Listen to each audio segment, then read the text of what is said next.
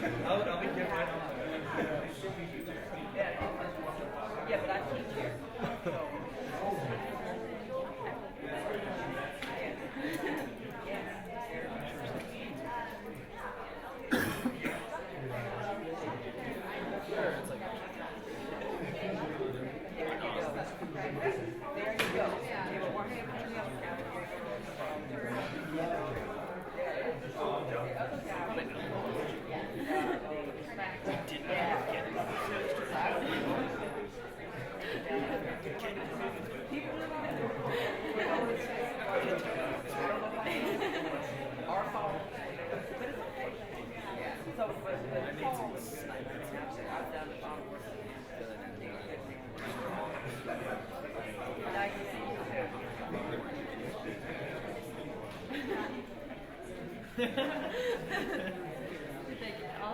Yeah.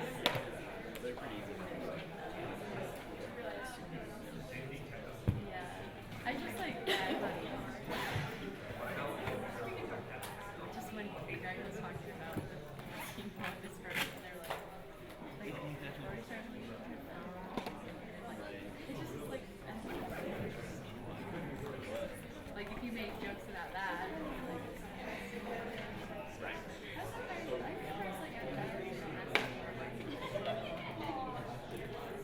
Right. I know.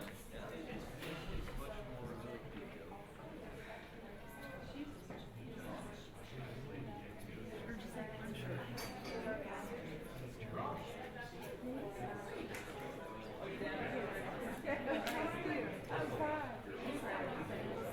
Yeah, you're right.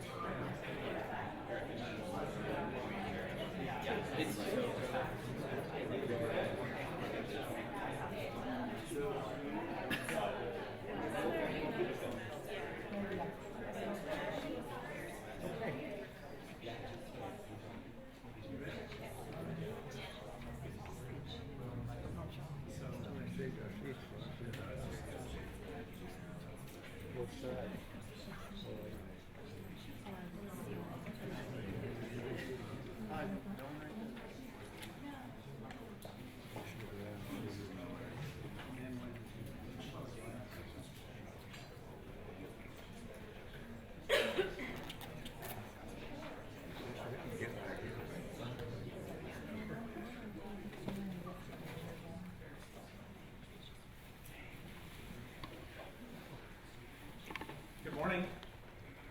On behalf of the Religious Studies program here at Utah Valley University, it's my pleasure to welcome you here to the 2017 Mormon Studies Conference.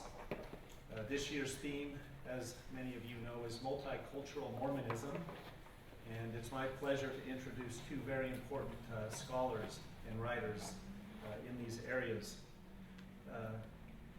Before I introduce our panelists, again, I want to thank all those associated with this event, notably Boyd Peterson and Courtney Burns and Gabriel Toscano and other students and volunteers who helped both with the conference and with the reception last night, which was terrific, lots of fun.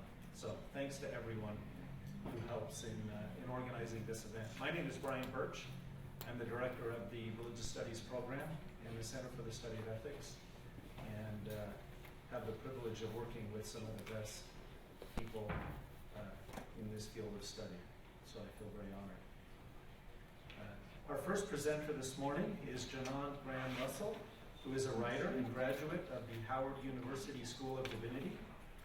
Her research focuses on womanist theology and Mormonism and identity formation in racial communities. Her work has been featured in two books, Mormon Feminism, Essential Writings, and A Book of Mormons. She's also written for The Atlantic and other publications. She hopes to continue her research, where she has just been accepted to the graduate school at Harvard University, where she'll be studying religious studies. So congratulations, that's a terrific honor. And we welcome you, Janan. Our second presenter is Paul Reeve, who is a professor and the director of graduate studies in the history department at the University of Utah. Paul teaches courses there in Utah history, Mormon history, and the history of the American West.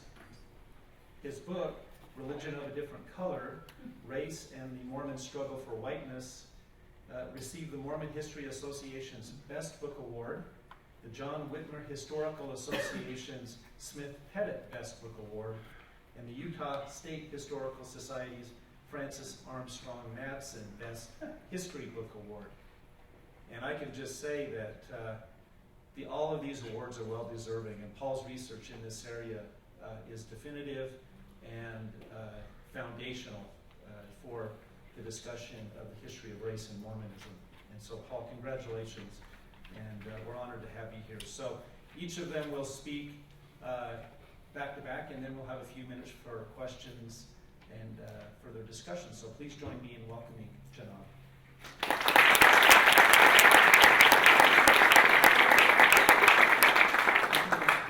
Good morning. So first I wanted to thank the organizers of this event. I wanted to especially thank Boyd and Courtney. I know that sometimes it can be hard to reach me, and I'm pretty elusive, so thank you for your continued efforts in getting everything out and making sure everything got organized. Before I begin, I wanted to read a prose poem to give context to my remarks on Black bodies and reconciliation. It is entitled Blackness by Jamaica Kincaid. How soft is the blackness as it falls. It falls in silence, and yet it is deafening. For no other sound except the blackness falling can be heard. The blackness falls like soot from a lamp with an untrimmed wick.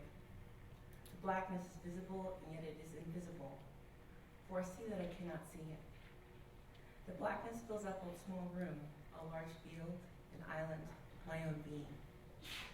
The blackness cannot bring me joy, but I am often made glad in it. The blackness cannot be separated from me, but I often can stand outside of it. The blackness is not the air, though I breathe it. The blackness is not the earth, though I walk on it. The blackness is not water or food, though I drink and eat it. The blackness is not my blood, though it flows through my veins. The blackness enters my many-tiered spaces and soon significant word and event recede and eventually vanish. In this way, I am annihilated, and my form becomes formless, and I am absorbed into a vastness of free-flowing matter. In the blackness, then, I have been erased. I can no longer say my own name. I can no longer point to myself and say I. In the blackness, my voice is silent. First, then, I have been my individual self, carefully banishing randomness from my existence. Then I am swallowed up in the blackness, so I am one with it. When talking about black and blackness, it is important to recognize the differences across historical and cultural lines. In Becoming Black, Creating Black Identity in the African Diaspora, author Michelle M. Wright identifies three types of the categorical Black other. The first defines individuals brought into the home space of the colonizer, African Americans. The second, I'm sorry, I have such a soft voice. Thank you so much. The second defines the third space where neither white nor black bodies are understood to be at home. The third is identified as the Black other being colonized in their own home, i.e. Black indigenous Africans. Each of these groups and subgroups have their own unique histories and cultures, which make it difficult to summarize the singular Black culture. While there is a wealth of information that can be stated about the impact of external colonialism and the socio-political exchanges between Black indigenous groups on the African continent, the Afro-Atlantic, and white Europeans, My remarks today focus on Black identity in the American landscape, in the fragmentation of Black bodies within its institutions. Specifically, Black identity in the Church of Jesus Christ of Latter-day Saints. In the interpretation of the Curse of Cain and the subsequent implementation of the priesthood and temple restrictions, individuals of Black African descent in the Church of Jesus Christ of Latter-day Saints went through a process of becoming Black within a Mormon imagination. This imagination engaged prevailing attitudes in American discourse, which drew strict lines of demarcation between a delightful white self and an inherently guilty Black other. Tied into the formation of a Mormon imagination of race and ethnicity is the concept of a literal lineage from one of the 12 tribes of Israel. As sociologist Aaron Moss notes, this designation was a part of an implied arrangement of various contemporary peoples by divine plan into ancient lineages from most favored to least favored. Descendants of Ephraim and Cain stood at opposite ends of the spectrum. The concept of Israelite lineage played its role in the development of what womanist theologian Kelly Brown Douglas calls the Anglo-Saxon myth in the United States. The conflation of an Israelite lineage and the Anglo-Saxon myth gave rise to a theo-ideology which recognized white European bodies and whiteness, or systems that sustain white supremacy, as the divinely inspired self. To be made in the image of God,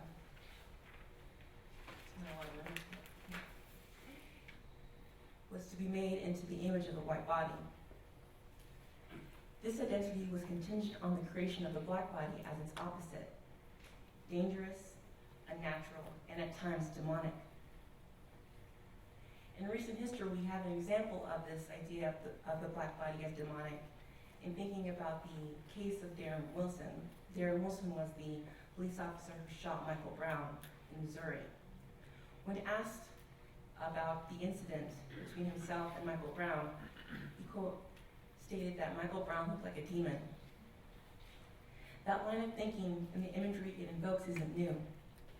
It is a way to dehumanize and legitimize forms of violence acted upon Black bodies, bodies that needed to be confined and controlled. Even diving into the pseudosciences with the creation of drapetomania, described as a, quote, mental illness that caused enslaved Black people to flee. Going back to earlier historical periods, the concept of free Black bodies being in opposition to standards of virtue and purity is not lost in 19th century political and social thought. In regards to Mormonism, while Joseph Smith campaigned on an anti-slavery platform, he once warned that abolition would, quote, set loose upon the world a community of people who might peradventure overrun our country and violate the most sacred principles of human society, chastity, and virtue, and advocated for the relocation of free Blacks. While he certainly was not alone in his beliefs among white Christian religious leaders in the 19th century, the priesthood and temple restrictions did not originate during his lifetime, with at least one Black man alleged able holding the priesthood. It is important to recognize the lens through which early LDS church leaders interpreted relationships between white and Black individuals. This lens shaped the Mormon imagination of theological difference. Black saints were not only decidedly Black because of forced political lines, but even further, within a Mormon imagination, there was a divine explanation for that difference, which precluded exaltation. Extending beyond social-political definitions imposed on Black bodies, the priesthood and temple restrictions created a corporal theological dilemma for Black Latter-day Saints, unable to participate in the saving ordinances which would ensure exaltation. The restrictions redefined the relationship of Black saints to the church as an institution, to other members, and themselves. In the church, but not of the church, Black bodies were in conflict with what we know of the creation, that is, all are alike unto God. In Black Skin, White Masks, sociologist Frank Spannon describes his first encounter with the white gaze through the eyes of a child. Look, a Negro. It was an external stimulus that flicked over me as I passed by. I made a tight smile. Look, a Negro. It was true. It amused me.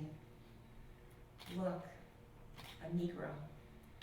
The circle was drawing a bit tighter. I made no secret of my amusement. Mama, see the Negro. I am frightened. Frightened. Now they were beginning to be afraid of me.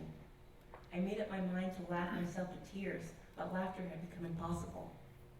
And the occasion arose when I had to meet the white man's eyes. An unfamiliar weight burdened me. Bannon spoke to the disorientation and fragmentation that occurs when one's bodily schema is challenged and distorted beyond comprehension.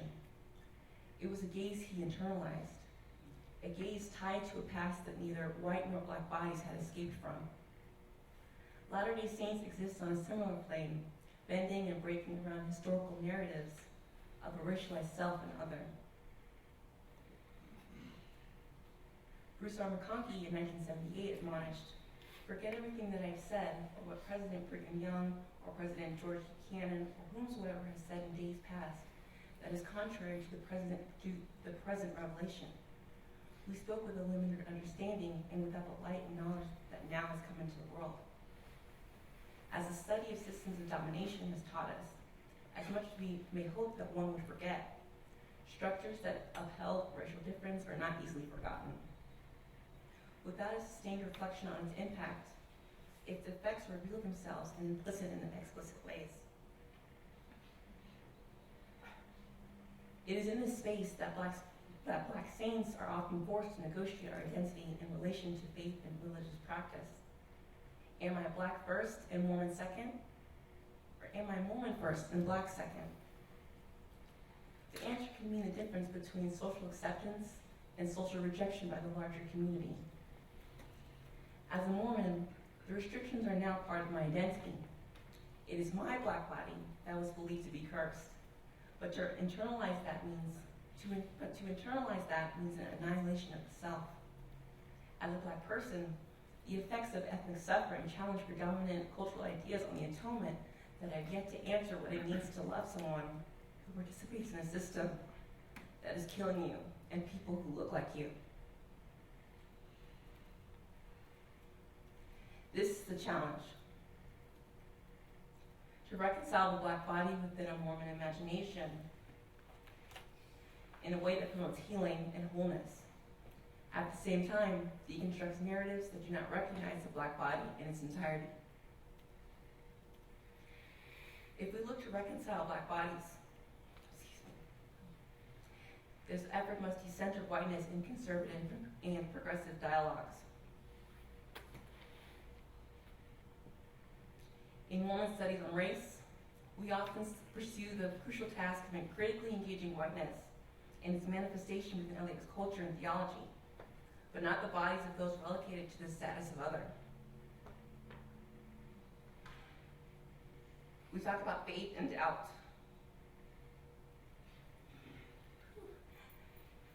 Tell myself I get through this, okay. We talk about faith and doubt within an institution that revels in prophecy, but disregard identity construction among those marginalized by that prophecy. Representation, not in pursuit of managing a quota or through a sense of guilt, is the counter-narrative to the historical construction of race and lineage within a Mormon imagination that rendered black bodies invisible. Speaking to Black Latter-day Saints,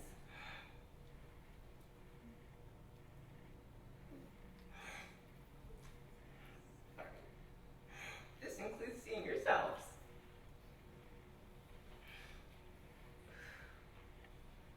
Okay. Whew, I got this, all right. Something very curious happens when the images of the divine that reside in holy places don't look like you.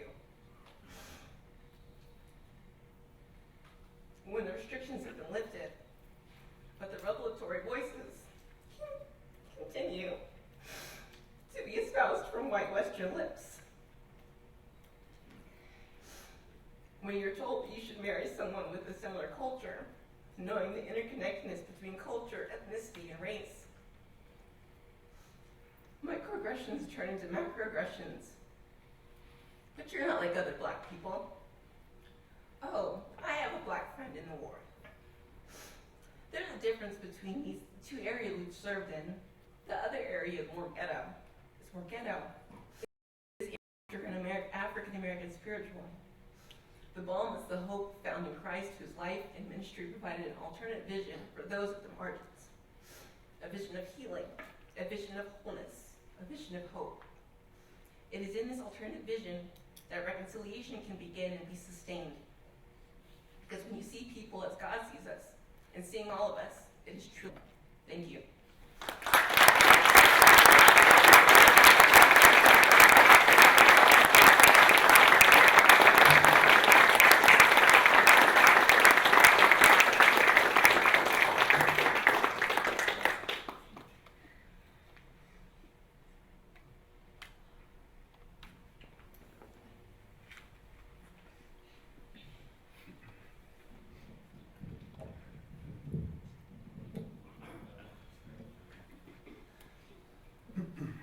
1856, a reporter for the New York Times visited Castle Garden, which was a precursor to Ellis Island in New York, to survey for his readers a shipload of Mormon immigrants from Liverpool.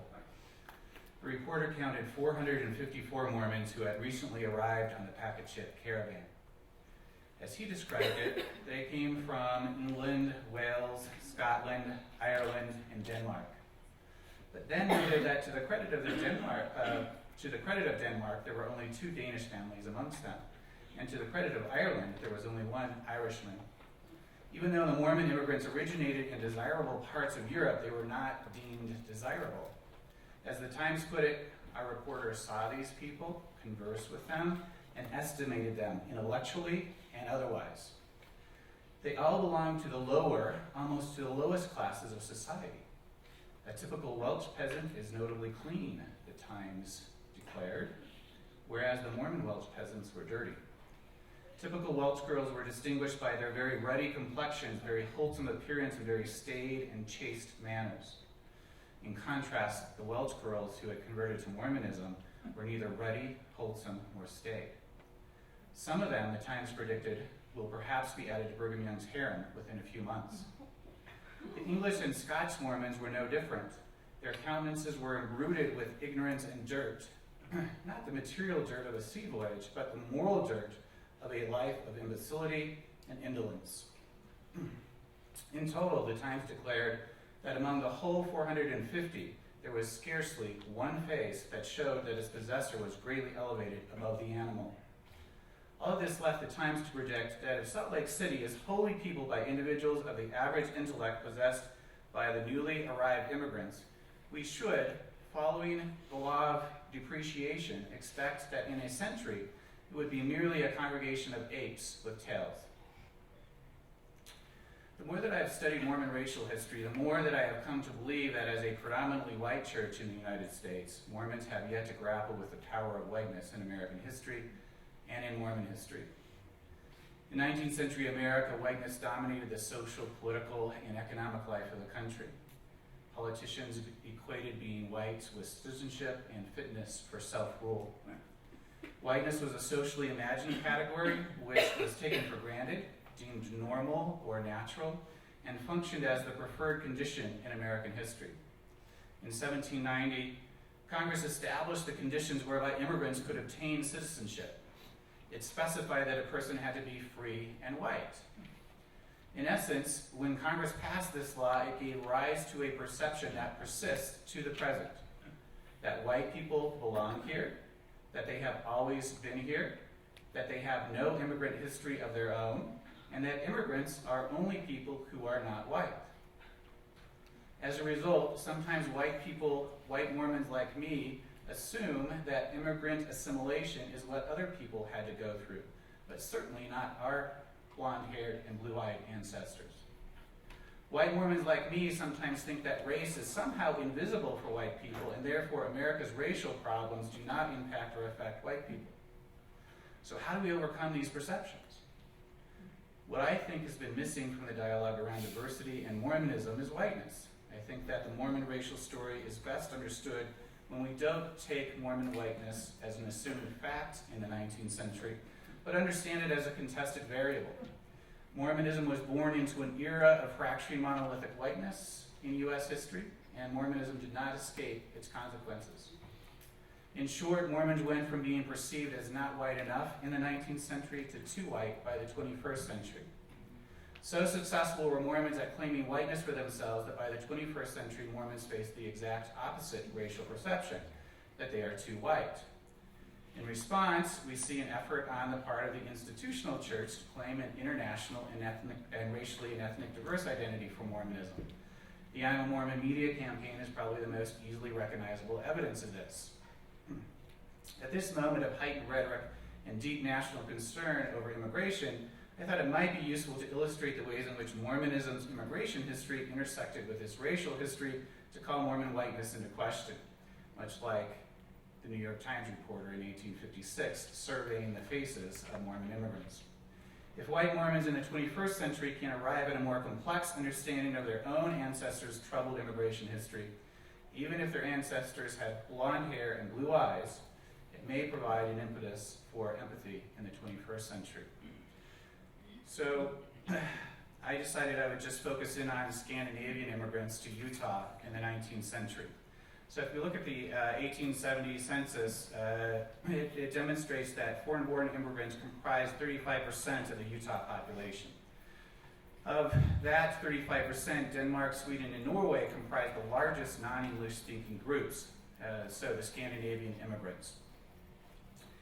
And I'm drawing on an article published in the Utah Historical Quarterly by Lynn Henriksen, George Bailey, Timothy Wright, John Brumbaugh, Jacob Huckabee, and Ray LeBaron for some of the evidence here. It's a wonderful article. I recommend it. They talk through the process of language assimilation for these Scandinavian immigrants. So there was an ideal centered around helping to facilitate language assimilation. Mormon missionaries in the 19th century offered English classes in the countries of origin, and then there were also English classes available in Utah. However, there were also efforts at simply helping to preserve and facilitate language retention and the culture of the people from the countries of origin where they came. So one Scandinavian newspaper announced, "We are not ashamed of the language of the North." And one Scandinavian convert, CCA Christensen, had only scorn for those immigrants who hid all old world books and bric-a-brac and tried to conceal their foreignness. And the institutional church itself went to efforts to try to help these Scandinavian immigrants in terms of providing language worship services, also efforts at preserving their cultural identities as they immigrate to Utah. Hans Dinesen of Spring City recorded in his journal on December 16, 1853, that Mormon apostle Rastus Snow came to Spring City and had instructions from President Young to organize Scandinavian meetings. He said, "This should last as long as the Scandinavian immigration should continue." By 1903, Scandinavian language meetings were held in 33 towns. In many places, these Scandinavian language meetings persisted through the 1930s and 40s, well into the 20th century. There were also cultural groups that organized to facilitate the celebration of the culture from the home country. They celebrated Scandinavian holidays and Utah holidays with fellow Scandinavians. For example, the Pleasant Grove Scandinavian organization held a winter sleigh riding party, put on a Christmas Day program, celebrated Swedish Midsummersfest, and commemorated Pioneer Day.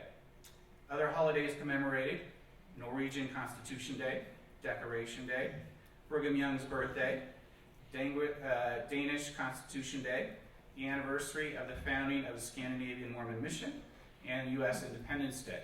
Obviously blending cultural celebrations from the mother country with cultural celebrations from their adoptive country. And businesses also responded to these immigrants as well. You wanted to attract them as customers. So stores employed Scandinavian speakers to welcome these customers in. The Mount Pleasant ZCMI hired 2 clerks, one who spoke English, the other who spoke Danish. Some stores advertised that Scandinavian languages are spoken here. We would love your business. A variety of businesses in Utah took out ads in Scandinavian language newspapers. Denta, shoe stores, morticians, UPNL, Utah Power and Light, all took out ads in Scandinavian language newspapers. And there were a total of 9 different Scandinavian periodicals published in Utah between 1873 and 1935.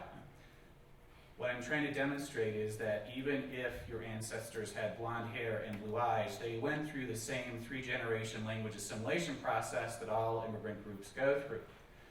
The first generation tends to speak the language of the mother country. The second generation tends to be bilingual.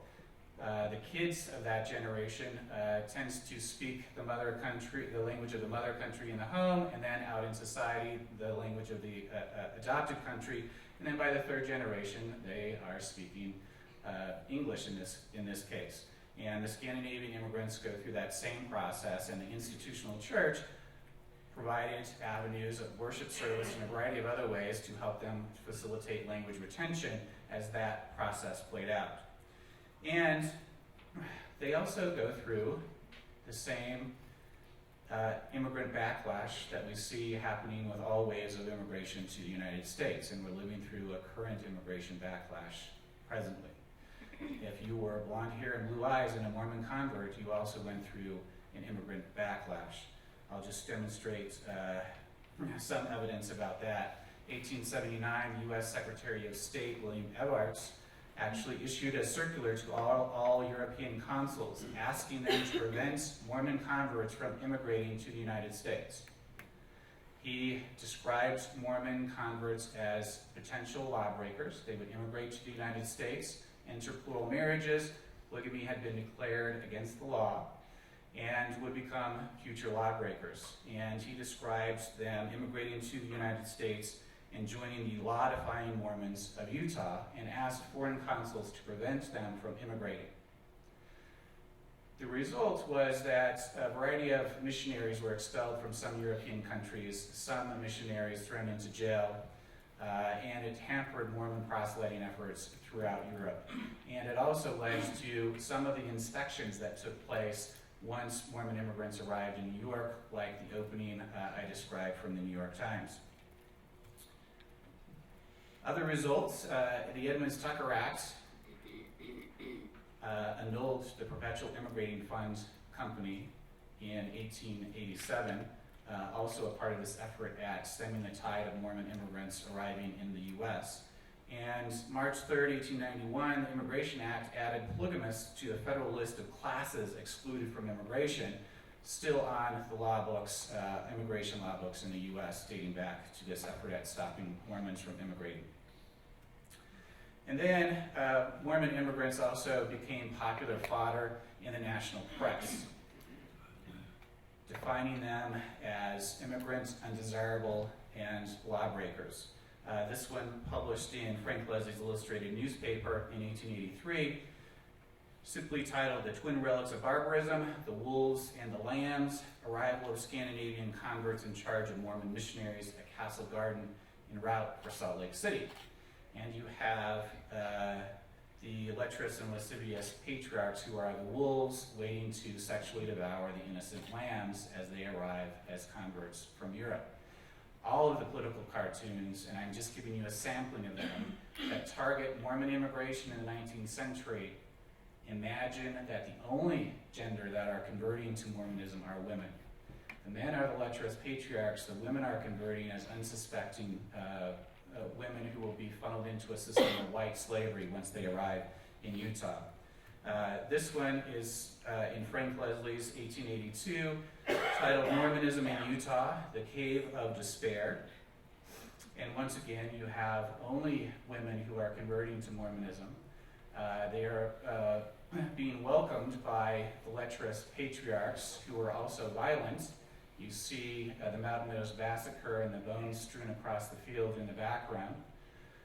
So Mormonism is violent and oppressive, and the women are all marked with the label of sealed. And then, to emphasize once again their foreignness, some of the bags are tagged with the countries of origin, Norway, England, and some of them are wearing Dutch wooden shoes, emphasizing their foreignness. They're also labeled with the tag of sealed, already sealed to the waiting lecherous patriarchs, but I think also the intent is their fate is sealed, being welcomed into the cave of despair.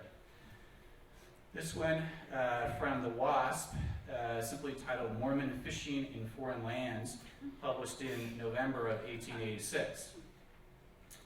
The WASP in this picture featured a Mormon patriarch flying over Europe, riding upon the back of an eagle as he snared a harvest of female converts from across the continent.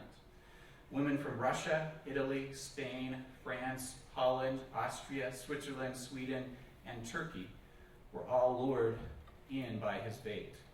The ratio of women to men in the illustration was 36-1. A visual depiction meant to heighten alarm over Mormon polygamy, and in this case to emphasize the decidedly foreign nature of the women swept up in its snare. There was a 2-page illustration published in the WASP the following year that emphasized a similar point, but this time situated Mormon immigrants alongside a variety of other undesirable groups and lamented the fact that America had become the world's dumping ground. In this picture, Uncle Sam stands aghast as he witnesses Irish paupers, French criminals, Spanish paupers, Italian immigration, Russian immigration, Chinese slave importation, German paupers, and in the middle of it all, Mormon proselytes being dumped into a filthy cesspool of cheap labor. The snake of socialism slithers through the pool, while the ugly faces of anarchism and demagogism look on.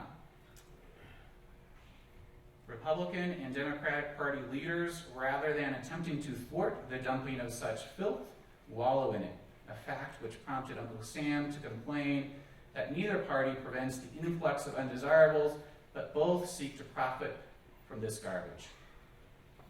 Interestingly, of all of the groups depicted, the Mormon proselytes were the only people who did not derive their identity from a foreign nation state. It was a construction that placed Mormons alongside paupers and other undesirable immigrants as one facet of the nation's immigration and cheap labor problem, but it did so with a twist. Mormons were religious adherents from a church headquartered in the United States, a community of believers who apparently warranted their own separate identity juxtaposed against the various nation-based immigrants. In this construction, Mormon foreignness was essentialized, a depiction that turned Mormons into an alien group on par with Irish, Italian, French, Spanish, Russian, Chinese, and German immigrants, all contributors to the nation's slithering socialist menace. Mormonism was not merely a religious threat, but a racialized immigrant threat, foreign and dangerous at its core. So what does this mean in terms of the anti-immigrant backlash dominating national politics today?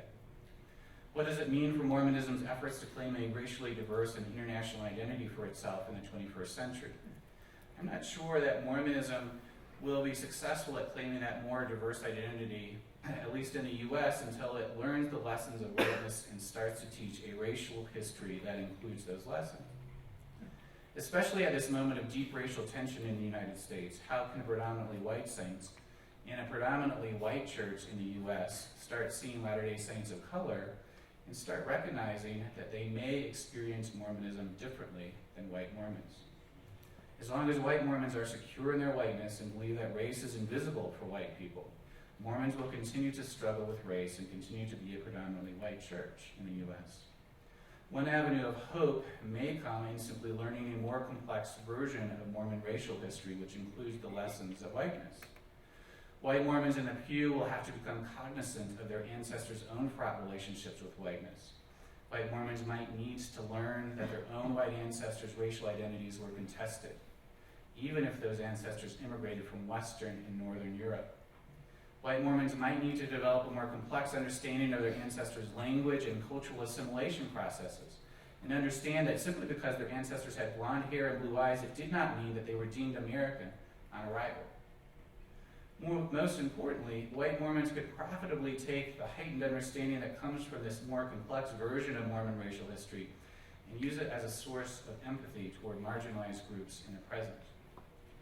I am willing to concede that this may be wishful thinking, but I'm not willing to concede that it is useless to try. Thank you.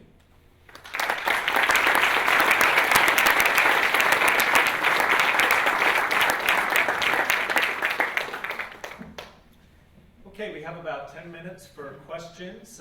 We would ask that you raise your hand and wait for the microphone to arrive so that we can capture your question in our video. And also we ask you please state your question succinctly and surrender the microphone once you're done, if you could. So, questions?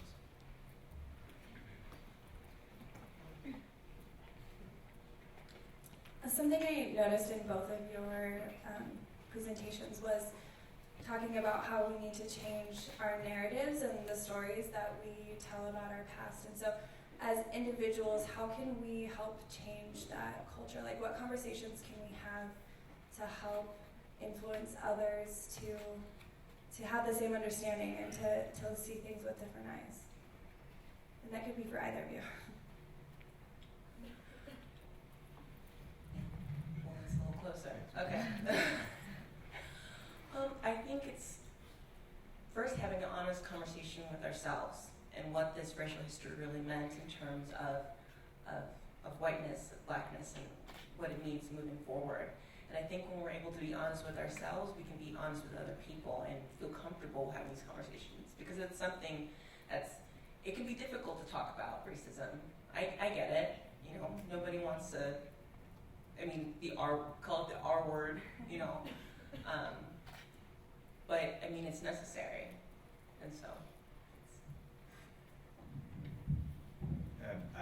I would just add, educating ourselves, like learning a more complex history for ourselves, so that we have a firm basis from which we can then start to teach others, or at least be advocates when the situations arise. I hope that the institutional church will also create a more complex narrative that will allow this to take place.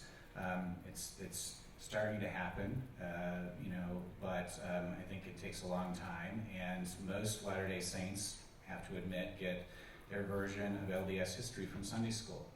Until the Sunday school narrative changes, I'm not sure we're going to make a lot of headway, and that has to begin with the manuals that a teacher is given, right? Garbage in, garbage out, and so until those manuals are improved at the Sunday school level, at least, I'm leery that there's going to be a dramatic change. But institutes and seminaries are making changes in their curriculums that I think are moving us in the right direction, and we're hopefully going to have the next generation raised on a different narrative.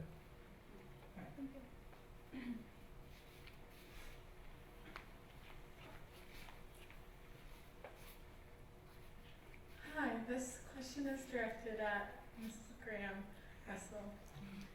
We are in a civil rights seminar at BYU, and this week we have been studying about the strength and resilience of early African saints.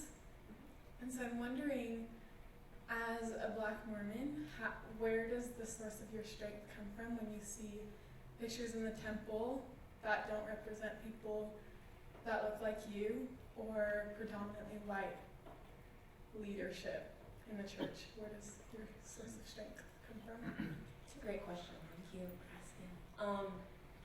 So I converted to the church about 7 years ago, and I was raised in a Christian household, and I always was taught about the intimate relationship between myself and God. And I know for myself that Black people were never cursed. It's not just on a social level, but reading scriptures, actually reading what it says in the Curse of Cain, that it's not the curse of black skin. And so I find my strength through Christ. And like I mentioned before, that hope. There's a book called Prophetic Imagination. I'm trying to think of the author's name, but he talks about this alternative vision that the Israelites have for themselves, and that was provided by Moses, or God through Moses. And so I try to apply that to my own faith and to my own religious practice, is that to have an alternative version of not only myself, but also other Black saints. And that the curse is not the end of the narrative.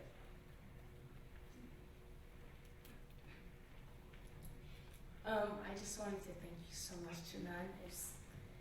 Your words are like General Conference for me. I've been, as these girls know, this has been an issue that I've struggled with. I've thought about a lot being Black and Mormon,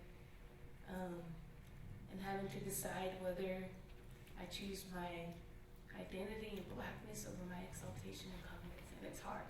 It's so hard. But my question would be, how do you explain to church members the need for social and political activism? This is for both of you. When the church teaches that you're supposed to be in the world but not of the world, and that you should have an eternal perspective. Because I can't be Black and not fight for justice.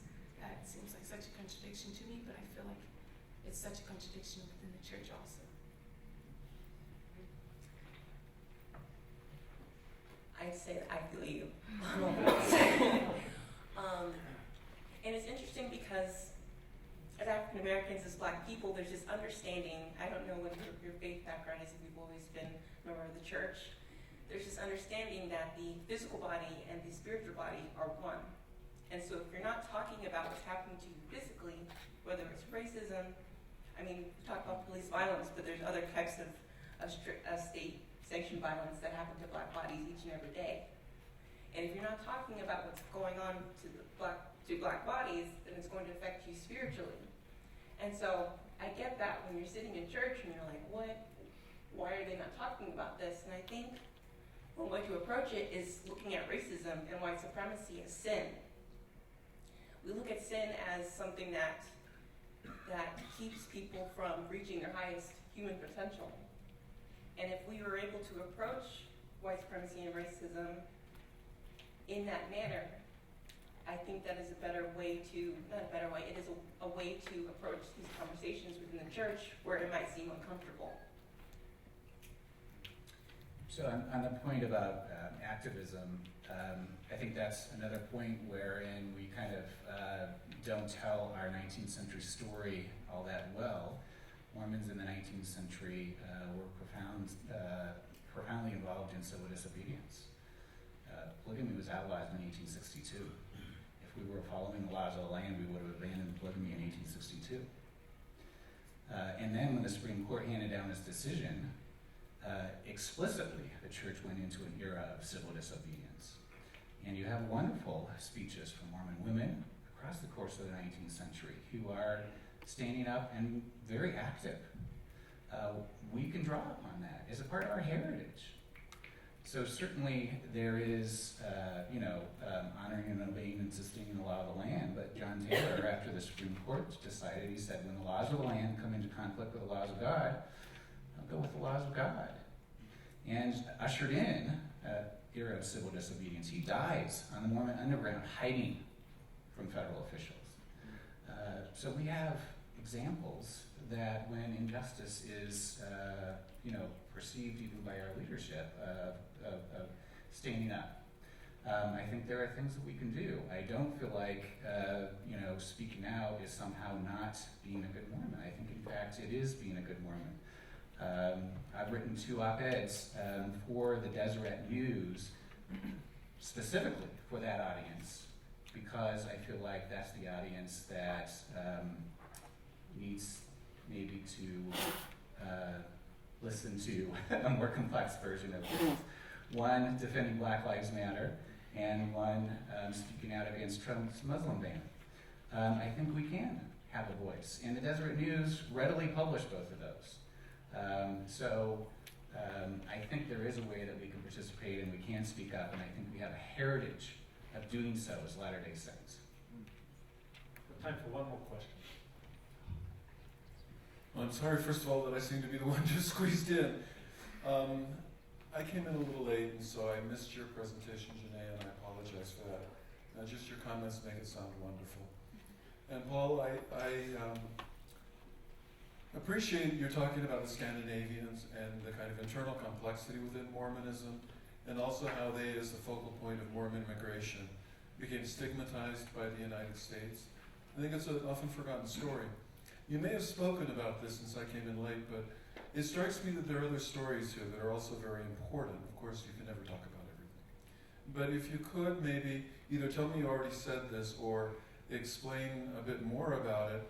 One thing that intrigues me is that in the 19th century, when Mormonism expanded into Mexico, in the first expedition, they rejected a community of mostly indigenous, native Indian Mexicans who were very desiring to join the church. And historians such as Lamont Tullis make a fairly big deal about this. But it's rather stunning, in a way, because the main issue was one of Anglo settlement of northern Mexico and finding adequate places for these polygamists you mentioned. And then there's also the issue of the white racism that would typify the Anglo colonies in Mexico, racism against indigenous Mexicans and mestizo Mexicans. Other than Ray Pratt, it seems like the Anglo leadership was extremely, extremely ambivalent about the native Mexicans of the Valley of the Volcanoes, as it's called, around Atlautla and Osumba, who joined the church, and are to this day extremely strong members, and some of them were founders of the Salt Lake Hispanic community. But it's not just that, it's also Hawaiians, people from Tahiti, who joined the church very quickly en masse. There was a settlement in Josefa, and one of the key things here is the absolute rejection, well, not absolute, but the rejection of these people as whites, and the marginalization of them, and a really serious questioning of them as legitimate members on some levels. At the same time, they're accepted.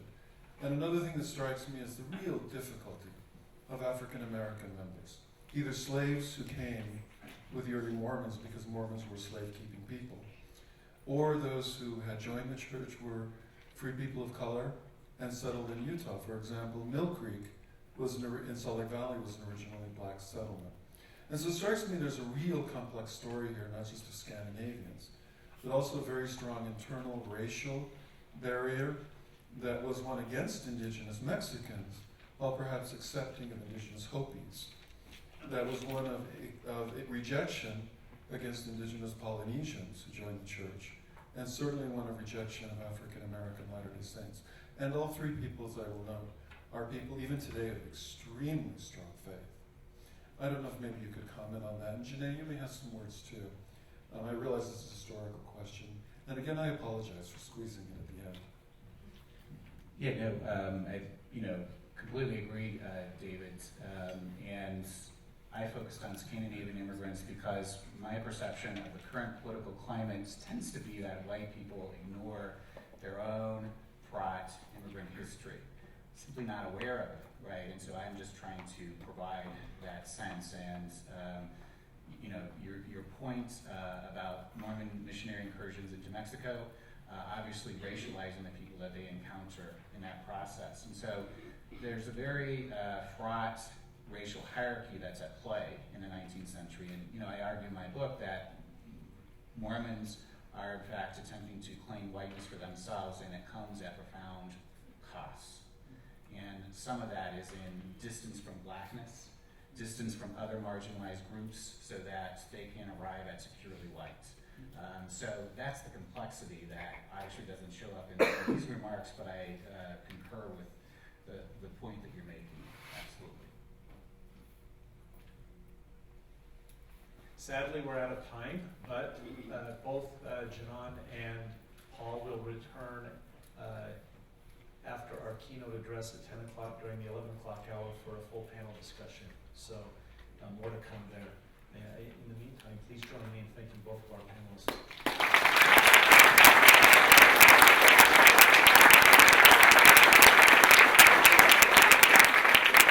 We'll reconvene in about 8 minutes.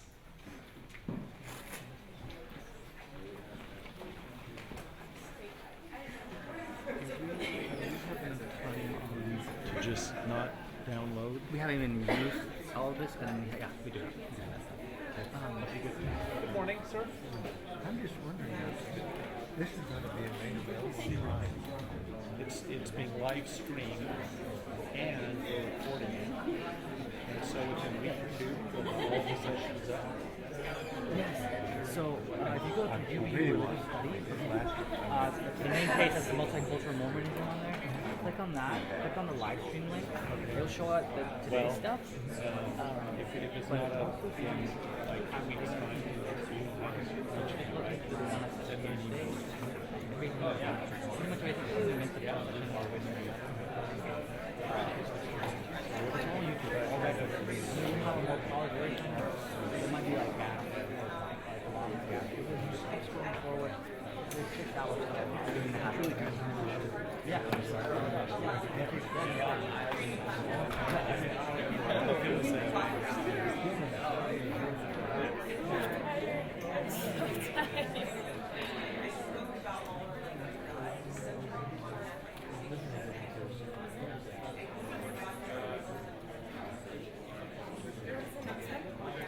Next one is a keynote. I'm not sure what it's titled. It's on here.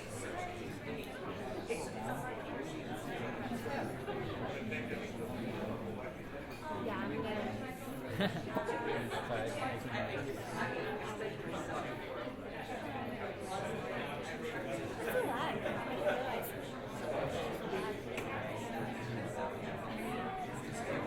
Anywhere from 10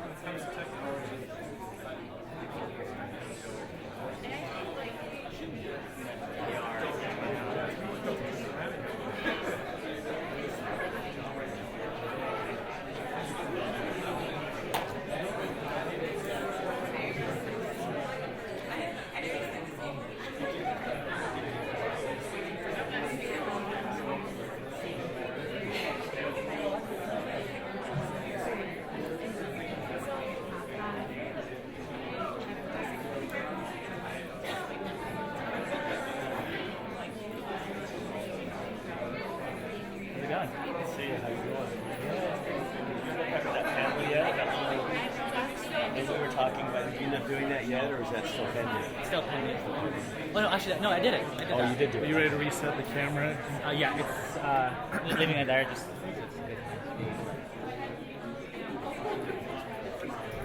Had it, I think, at 30. Is that about right?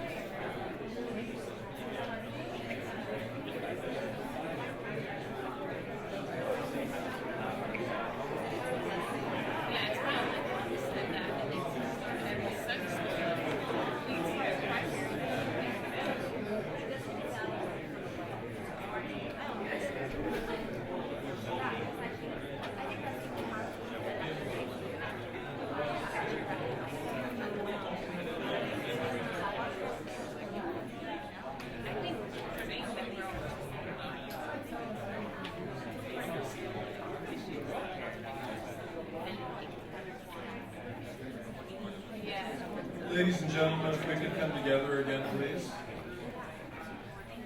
My name is David Knowlton, and the directors of this program, from the Religious Studies program here at Utah Valley University, have asked me to do the introduction of Professor Ignacio Garcia. First of all, I just want to thank people like Brian Birch and Boyd Peterson who have put together this wonderful conference. I've been able to attend many of the sessions since Wednesday evening, and I have to say that I can't stop thinking about this stuff. And darn it, it makes it really hard to sleep at night when your mind is just racing on these topics. But this has been some of the most profound conversation I can think of in my lifetime of, I think, some of the most important issues that confront us Latter-day Saints. And, you know, of course, the most profound issue is probably just simply that of working out our own salvation. But part of that is how we live with each other as fellow saints. And it's at that moment that I think things have been said, like Gina Colvin's lecture, or the lecture of Paul Reeve today, Darren Smith yesterday as well, and every other panelist have been fundamental. And I imagine these are the kind of things that are inscribed in the heavens as witnesses and requirements for us as Latter-day Saints to think and move forward. And as a result of that, I'm really honored to present to you Professor Garcia. I've never had the privilege of meeting Ignacio Garcia until Wednesday, actually. But yet I've known him for many years now because of his work and because of his reputation in the broader Latter-day Saint community. Professor Garcia is highly respected.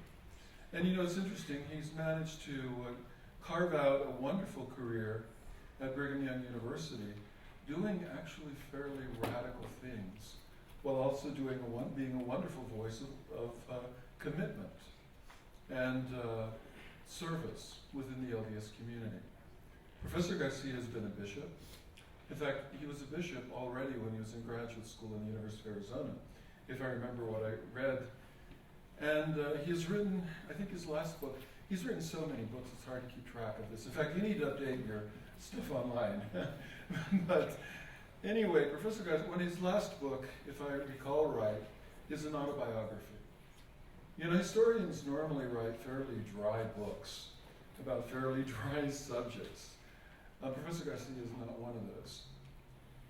His autobiography contains one of the most compelling personal narratives I have ever read of life as a child, an adolescent, a teenager in San Antonio, Texas, which is really one of the most complex cities in the United States. It's a fundamentally Mexican city, Mexican-American city, that's almost under military occupation. And yet it is part of the United States. At the same time, it has a very strong Mexican community. And it's playing those worlds back and forth, and the world also of the LDS Church as that faith came into Professor Garcia's life, that I think makes it one of the most compelling narratives. And then, of course, later on it talks about his life as a soldier, and then his life as an academic, and his life as a leader in the Latter-day Saint Church. And his autobiography is filled with the dynamism of being a scholar, at the same time a faithful and committed Latter-day Saint. I strongly, strongly, strongly recommend his autobiography to you. But then for those of you who are interested, he's also an amazing scholar of Chicanismo. He's written about the growth of the radical movement, the Chicano movement. And that, my friends, is a word that is almost untranslatable. Anglos use the word with abandon, but in the Mexican-American community, it's not so easily accepted. And Chicano is a word that came in a time and place and marked a kind of people and a position within American society. He not only talked about the development of this ideology and political movement, he also wrote a book about one of the most important Mexican-American or Chicano parties, the Razonida Party, from Crystal City, Texas, if I remember right, that absolutely shocked much of the Anglo establishment at the time, particularly the Texas establishment, but became a very important voice within the civil rights movement, the Mexican-American rights movement. Professor Garcia has also written about sports. He's written about the war. I think you've even written a novel. And so, you know, he's one of the most amazing literary and historical figures in Mormonism. And yet he's a very gentle, man with a quiet voice who shows a commitment to faith, at the same time a commitment to very careful and detailed scholarship. Ladies and gentlemen, it's my honor to introduce to you the Lemuel Red Professor of History from Brigham Young University, Professor Ignacio Garcia.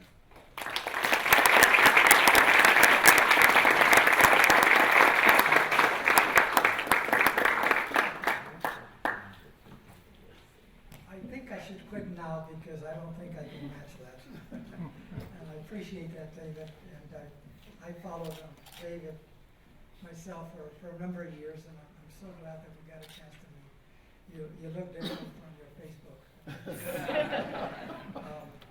But it's a wonderful opportunity. This has been a great conference. I went home on Wednesday night and then last night and just told my wife how incredibly reflected the presentations have been, how it made me sort of stretch my own views of the church. And though I have my own sort of critiques, I have been very fascinated by how others in their own communities, in their own cultures, have been able to critique. Now, Gina and Moroni did something that sort of challenged me. So I will try to match that. Y ese es de hablar en mi lengua nativa. Y decir que el pueblo latino mormón es uno de los pueblos más grandes dentro de la iglesia, pero también sutilmente, probablemente uno de los más colonizados dentro de la iglesia, no en términos de sufrimiento, pero en términos de cómo están en este momento. Anyway, I'll quit there. But what I want to do, and I'll tell you later what I said, for those of you who didn't understand, but I'm sure. Anybody went to a Spanish-speaking mission here? Oh, there's a few of you, so, and a couple others that understand Spanish. So remind me at the end, see if I can remember what I said. What I want to do today is a little different from, I think, in some ways, what has been done before. And so hopefully it contributes in a different way in terms of how we talk about this. Thank you. And part of this discussion is really a personal journey. It's a journey of a personal experience connected to a little bit of history, a little bit of theology, and a little bit of cultural conversations that Latinos have among themselves. And Latinos, in many ways, they are the largest non-white group within the church. They've also been here, there, within the church, probably as long as anyone, consistently. And they also, in some ways, the ones that has most adapted to the white church, and yet has created the largest resistance. When you talk about Latinos, Mexican Americans, you talk about a people who have resisted colonization in many ways. Some openly, as they did in the Third Convention in Mexico. Some, as they did in El Paso by speaking out and getting together. And others who do it daily, or at least every Sunday, and resist what in many ways is an institutional colonization. But it's a very personal story. And so let me begin with that. And let me begin also with something I think that all of us believe in or feel, but as we become critics, we sort of push aside for a while. So let me start off with something that I think is very important. Loving the white church. And I think those of us, or at least most of us who have become critics, those of us who are people of color who confront these difficulties, always remember a nostalgic period in which the church seemed so real and true to us. Right? That it was true. And I think that was so important for us as Latter-day Saints, Latino Latter-day Saints who were converting. We were converting to the truth. And that in itself created certain parameters, certain sort of restrictions within us. If it was true, then everything was true. Okay? And as a young person, I was a real orthodox kid. I was the kind of kid who, I didn't fast for 24 hours. I thought that was for sissies. I would fast 36 hours. I would go home teaching every single day of the month, and I couldn't find a senior companion. I found one. I was a fellow who went in the morning to church, that stayed to the 4 hours before the next session of church so that I could read and sing and invited my friends. Some of them sort of couldn't put up with that, but at least I could get one for an hour and then another for another hour. And the church was true. What else more did I need than that? And also for my community, it gave us a form of community. We had structure, as a building. We had a kitchen, which is very important for people of color. We had a kitchen, we had a recreational hall.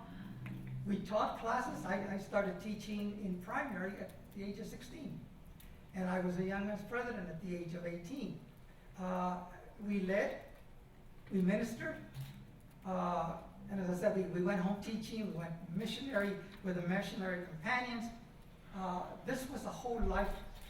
And in many ways for Latino Latter-day Saints, this was important because once we became Mormons in a predominantly Catholic community, that really created a lot of problems. I remember going to school, and there was two of us. He was Jehovah's Witness, and I was Mormon, and the kids, of course, would have a heyday talking about us and creating problems for us. And so because of that, we were pushed even further into the church. It became our salvation. It became our sanctuary. It became a place where we could sort of fulfill our measure. And so that was important, and so we loved the church. It showed us, or our leaders showed us love. They made promises to and about us. And that was significant for a little boy who was very poor, who had all kinds of inferiority complexes, who couldn't play sports. But the church provided me an opportunity to play softball. I was a second baseman. To play basketball. I was a sort of short guard. To give talks in church. To engage in speech festivals. To come out in plays. I mean, where else would I get that? I wasn't articulate enough to be in the school. Well, I actually, through the church, I became best actor in the senior play in high school. But that wouldn't have been possible without the church. I mean, none of the things that I did. I became debate champ. But that's because of the church. Everything that I had at that moment was the church. And so we love the church. And I think a lot of us here can relate to it. And people of color can relate to those moments in which the church was so important. And there seemed to be only one culture, right? So Gina, there was in our mind one culture, right? The Mormon culture. And of course, because we were running from the Catholic culture, because we were running from the outside world, it seemed so real to us that we had a Mormon culture. Something that was with us, for us, and that we could share with so many other people. And there's such a wonderful feeling when I was a kid to hear the church say, well, we got many more states, many more wards, many more missionaries, because that's me, that was part of me, right? Every time there was a new ward, I grew. And those were the things that made the church so special to me, and I think to a lot of Latinos and a lot of saints of color. When we first come in and confront that situation, it is a wonderful experience. But it wasn't too long before I found out we were not quite equal, and surely we weren't white. And white is very important for Mexican Americans and Latinos. I mean, we've been fighting over the issue, and one of the worst things that could have been done to my people is that when the War of 1848 ended, when we had taken half of Mexico's territory, our territory, occupied territories, we like to call it sometimes, occupied Islam, they made us white simply because they allowed us to be citizens. And you could only be a citizen if you were white. So we were white. Now the courts had a problem with dealing with that. Okay, so it wasn't completely that we were white, but by saying we were white, and then by society and some of the courts sort of pushing back against white, white became a real dilemma for us. And it impacted a lot of things we did. Are you white? Are you not white? What are you? And so white was important to us, or at least it was important in our conversations. The kingdom of God did seem equal, though mostly on Sundays and mostly among ourselves. And the few visiting high councilmen who always said that we had such a wonderful spirit. We were so spiritual, we were so humble, we were so different. I'm not sure, Gina, if you guys get that, but I'm sure you do, right? And that you probably maybe do that, I don't know. But we sort of get that, right? We are. And so, and during that moment, we were equal because we were in somehow humble and good and committed. But soon we started finding out that we were equal, mostly in our buildings and our meeting places, but not in theirs. So when we went to state conference, we didn't feel as comfortable. And we saw where we sat and where the rest of the people sat. And we saw how many strategies there were to provide translation for us. I remember there was in one ward that I was in, where this wonderful old guy said, you know what, I can build this room with this sort of glass window, and then you can hear the gospel within your own space. How do you like that? Well, I don't think we'd like that. And so we sort of rejected that. But so we went to youth conferences, right? And we were going to be all there together. And always in the sort of opening exercises, it was just this feeling we're all together until we picked teams, until we sort of found our little spaces in the recreational hall. And all of a sudden we were here and everybody else was there. And trying to relate to other people was very difficult. And I remember for a young male, to find these incredibly beautiful, and I hope that's not offensive to our feminist. She's a beautiful girl. She was extremely beautiful and extremely intelligent, and she was everything else. And I remember in a meeting that we had in these youth meetings, planning activity, I looked at her and she looked at me, and it was like, there's probably something there, right? And that night we had a dance, and so I saw her and I said, I'm going to try and see, I'm going to really just go out and see if she really meant it. And I think that she did, right? So we went to dance. We tried to dance, and she had this wonderful trained repertoire. And I was trying to dance like you do on the west side of San Antonio. And before you know it, we're going in circles, just like that. And it seemed like everybody was just moving back and looking at us, and it became embarrassing. And we tried everything. She tried everything. I tried everything. At the end of the dance, we looked at each other, and she walked that way. I walked this way, and there was this group, and I'm not sure what her reception was within her group, because she was one of the girls in the state. But I know that the Latinas just smirked and laughed. This guy thought he could get away. He's not. And the guy said, pobrecito. And that ended the last time I ever sought to date a young white sister. But it was interesting. It was just a simple cultural thing, but it reinforced that we couldn't even dance together. We couldn't even dance. And then you get to realize that on the outside, we all conform to the pecking order. I mean, it was no different for us as Latter-day Saints with them as Latter-day Saints if we saw ourselves out in the pecking order. Maybe in a sort of isolated moment, somebody said, hermano, brother, and then when we sort of dealt with the usual, it was them and it was us. And they lived over there, and we lived over here. And we soon became frustrated. I remember the first time I really got frustrated with a relationship. There was an election in the city of San Antonio, very divided city. And there was this activist, Latino activist, he wasn't Mormon, but he just represented everything we wanted to hear. He wanted to fix our streets. He wanted to make sure the police and the fire department would respond to us. He wanted to end police brutality. There's so many things he wanted.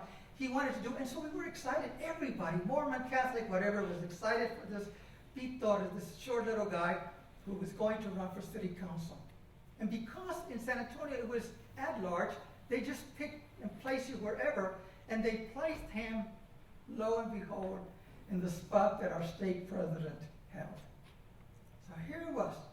Oh my God, he's running against President Brigham. Yeah, but he's Pete Torres. Yeah, but he's running against the president. Yeah, but he's Pete Torres. And it was a very interesting thing. And so, being one of those really faithful Mormons, I looked at the sort of campaign literature. What is President Bramer promising? I know he's got to be promising something good for me because he is that incredible man who comes periodically and says hi to us. He really loves us. Now, we've had state presidents before, they didn't love us. But President Bramer, he loved us. But it was about good government, efficient government, government friendly to business. That's all. It was the typical sort of Anglo politician in San Antonio still. And here Pete Torres was talking about everything we wanted done in our side of town. And so after the election, my companion, he was my senior companion in home teaching, we were walking down the hallway of the stake, I don't know why we were in the stake offices, and President Bramer came up and he said, "Did you vote?" "Yes, my friend." And my friend sort of stood for a second, he said, "No, I forgot to vote."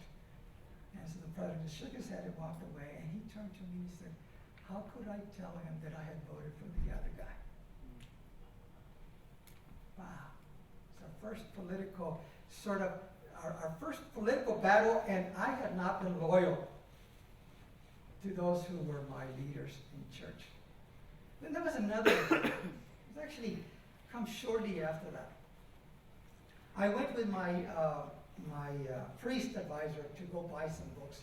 And back at that time, there was no Deseret books, at least not outside Utah. And so we buy our books from the high priest group leader, or the stake president, who was really the leader of the high priest. And so we went there, we were looking at some books, and the stake president's wife came up to us, a very nice lady, very tall, very nice lady. And while we were looking at the books, another gentleman came in, and they started talking about an issue, that's something that occurred there just a couple of days before. And it was this young kid, Latino kid, 12 years old, but he looked more like he was 8 or 9, had gone into the north side of town, got into a house, wasn't a very good lead, so the family called the police. The police came, he ran, he's scared. He always ran, when I was growing up, from white people. Because they were authority, you always ended up having a problem. So he ran, and the policeman shot him 6 times in the back. And of course, you can imagine what the Latino community was thinking. We were just angry, it was revolting to know that. And as they got into a conversation, the man said to him, "Did you hear about that? You know, this, that." And she said yes. And then, so they both agreed that it was the right thing to do. The policeman should have shot that because he entered private property. Now here's this naive Latino Mormon who believes that all Mormons sort of understand and get it, right? We're compassionate, we're against violence, we would just see that as something horrendous. And then I started hearing them saying, yeah, that's the right thing to do. And so I looked at them and I said, "Aren't you Mormons?" I was asking the stake president's wife if she was a Mormon. And they looked at me and I said, "Mormons don't do that. We don't do that. We don't believe that." And he was only a little kid. And so she looks at me, a tall lady, just straight at me on my eyes. And she said, "If he had entered my house, I would have shot him with my own gun." Okay. This wasn't only something revolting that all of us might find problematic, but everything in San Antonio was racialized. Everything. Everything we said was racialized. So this kid wasn't shooting a thief, he was shooting a little Mexican kid who had crossed boundaries and entered an arena that was preserved for someone else, not for us. So how did this disappoint me? Well, the person who had taken me was my priest advisor, an incredible man, someone who would be our bishop later on and who would be our patriarch. And I looked at him, and he grabbed me and he dragged me out. And we went home, and he didn't say a word, not a single word. And I was a young boy needing some kind of explanation, some kind of counsel, something, some scripture, whatever. And he didn't say a word. And we went home. And I began to notice how the relationship impacted. Here was this woman who had intimidated him. He had been a man, but she was just a very strong woman who intimidated him. And he was only intimidated because she was tall and she was the stake president's wife, but he was intimidated because she represented everything that was the authority that was larger than us. She represented those who defined the gospel for us, who made the rules, who created the rules, who maintained the rules. And here was the man that I thought, if he's capable, war veteran, Korean War veteran, who can't be afraid of anybody, very spiritual, had a wonderful way of teaching us, and yet didn't say anything. Does that sound familiar to people of color? Have we confronted that situation? And then I started hearing about Ephraim and Manasseh and all of these other things that indicated we were all one day be equal. But we weren't equal then. And all of a sudden I realized that this difference, this sort of conflict between us and them extended not only to the church, but to heaven. The pecking order was going to go to heaven. Kind of a strange feeling, isn't it? When all of a sudden you realize that even in heaven, there's a structure. Now, that's not church doctrine per se, but it became theological, and it became very much a part of the discussions we had. And so Latinos, as other people of color, have always confronted that fact, that we are not truly equal in the kingdom of God. I'm not. For someone who loved the church, someone who was very orthodox, was a very difficult thing to say. See, I wasn't the cynical kid. I think if I'd been cynical, then it would have saved me a lot of heartaches. But I wasn't. As many of you are not. Well, maybe we are. If you're in this room, we probably are a little cynical. But most of us sort of grew up in a stage when we weren't cynical. And so all of that became so problematic. Okay? And then I started listening to what we were saying. Okay? How were we dealing with that? How was the rank and file and the leaders and all this? How were we dealing with this sort of difference? And well, I have this story from a friend of mine who was a Peruvian friend. A Peruvian friend says he really wants this life to be over. Just get it over with. Because I want the resurrection. I want it now. Why do you want the resurrection? Well, because I'm going to be tall, blonde, blue-eyed when I resurrect. And we're talking about a fellow who'd been a leader in Peru. He wasn't just somebody who was ignorant completely. He just said, but I want that because that's the promise. Okay, all right. I wouldn't mind being a little bit taller, but I'm not sure that I'm right. Then one day I was at the Timpanogos temple, and we were waiting for a couple to be sealed. And as we were sitting down, I was next to my ward bishop, and this beautiful couple went by. He was white and she was Latina. And he leaned over to me and he said, have you ever noticed that when a white guy marries a Latina on the outside, the kids turn out brown? But when that same combination occurs in the church, they come out whiter. Now, I don't know how to respond. I'm in the temple. How do I, throw a fit? And he's my bishop. Right? And wonderful man. Very progressive in many ways. very committed to his people, committed to the undocumented, just totally committed to his people. But that was his comment. Then I go outside the temple, so I'm still shaking from that, okay? I'm still trying to deal with that, trying to find a nice answer. Once I see him again, I don't see him again. And then a friend of mine comes over to me. Dear, committed, progressive, La Manitas Rara. And he says to me, we're not ready for prime time, either in the church or outside. I guess the prophecy of blossoming hasn't come through yet. I wonder when it will be. And so here I am. I even forgot about the married couple. But what could I tell him? It was the temple grounds again. I mean, I don't know if that I could, rant and rave.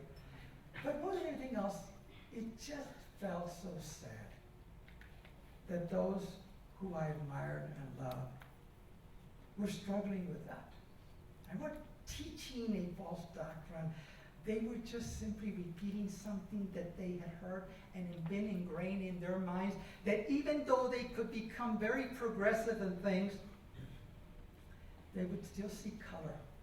They would still think about the pecking order. They would still talk about prophecy coming one day.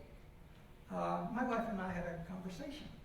And as most of you who study Latinos know, Latinos bought into this whole dichotomy of whiteness. I think African Americans, maybe Polynesians are too, where if the child is a lot whiter, that's nice.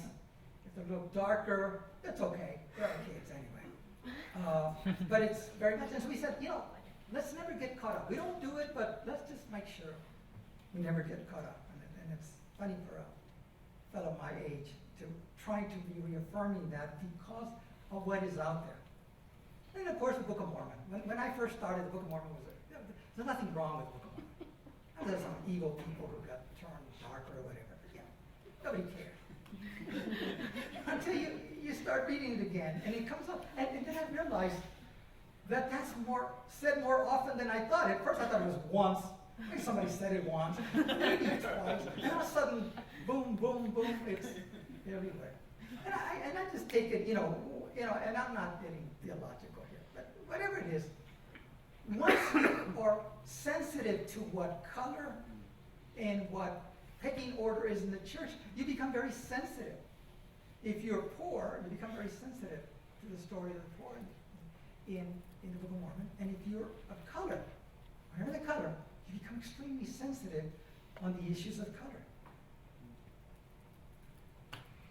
But always, of course, the solution is we will get whiter one day. Whether we marry somebody or whatever, or we eat better food, Mormon food, we're going to get whiter. Right? And for many, we don't talk about it in a way of saying, yeah, it's there, because you don't do it in polite conversation. But, that's sort of your trump card, right? At the end, whatever happens, get a little whiter. The question we haven't been able to resolve. Oh, we resolve it here. Of course. Who would take somebody really dumb person out? But we haven't resolved it here completely. Because our theology, I was talking to someone who said, when the brethren receive a revelation, they receive it, resolve it in their mind, and then put it in a box and put it. And so there's no theology of what it means to eliminate the priesthood thing. There is no theology on how we do away with what we used to think in terms of color. If it wasn't for Paul Reeve, we wouldn't even have an essay on the priesthood and race. Right? We don't do good theology. We don't know how to sort of correct things. So we just did it in our own mind. Of course, as President Packer used to love to say, of course we know that. Right? And if you bring it up to someone and say, of course we know that. Everybody's equal in the eyes of God, right? And it's true. We do believe that, but it's hard to forget that which we've been taught for so long. And it impacts the way we are. Because if we're not white or something, what happens happens in heaven. And I heard the whole spiel on this aspect. That's why I named it Mormon Afterlife, but I decided to cut it out because it was sort of a little bit rough. But I do ask people, when they think of heaven, what kind of people do they think of? I don't mean your ward going to heaven. I mean, when you think of heaven, when you think of the great and noble ones in the pre-existence, what do you think of? And if you can't think of your own, there's an impact on how you see even the heavens. The heavens become a pecking order. And if we are to be here and take everything we do here over there, but people of color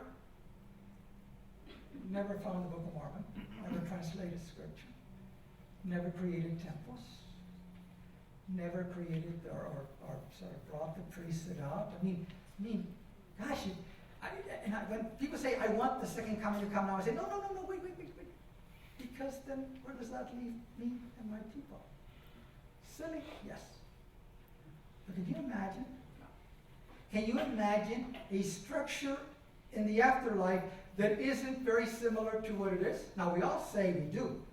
And if we're here, we should. But can we even contemplate what that means? Will those who are on top be on top forever? Sure seems like it. Because there doesn't seem to be any theology that says, you know, we all know it's wrong, but let me tell you why it's wrong, and let me tell you what the real thing is. We don't have any of that. Right? We don't have any of that. Huh? But then everybody said, well, the blossoming, right? We're going to blossom one day. Right? And we all love to quote that scripture in Jacob. What does anybody remember? Not Jacob. The one about you're going to tear them like lions, tear them. You ever remember the scripture? I always forget it and I always think about it. But, you know, one day we're going to be there. We're going to be like lions just roaring through all these people that don't care about us and, you know, whatever. But, you know, the lion never comes. We're still cubs. And sometimes we think that our future is our future now or the past. I mean, all these blossoming stuff is gone out of favor in the church. Nobody talks about that anymore. Have you noticed that? Nobody talks about that. So does that mean the future is now the past? Is the golden era for Latinos die with Spencer W. Kimball?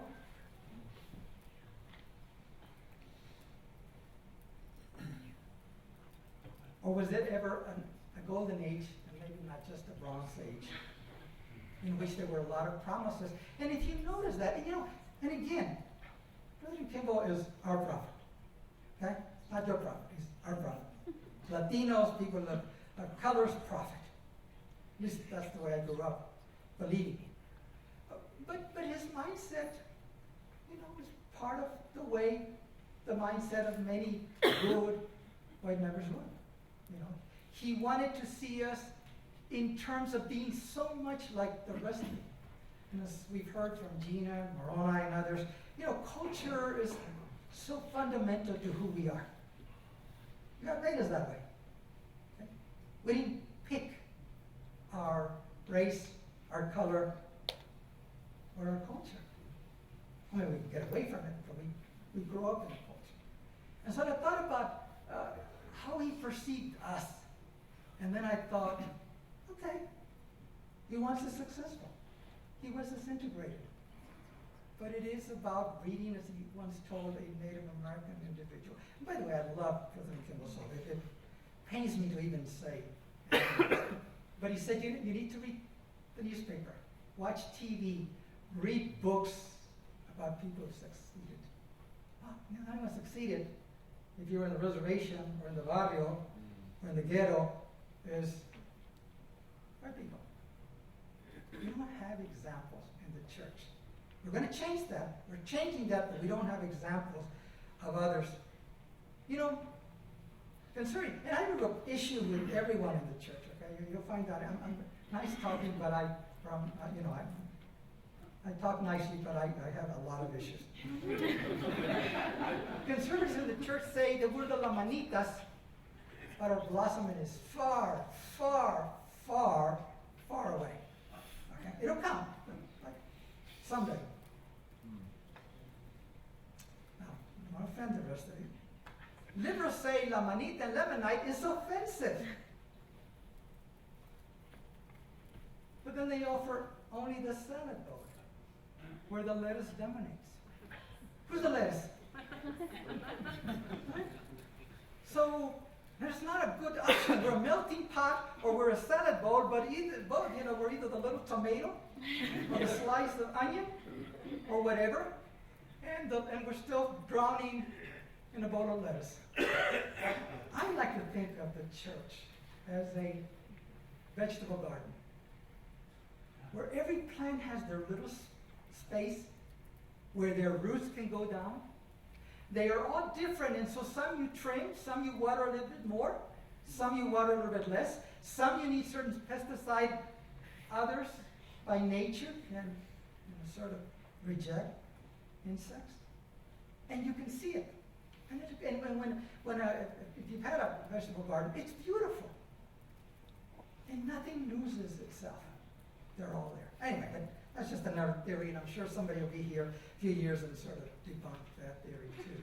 But that's how I see it. And so I take issue with liberals and conservatives in the church because they don't understand us.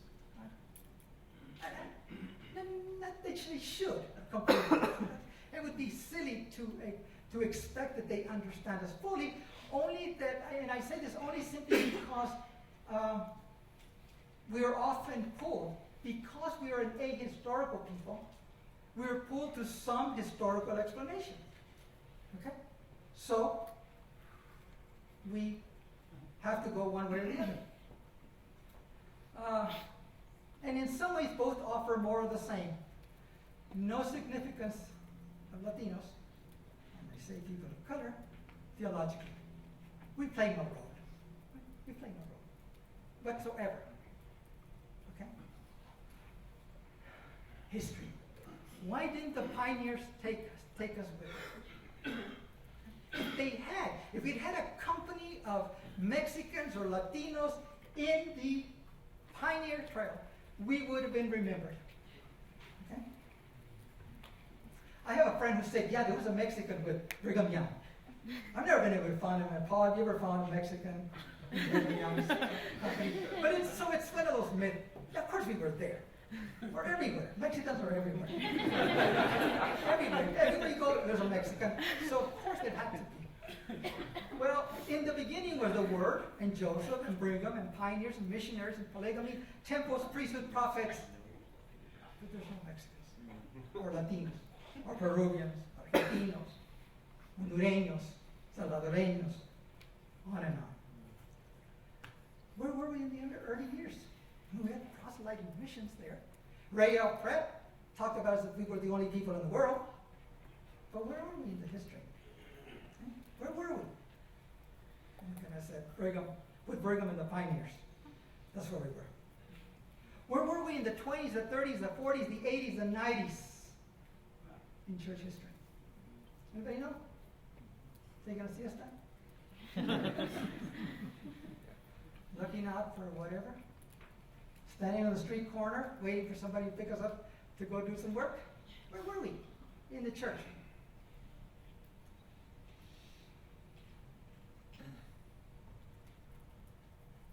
In what wing of the church history building can we be found?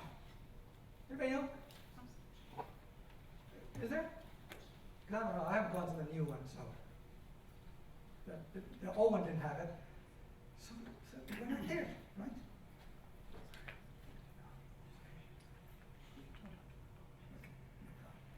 So where are we in church history? And it seems like at this moment we're nowhere.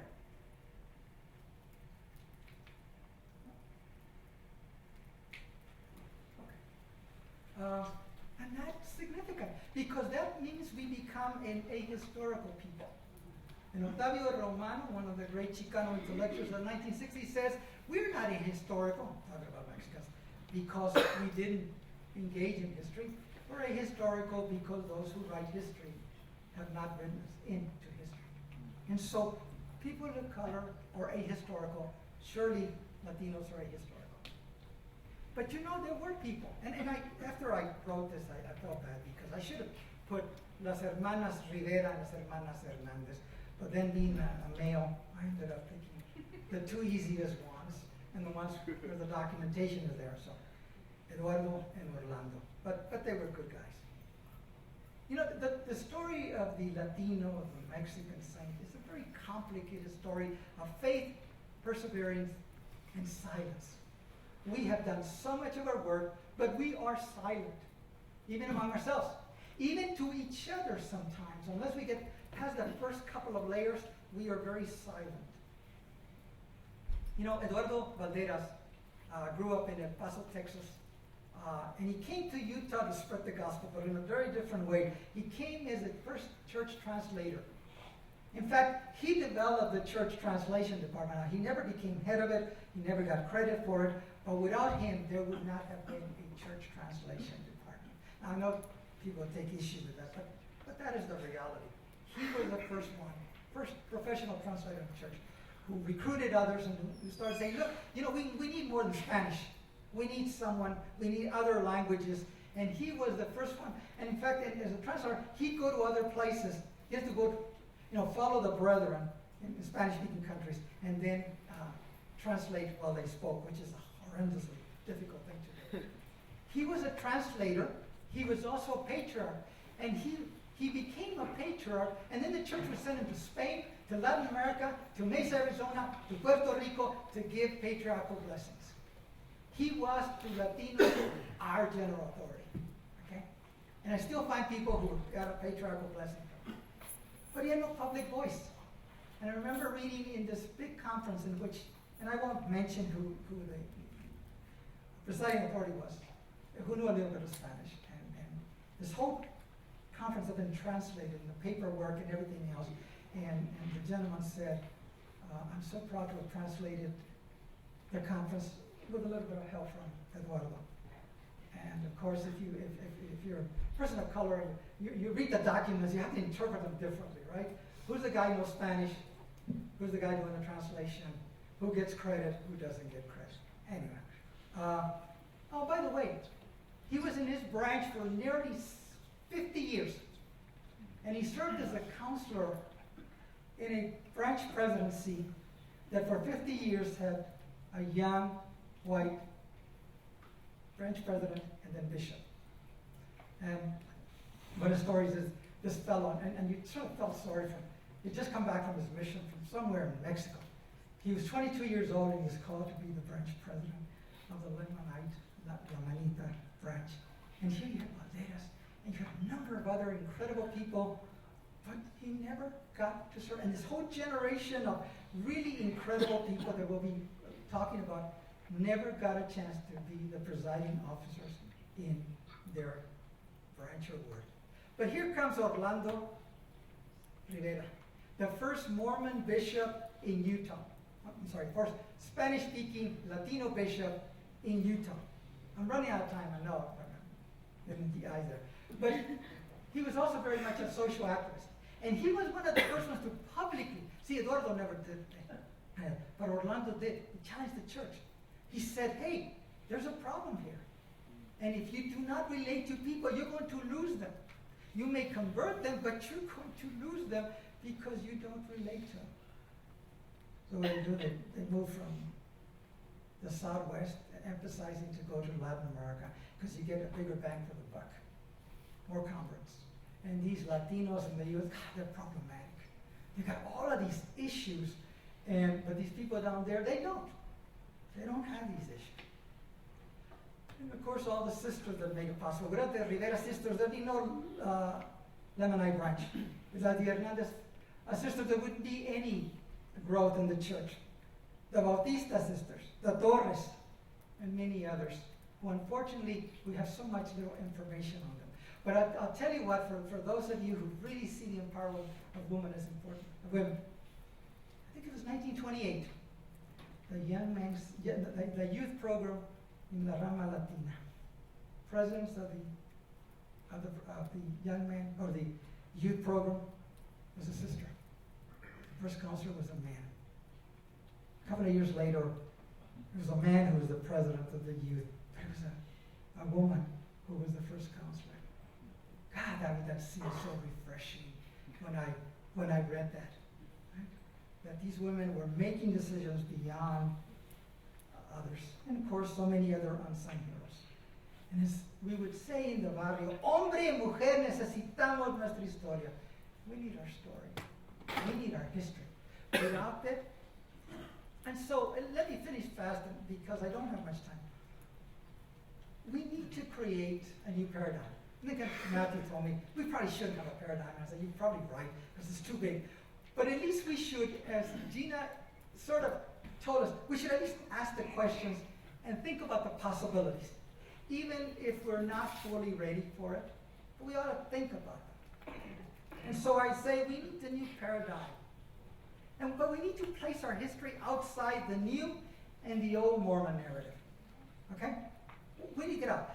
When the Chicano movement began, the first thing that Chicano intellectuals said is, we've got to reject what they used to call the liberal agenda. It wasn't about liberals, but you understand we're a liberal capitalism.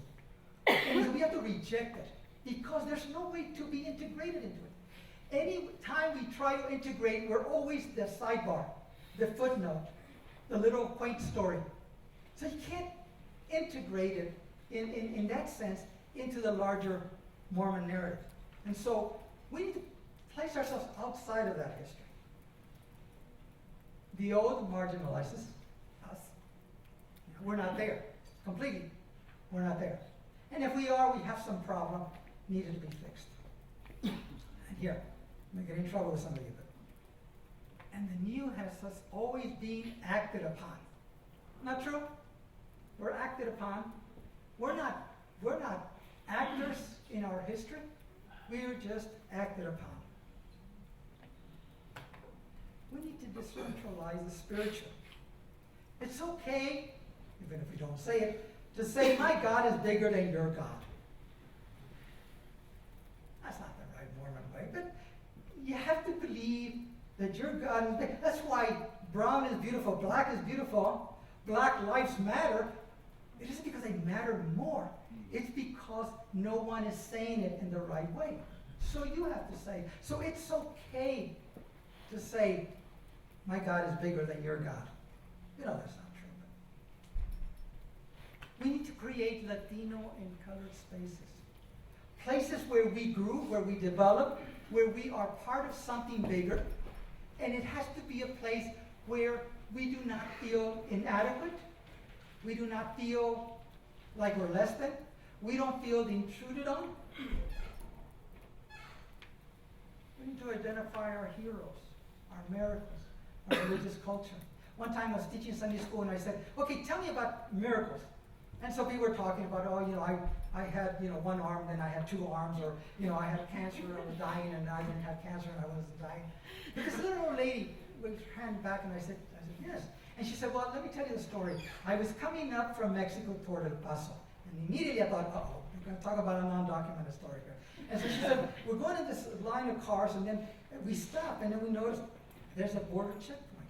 And we get closer and closer. And as we get closer, we're praying. We're praying because we're coming to Zion. Okay? We're coming for something good. And he said, and so the last car leaves, and we're about to be waved in, when all of a sudden this incredible wind and hailstorm comes. I mean, it just pours down. And of course, he doesn't want to get wet, so he just said, and so we passed. And he said, one block away, it's clear, it's sunny, it's beautiful. And she said, you know what? My 3 kids went on a mission. They're married in the temple. One's a bishop. They're building the kingdom of God. Thank God for that miracle. Oh boy. As the congregation was sitting, the younger arrivals saying, yeah. The others were like, yeah. And then of course, there were the others who said, how can you say that? We need to accept our miracles. We need to create our miracles. We need a religious culture, and we could talk for hours on what that means. And we need to write for ourselves, recover the voices, even if the words are lost. We have to recover them. I told that to the Mormon History Association 3 years ago. We need to create Mormon historians of color, Latinos. And then one of my research assistant, Joseph, I don't think he's here, who said, I go to the MHA and there's probably one black woman, graduate student. There are no Latinos, there are no Polynesians, there are no whatever. We need those. We need to help create a paradigm of religious and spiritual multiculturalism, but it's only going to be in that vegetable garden in which we all have a profound sense of who we are. And that, and the thing about this that I want to emphasize is that the story of the people and the saints of color is a story of faith. It's a story of fidelity. It's a story of wanting to build the kingdom of God. So investing in us is not about ripping the kingdom apart, but in fact, it's about strengthening the kingdom of God. By the way, I'm grateful again. What I said basically was, I'm grateful to be here. And I forgot the rest of what I said, so anyway, thank you.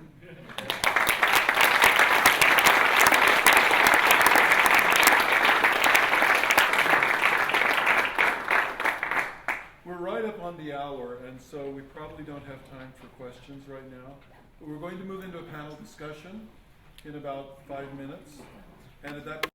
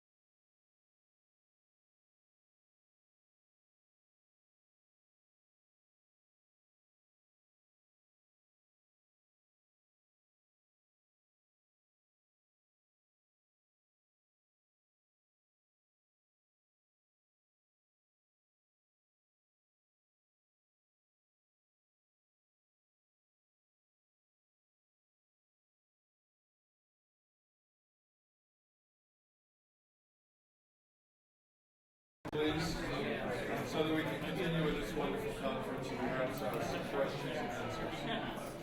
So panelists, please return to the table.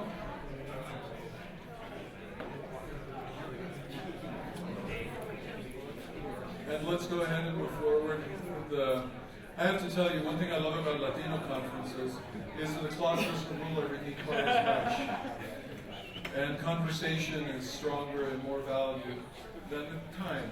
But Anglo conferences, which this is because it's a U whether you like it or not, is ruled by the damn clock. I don't know who died and made it God, but it's what it is. So we have time to engage in conversation with our panelists, who are Janan Graham-Russell, Paul Reeves, and Professor Ignacio Garcia. And I look forward to hearing their voices as well as the voices of you in the audience. You know the routine. The microphone is out there. It'll be passed around. Please speak into the microphone.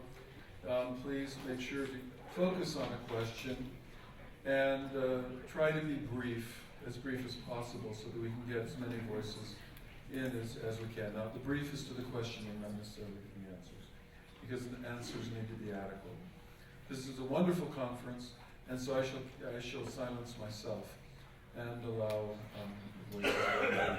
So please, any questions or comments to get us going in this panel discussion? Could we have a microphone here and then to the gentleman there? Where are the microphones? Thank you, Boyd. Boyd, right here. The lady right here in the blue sweater. And then to the gentleman over here in the green blouse shirt. Thank you. My question is similar to a question yesterday. I've got adult children, who love the church but are uncomfortable. And I want them to stay, so I keep telling them, it'll change. And I wanted to know if you feel that we're changing and it's getting better, or will we implode? You know, I think that it only gets better as we create the spaces.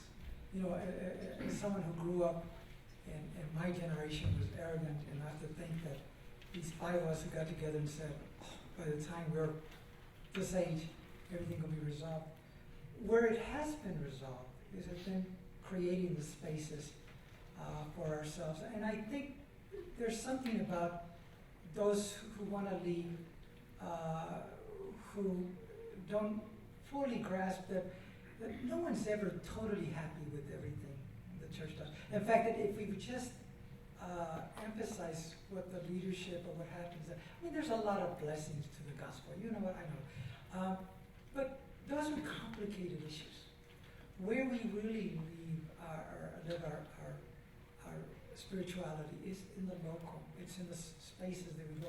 And I think that it's something that Gina said about, you know, developing within our culture, within our spaces. I think that's the one way. It's not giving up on the small spaces, finding them. And I'll tell you, we're not supposed to jump around, but the greatest thing I ever did when I was here, and I was facing all these difficulties in the church and at BYU, is that one day my wife and I had arrived at the little ward building that we attended, and I looked at her and she looked at me and we said, I don't want to get off. And she said, I don't either.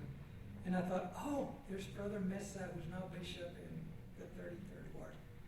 Now stake president, I forget what I'm saying, but, and so we went over there and it saved our lives.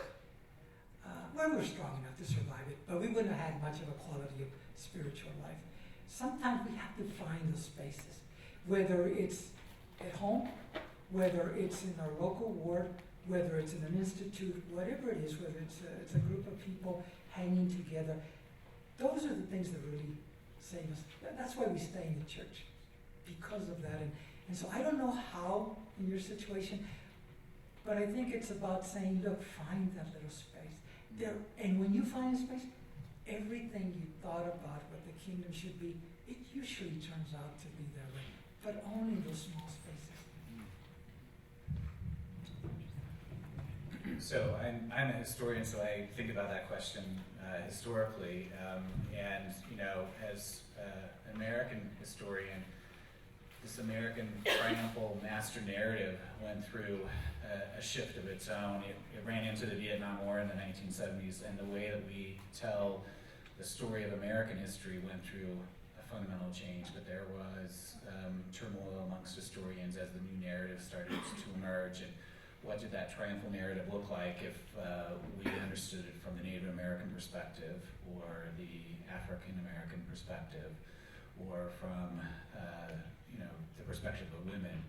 And I think the church is currently going through a transition in the way it tells its own story as well, and it's painful, and we're losing people as a result of sort of grappling with that change. But I have hope that, in fact, we will emerge with a more complicated narrative of the way that we tell our own story that is more inclusive, and that can help create more inclusive spaces like Ignacio is talking about. So I remain optimistic and I remain hopeful. It's just slow. It's painfully slow. But in American history, it was slow too. Before it started actually, the new kind of history that emerges from the 70s starts to make it into the actual textbooks, and then starts getting taught in college classrooms, and there's a new narrative that starts to emerge that a new generation is raised on that's more complicated than the previous one, and it takes time, and we're in the middle of that process as a church, speaking historically, right? I know there are other issues at play. I'm speaking about the way that we tell that story. And the other thing that gives me hope and optimism, I grew up in very white, very Mormon, Hurricane, Utah. I pronounced hurricane. Southern Utah. And I go to church with my mom when I visit. And several Samoan families moved into the very white and very Mormon ward that I grew up in. And my mom has been there, 60 years. And I have now experienced the sacrament prayer read in Samoan, prayers given in Samoan, talks given in Samoan, and it's still predominantly the people I grew up with, but they have integrated this group, and the language is Samoan. And I've experienced this when I go and visit, and the old-time members of the congregation don't seem, they just sort of roll with it. And it gives me hope that if in very white, very Mormon hurricane, something like this can happen, that that we can recognize and celebrate each other's identities and cultures, and have those kind of expressions, and have those kind of spaces where we feel like we can be who we are. I'd like to echo the idea of the creation of spaces. I think sometimes talk about this in Mormon imagination, we talk about faith and doubt as this binary. So either you're completely faithful, or you have this doubt and you need to leave and you have no reason to be here. And so I think the church is moving in that direction, but that direction has to be led by us.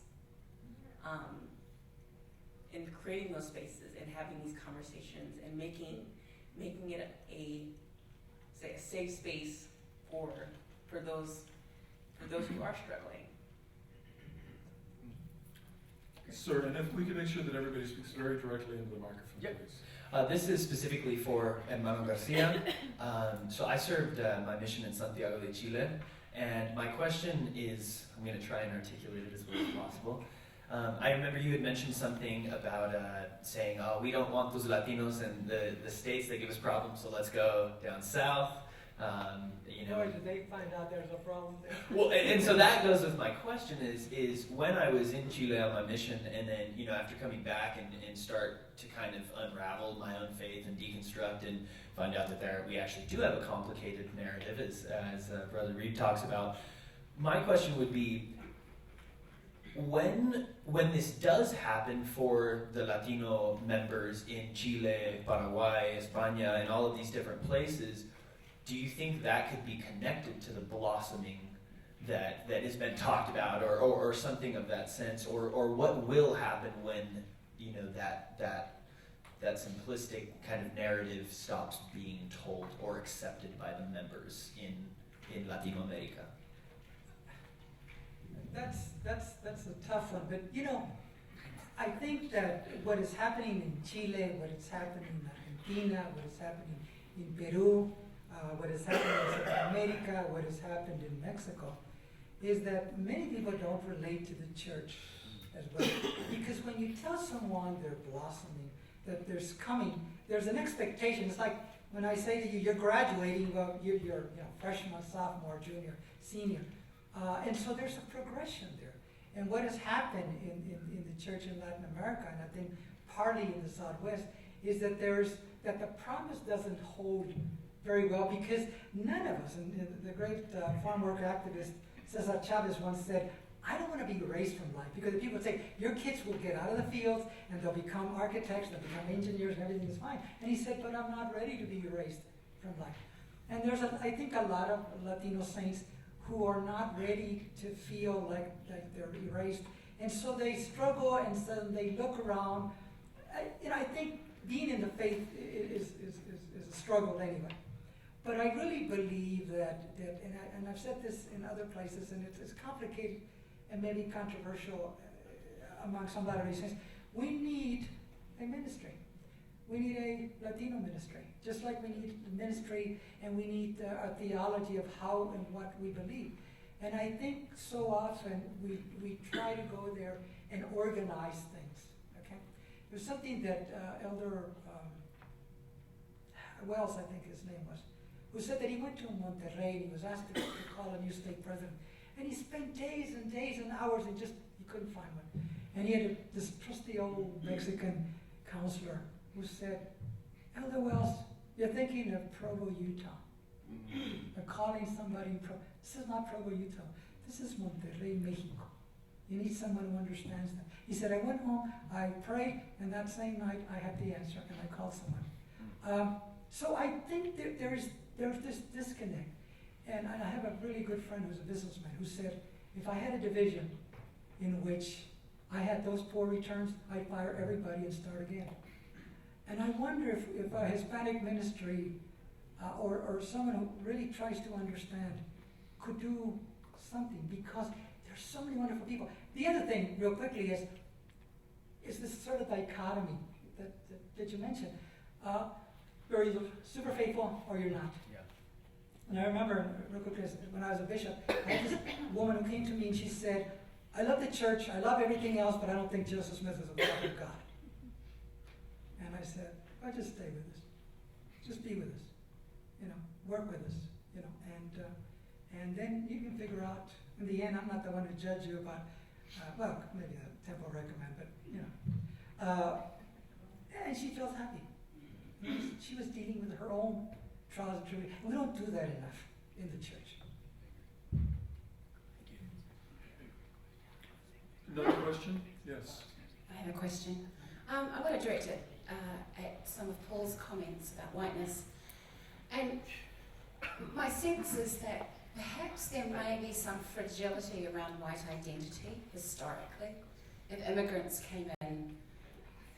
Mormon immigrants came in to Utah and they were seen as lesser whites.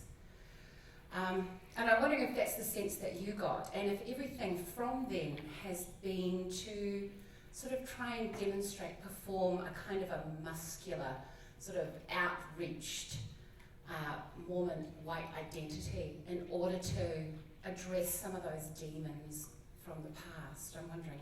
And then of course people of colour are caught in the crossfire of all of that because of that sort of long-standing fragility. That's exactly right. That's the basic premise that I outlined in the book. Mormons go from being racially suspect actually to accepting. So 1830s, 1840s, the charges leveled against them, they're opening an asylum for rogues and vagabonds and free blacks. They're accepting Native Americans, people who the rest of American society know should be excluded. Mormons are welcoming in.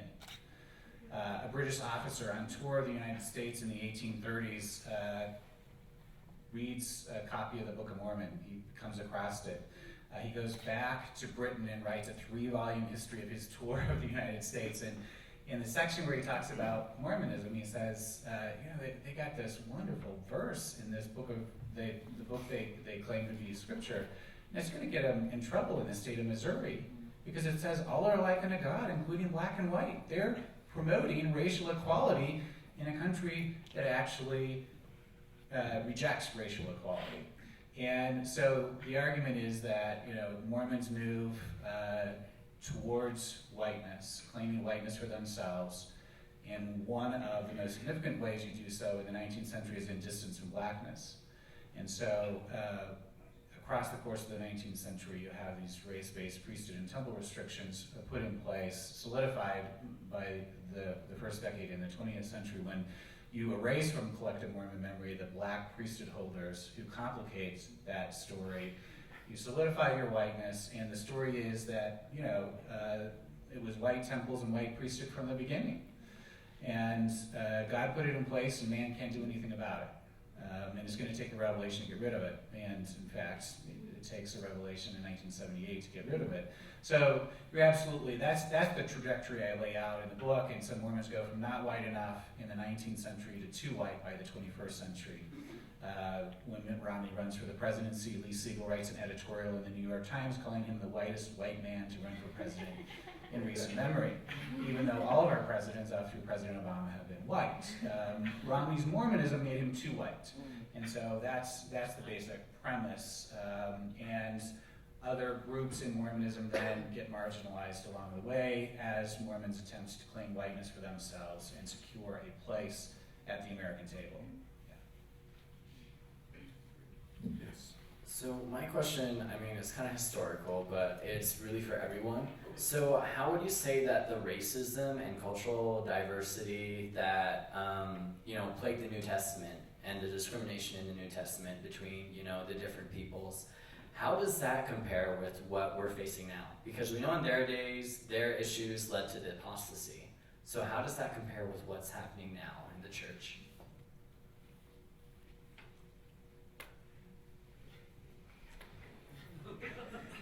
That's a tough one. But I'll tell you what, I think that the church is confronting, the church is confronting a problem. I think if you were in the house of Israel and you only cared about your small group, then it was okay to stay in Jerusalem. If you're talking about a wider one, as Paul did, then you were going to confront the issues of race, ethnicity, and other issues. I think the church is at a crossroads where it will only grow so far with sort of white people. I remember a few years ago, President Hinckley, in a moment where he really wasn't thinking about, he was in front of a mic, said, the one disappointing thing about this year is that we didn't have enough Americans and Canadians get baptized. And it was a year that the church had just exploded. And I don't think a lot of people caught it, except maybe people of color, and said, oh, we just had this record crop of people of color and the lamentation. Now, I understood what he was trying to say. The gospel should be for everybody, and everybody should be converting. But I think that the greatest dilemma for the church is race, ethnicity, is gender. And those are things we have to resolve theologically. Otherwise, we're going to have 10% activation in Chile. 10%. It's one of the biggest countries. We love to put it out there and say Chile, so many members in Chile, and only 10% of them are active. If we don't grow and if we don't sort of re-energize those people and grow, then we're going to be a church that not only doesn't grow like we thought we were, but that in fact begins to decline because, as Elder Jensen said, we're experiencing a hemorrhaging, especially of young people. And if you don't have young people, guys like me will die in a few years. But if we don't have people like you, then the church does face a real. And I would argue that it isn't only PR, it is theological.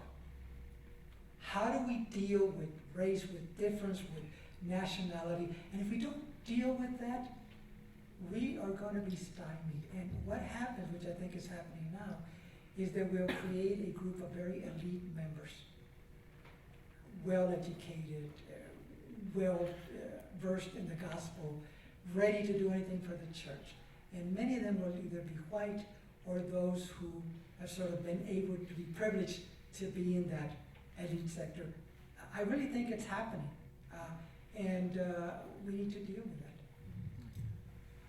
I like his question, because what he said was, we've done this before. We've gone down this path before. We've excluded people before, and this has caused an apostasy, and he's correct. And when I look at the church now, because I've been on a journey as well, and Paul knows very well the journey I've been on. And, you know, church and God and everything we want, it isn't always out there. Maybe it's inside of us. Maybe if we really were the people we say we are and really reached out and loved and did the things we say we do, maybe it'd be real. But you know, it's all difficult, and it's a huge dichotomy of a concept. When you start talking about something out there, people keep thinking it's out there. But is it back here with us? And this is why we lose the youth, because the youth, I love them. The millennials, they're very transparent. You tell me to walk 4 blocks down the road and turn right, and I'm going to find an ice cream shop. That is exactly what I expect. But when I walk 4 blocks down and I turn to the right and I don't see it, then you didn't tell me the truth. And what I want from you is the truth. You know, is this gospel real? Is it real? Why can't I see it? Why can't I feel it? Why isn't it happening around me? Because if I cannot take my burdens to the church and lay them down, where am I going? And so, it's not just the Mormon church. On my journey, I've discovered it's not just Mormon church. I was Baptist for years.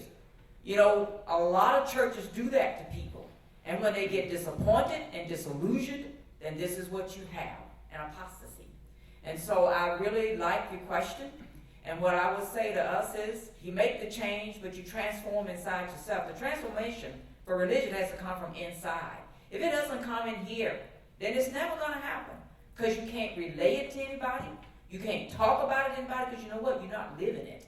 So until you start living it, then you don't really realize what it is. And it has anything to do with the pigment on anybody's skin. It has to do with who you are, what you believe. And you have to emanate it, you got to live it, breathe it, and you have to be transformed.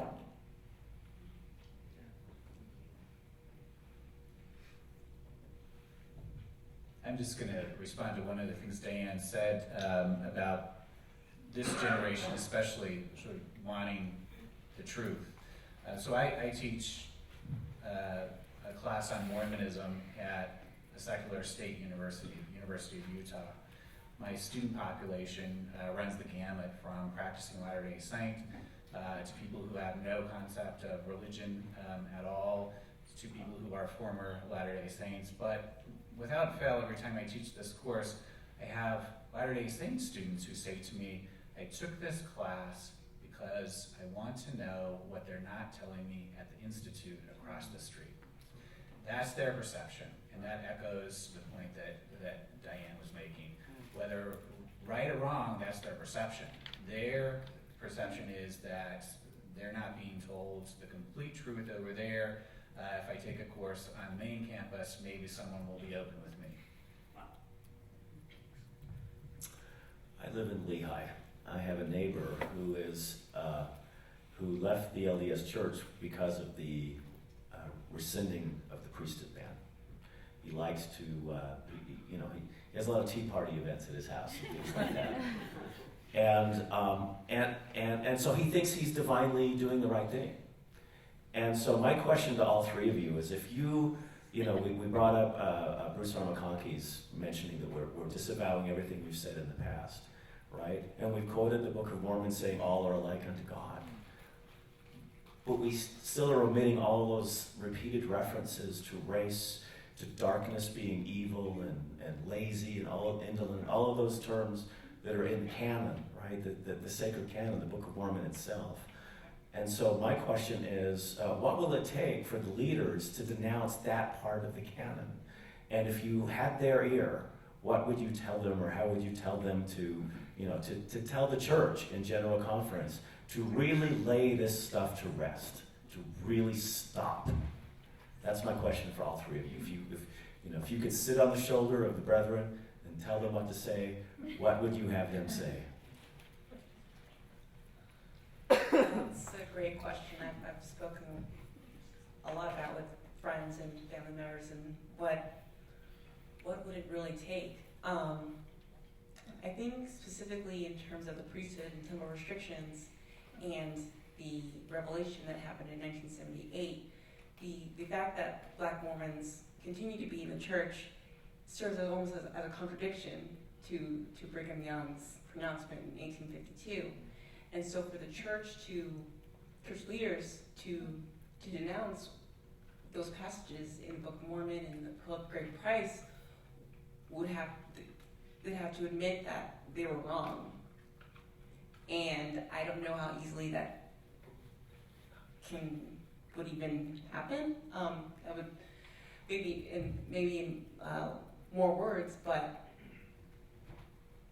your second part of your question was what would be whispered to their ear for them to repeat the last part? Yeah, just to address that, the fact that it's in the canon. So they've denounced, all of the folk lore about why, but they still have the canon that makes those claims that people can still believe if they want to. So what would you ask them to say to really get this stuff behind us for real?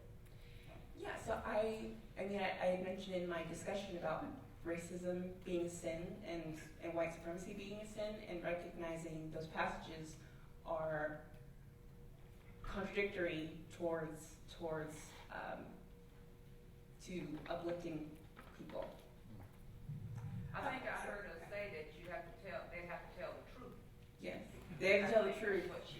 Yes, they have to tell the truth, and I would tell them to go work at the cannery. And the reason I say this is, after I had made a comment about immigration, I got all these nasty letters from saints about, go home, go back to Mexico, or whatever. And there was this fellow who I knew was trying to be a good saint, but who just couldn't get over the 12th Article of Faith and law and all. And so he wrote to me and he said, why do you believe this way? So I wrote to him and explained myself, and he was very nice. He said, thank you.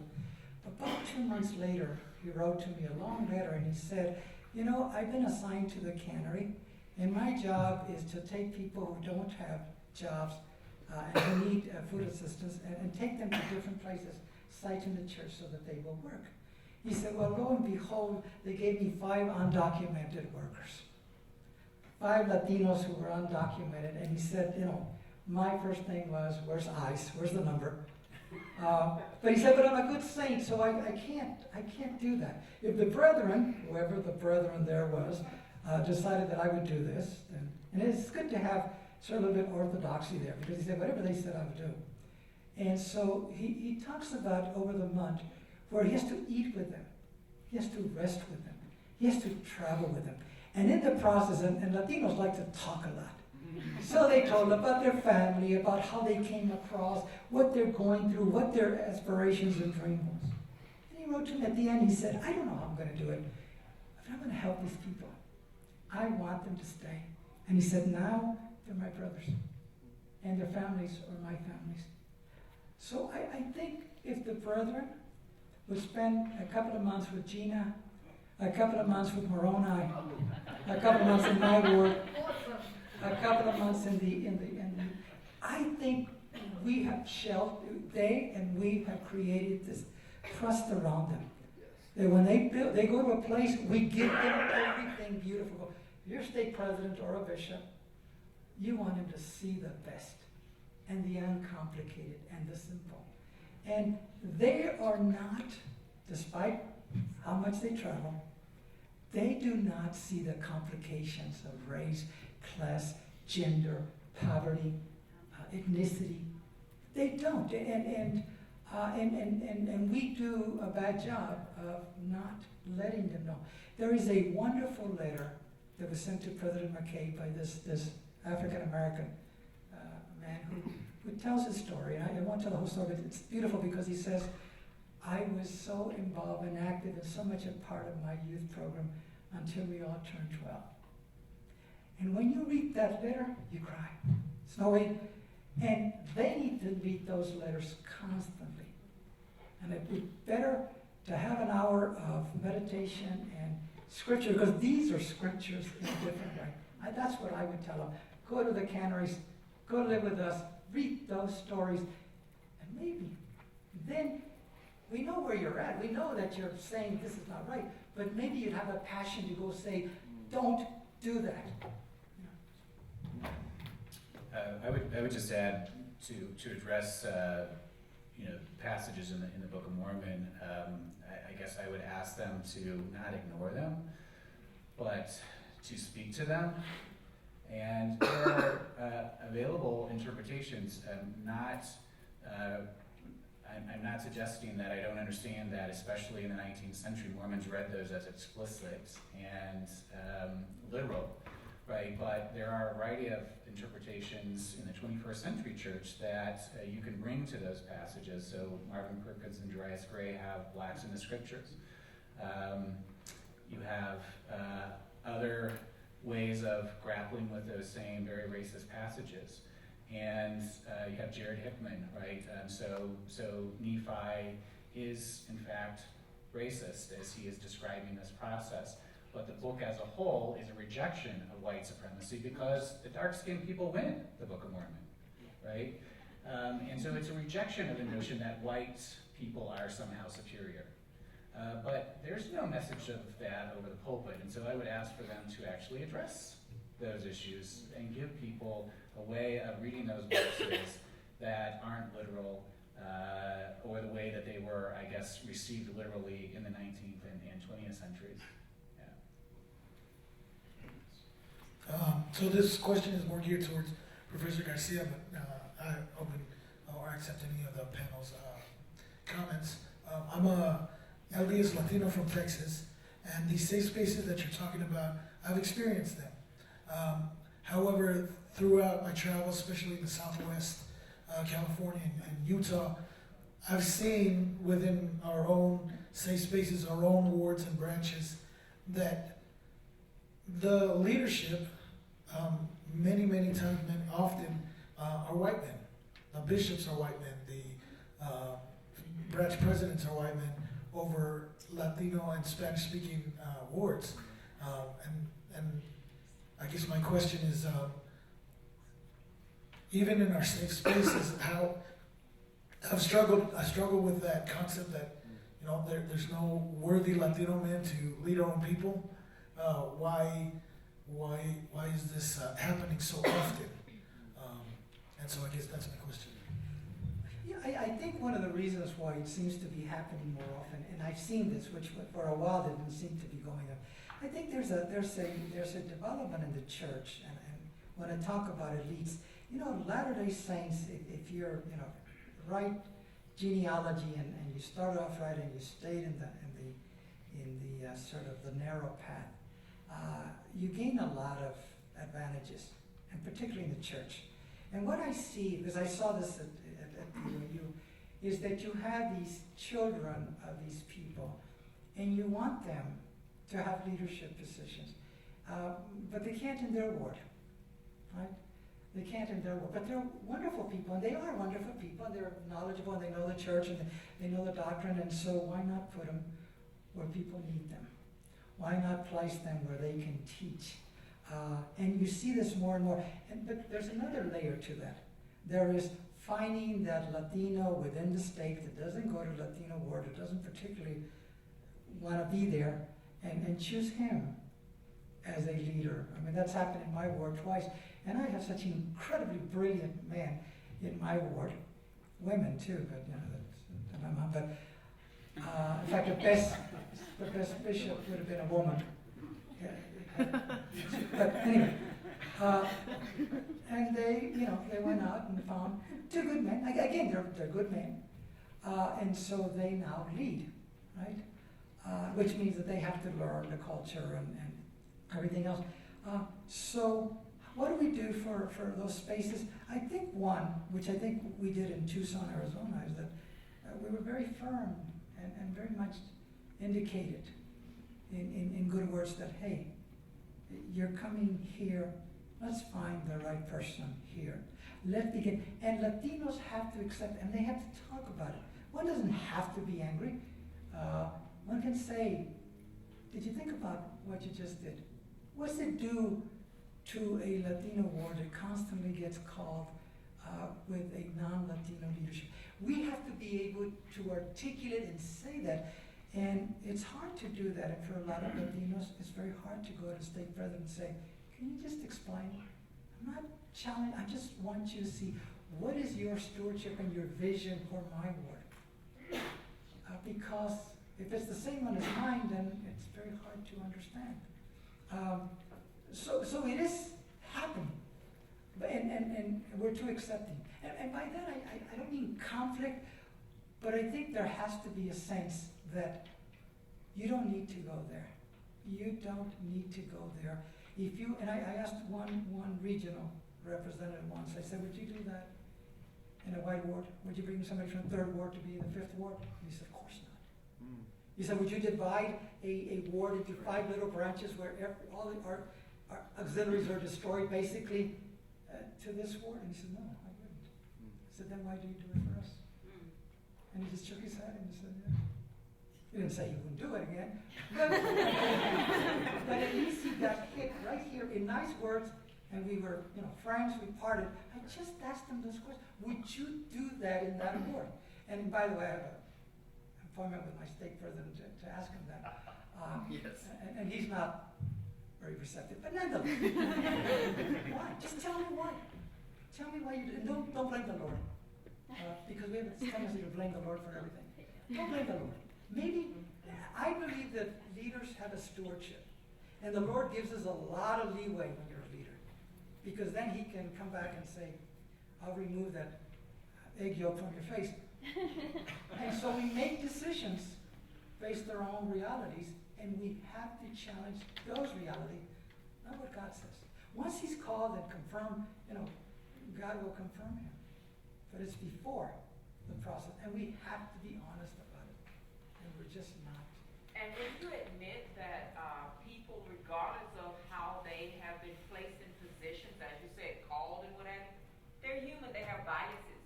They have unconscious bias, implicit bias, and right there, that's a lot of unconscious bias. That I don't challenge my own, I don't challenge me, I don't challenge my own beliefs, I start operating right there, where I believe, and this is why we get to places like this. And it's unfortunate that people in leadership positions don't understand this. Don't understand that they have biases and that they're functioning within that bias. They don't know their flock as well as they think they do. No, they don't. And when you know your flock, you realize what works and what they need. Because you can always find 100 men, and if it's a position for women, 100 women that could do a good job. But it's what your vision of your state, your ward, your district, your mission, that really decides among those 100 good people. But if you look at it, it's not their fault. They are pure and perfect. They've been given keys. So they're just operating on their pure perfection. They don't have bias because they said they don't have. We need to make sure that we've got the microphone when we speak, please. I just wanted to add on to that. It's interesting because I lived in DC for a couple of years when I was in graduate school, and if you know the demographics of DC, it's largely black population with a growing gentrification with white population. But the leadership in the area was considerably white, and even my state president. One time I went to his house, and it was just this extravagant house out in the middle of nowhere, and I'm like, how is he? He's a great man, but how is he able to connect all the way out in Virginia to, the mother or the father who's struggling to put food on the table? And so I think there's this kind of idea within Mormonism that positions of leadership need to be filled with people of prestige. And it's this kind of it's racial and classist dynamic where you equate whiteness with prestige. And I think in a lot of ways it's an extension of the prosperity gospel, that if you've achieved X, Y, and Z, that you must be a very good person. And But we're not really looking at, Black members, Latinx members who are fully capable of being bishops and being church leaders, but there's just this disconnect. So I'll just add, to emphasize what Janan and Ignacio said. We had a conference at the University of Utah, Black, White, and Mormon, a couple of years ago. One of the panels was race at the ward level, and one of the panelists was Peter Johnson, who is a professor at the University of Alabama, also a stake president. He converted from the Nation of Islam to Mormonism. Now a stake president in Alabama, and he talked about when he was made stake president, one branch in an inner city location in his stake. The prior stake presidents had always appointed someone from outside of that branch to preside over that branch. And he said, I had a Black Latter-day Saint in that branch who walked a couple of blocks from his house to the branch meeting house to worship on Sunday. Never been considered as someone for branch president. And he came in as stake president and made him the branch president. And people in that branch said, I never thought I would have someone sitting on the stand that looked like me. Very simple, right? This guy is 3 blocks away from the ranch meeting house, walked to church every Sunday for 20 years. Never been considered as branch president for that branch. And it dramatically changed the dynamics in that branch, just that one simple thing. I'm going to exercise the power of the microphone and pose a question. There's a history here, and I'd appreciate it if people would comment on the history, because this is a very old issue. And in terms of Latinos, it goes back to the Third Convention in Mexico, which is a very important part of church history, and almost no English-speaking members know about it. But one of the key issues was the need and desire of Latino members in Mexico, particularly members who were indigenous from Nahuatl-speaking communities or immediately after Nahuatl, who had become culturally mixed, for what they called a Mexicano de carne y raza. They wanted a leader who was of them. And it led to the excommunication, I think, of almost a third of the membership. And that has long resonance among the brethren, I think. And so I'm wondering if you all could comment on the history, because this is not just an issue of today, but it's an issue that goes very far back and very deep into the church, and I think it leads to a real ambivalence around the leadership of people of color. The Latino, the Mexicano in that case, is a large group. And I think there is that fear. Now, I heard, Gina would know better, that there may have been a Maori kind of rebellion once. That's what I heard. I don't know if it's true. I'm sorry? Oh, okay. But this was an organized, very huge thing. What's so interesting, before I get to the full thing, is that church leaders in Mexico, those who are Mexican, will say that so much of the good leadership that comes later of Mexico comes from those families from the Third Convention, which says something very interesting about them. And leadership is something fundamental about, do I get to lead my own? Do I get to speak for my own? Do my own know me when I speak? And I think among Latinos, of course, at that time, the Mexican Revolution was very nationalistic, very much about throwing out the foreigner. So it was very nationalistic, and it impacted. And the interesting thing about the Third Convention, that part of it was that Margarita Bautista, who was a member of the Latino branch here and went back to Mexico, wrote a book which got him excommunicated. Now, there's other reasons why he got excommunicated, like polygamy. But he wrote a book where he said that, Mexico is really the right soil for the church to grow and expand. Okay, it was very nationalistic. But it was basically an anthropological historical work by an intellectual, not by a historian, an anthropologist. And that was, more than anything, a challenge to the whole notion of the promised land. That someone would imagine that in Mexico and the indigenous people were really the ones. And yet when you read the book, if you were a non-LDS and didn't know the politics, you'd say, interesting book, I may or may not agree, but it's not it's not apostasy, it's not a theological challenge. Maybe it is a theological challenge, but you'd have to really know the nuts and bolts about Mormon theology. And yet, that challenge was seen as the fundamental, and the Mexican church has suffered since then. When, I think it was George Albert Smith who went to bring the saints back, or was it? Yeah. I think it was, when he brought them back, he made a promise to them. This was around the 30s, and he said, you will have your church leadership. That was enough. Yeah. It took to 1970 before they had their first Mexican state president. We need to keep our promises. And if we promise, we need to be prophetic about it. And I think Latinos, like my ward, like every ward that you've gone to, they just don't trust that. They love the Lord. They trust in everything he says, except when he's making a choice. They don't know. That's an open case.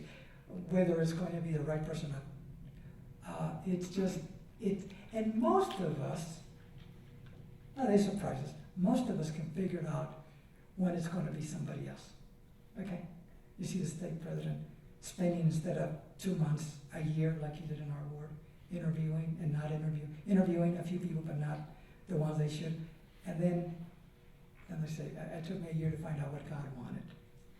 And what do you say to that? I mean, we're good, faithful members, and we believe, we do believe in the callings, right? But I think we ought to be intelligent enough to realize that has to do more with the stewardship of a person. And so leadership has been a big issue and continues to be. And what has happened is there is that uncomfortableness, or no comfort with the idea of a leadership of color that is firm. And if you notice that, and in a very unfair way, most people of color aren't incredibly hot on their 70s because they're wonderful men but have no voice. No voice. They only speak in general conference with a theme of humility, humbleness, which is fantastic. But there's no leadership discussion. There's no theological discussion. There is no discussion about what this means to a church of color. And that's the reason why they're all foreign born, with the exception of one or two. They're all born outside, and they don't understand the issues, including, and it's a shame because the church places them in such difficult situations when they have to confront these things, and they themselves don't know how to deal with it. And I guess we all know about what happened in the conference there at the Utah when they asked Elder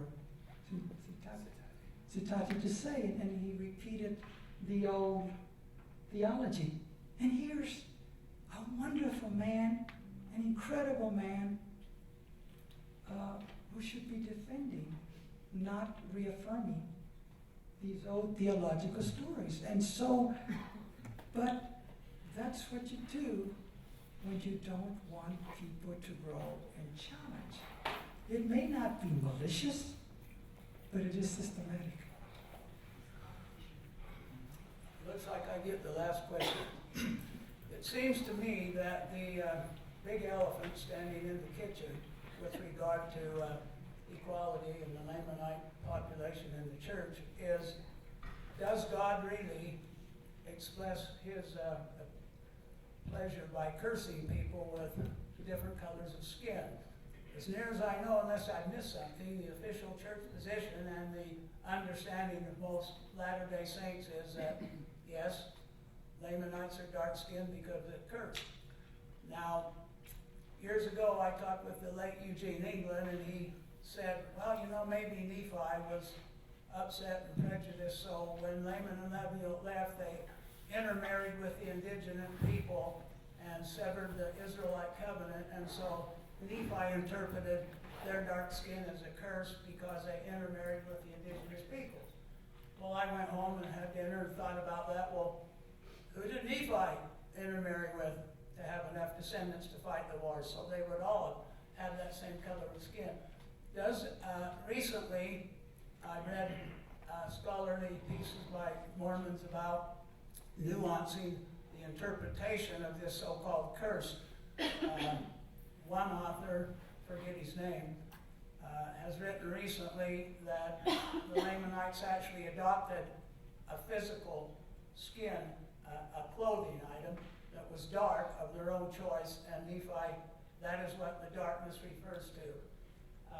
Other Mormon authors have tried to nuance the interpretation that it's a metaphorical darkness and so on. So my question is, does the church need to officially say skin color is a matter of evolution, adaptation, and natural selection, so that most of the members can get out from under this theological concept? Yes.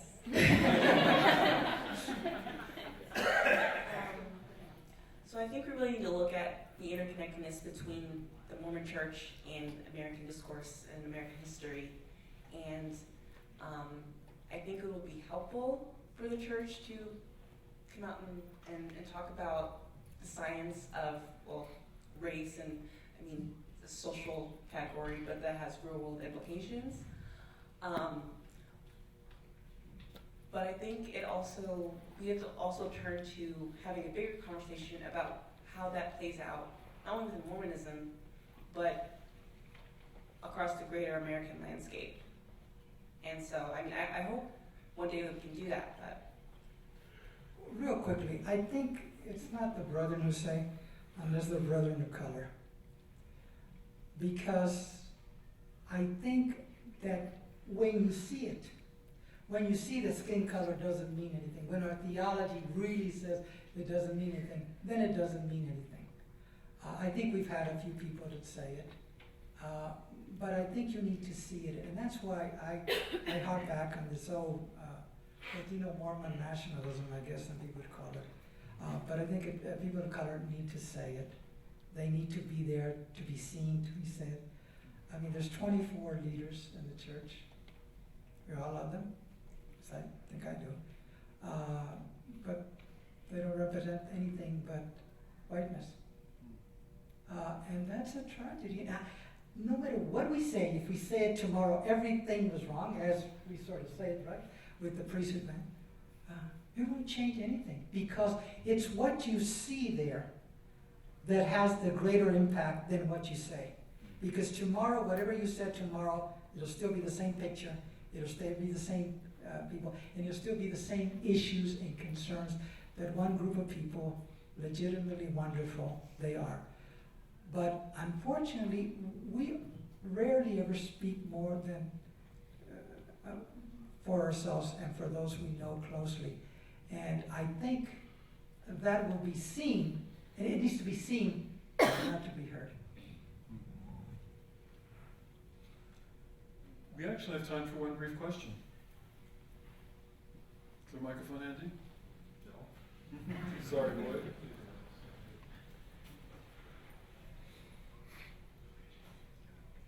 I will be brief, so don't keep anybody from their lunch. I work as a faculty at Brigham Young University, Idaho, and I've been there for like 3 years now. And I came from a reasonably kind of cosmopolitan experience in the UK to a place which is blindingly white. And there are some black people. I've met both of them, but notwithstanding, as faculty in the communication department.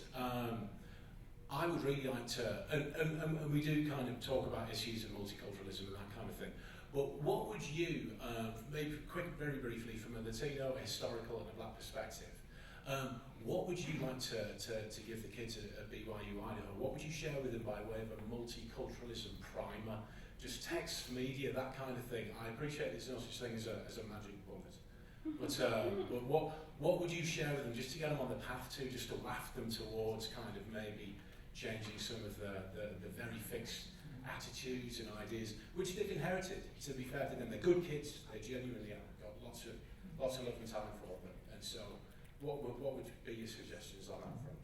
And we do need to keep the answers brief. So I would suggest James Baldwin, Bell Hooks, any of the essayists. I had mentioned Franz Fanon talks a lot about black subjectivity. And I think a lot of these essayists, you can apply what they've written into what we see within Mormonism and multiculturalism. And I think helping them to understand Mormonism's own white, fraught racial history so that they can see race in themselves and then start to act from a perspective of empathy towards other marginalized groups is really key in that process. Read Octavio Romano, and then read about Eduardo Valderas and the documents, and read about the histories. I think you have to see the voices speaking to themselves. So we can sort of leave it. Well, this has been a wonderful, thought-provoking session, as all the sessions have been in this conference. Unfortunately, as I said earlier, the damn clock rules. And it was not the damn clock, it's our stomachs. So we're taking a break for lunch. We'll be back at 1 o'clock. As Brian said yesterday, there's a lovely place downstairs. It's fairly small, however. It's called the Rotisserie, a great Spanish chef, but not a lot of tables.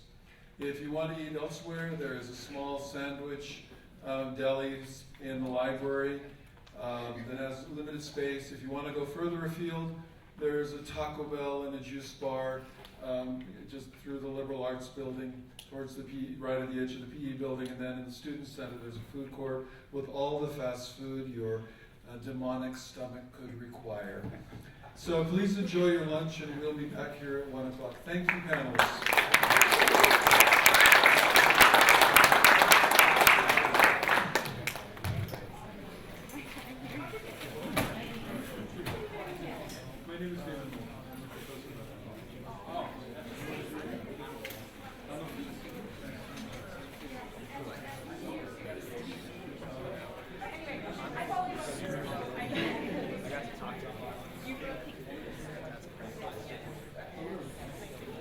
What did you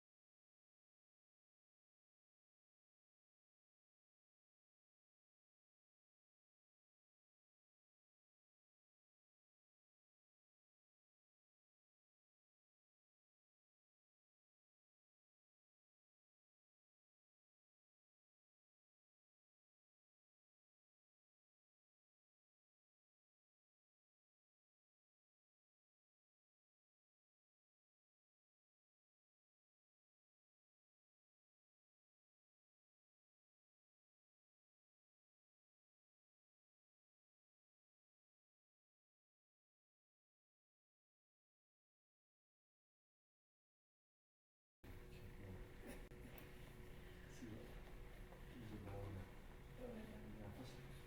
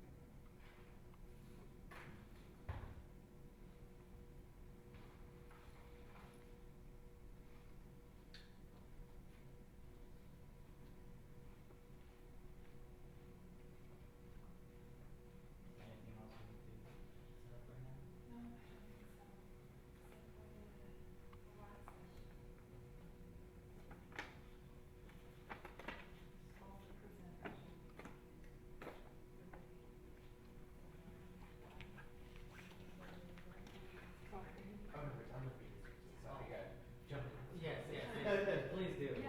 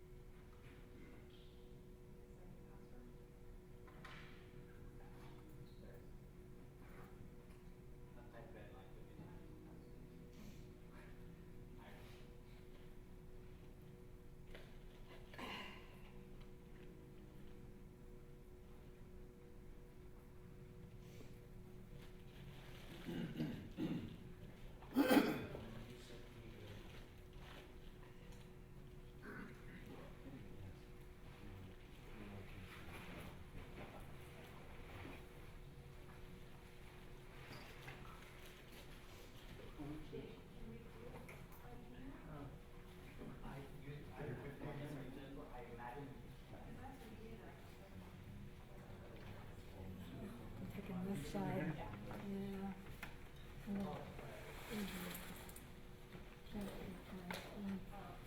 I think this was better over here.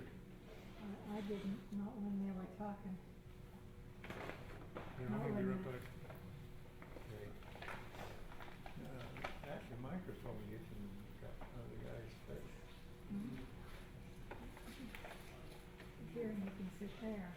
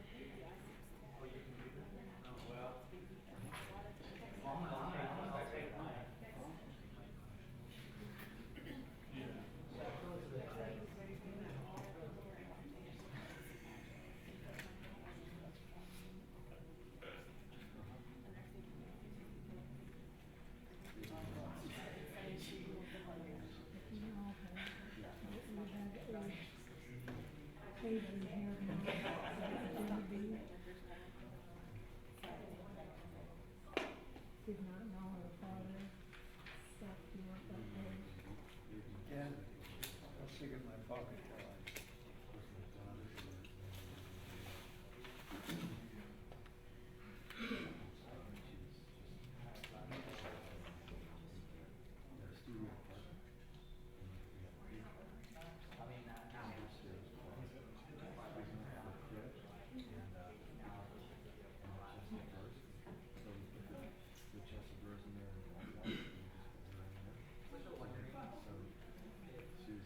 She can, I mean, before Harry Potter, of course, who was very successful, she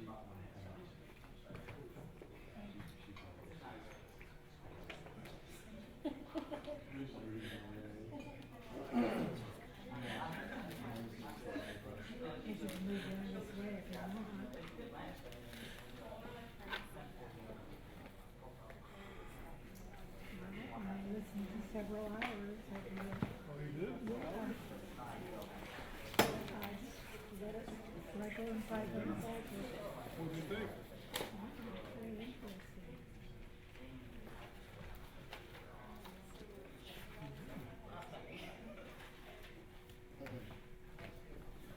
Any favorites? Well, I know I'm going to re-listen. Yeah.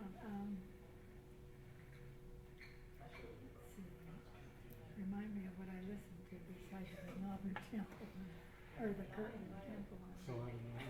Yeah. Start with Margaret about James. Oh, I didn't see that one, so I guess I didn't get them all. Paul Reeve talked about the biggest fan. I had like 7 episodes. Yeah, I see. I got to go back. That's where I started. Did you start with the Curtin banking crisis? That came along about toward the end of what I did here. Well, in good academic fashion, we're waiting for some of our attendees and presenters to return from lunch, so stay tuned. And your namesake and one other.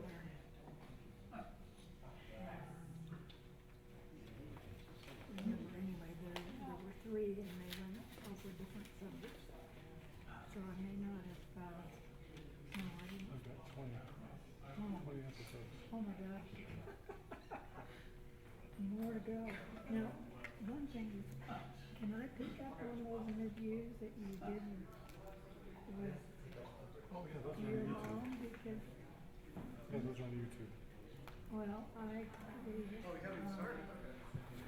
up in my man, that was in, We also do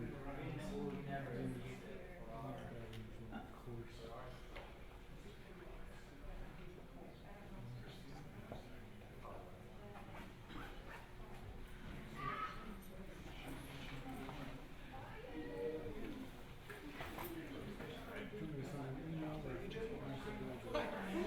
Sure, I saw the hair.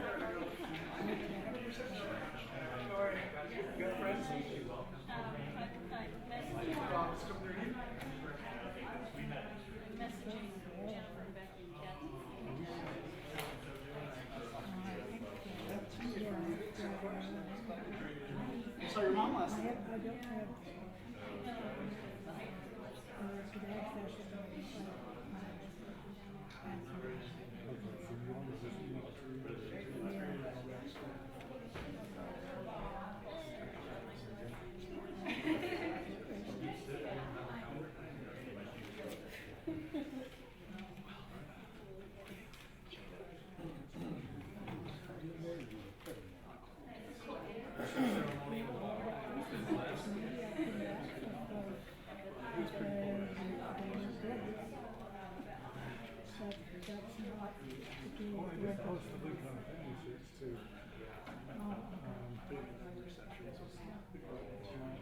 Yeah, because when I came, when I spoke your name in, it was like, I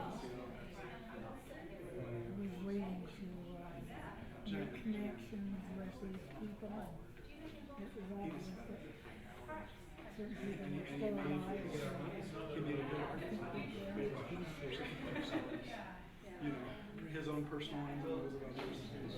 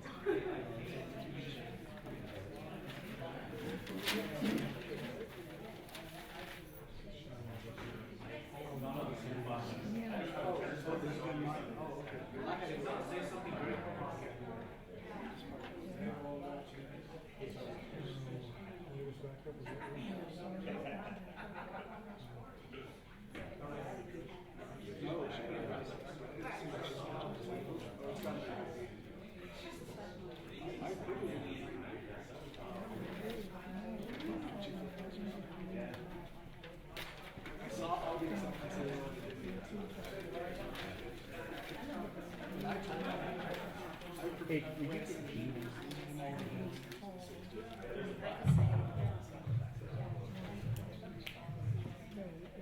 Do you want to stay seated the whole time? Okay. Yeah.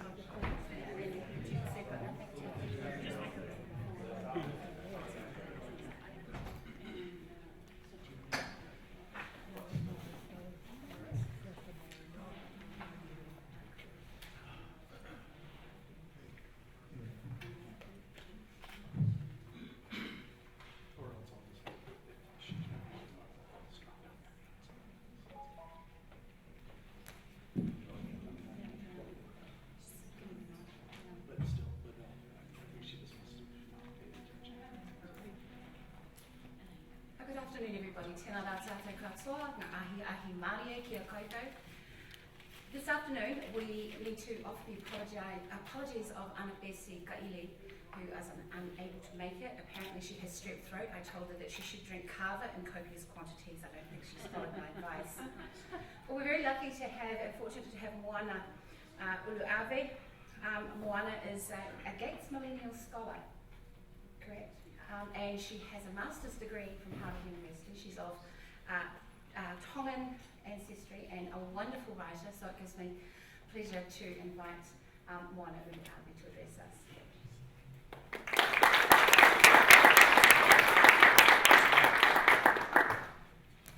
Okay. Hello, Lily. The piece that I'm going to read is called "To Be Young, Mormon in Tongan." It's a creative piece about that experience. In tribal critical race theory, Professor Brayboy posits that our stories are our theories.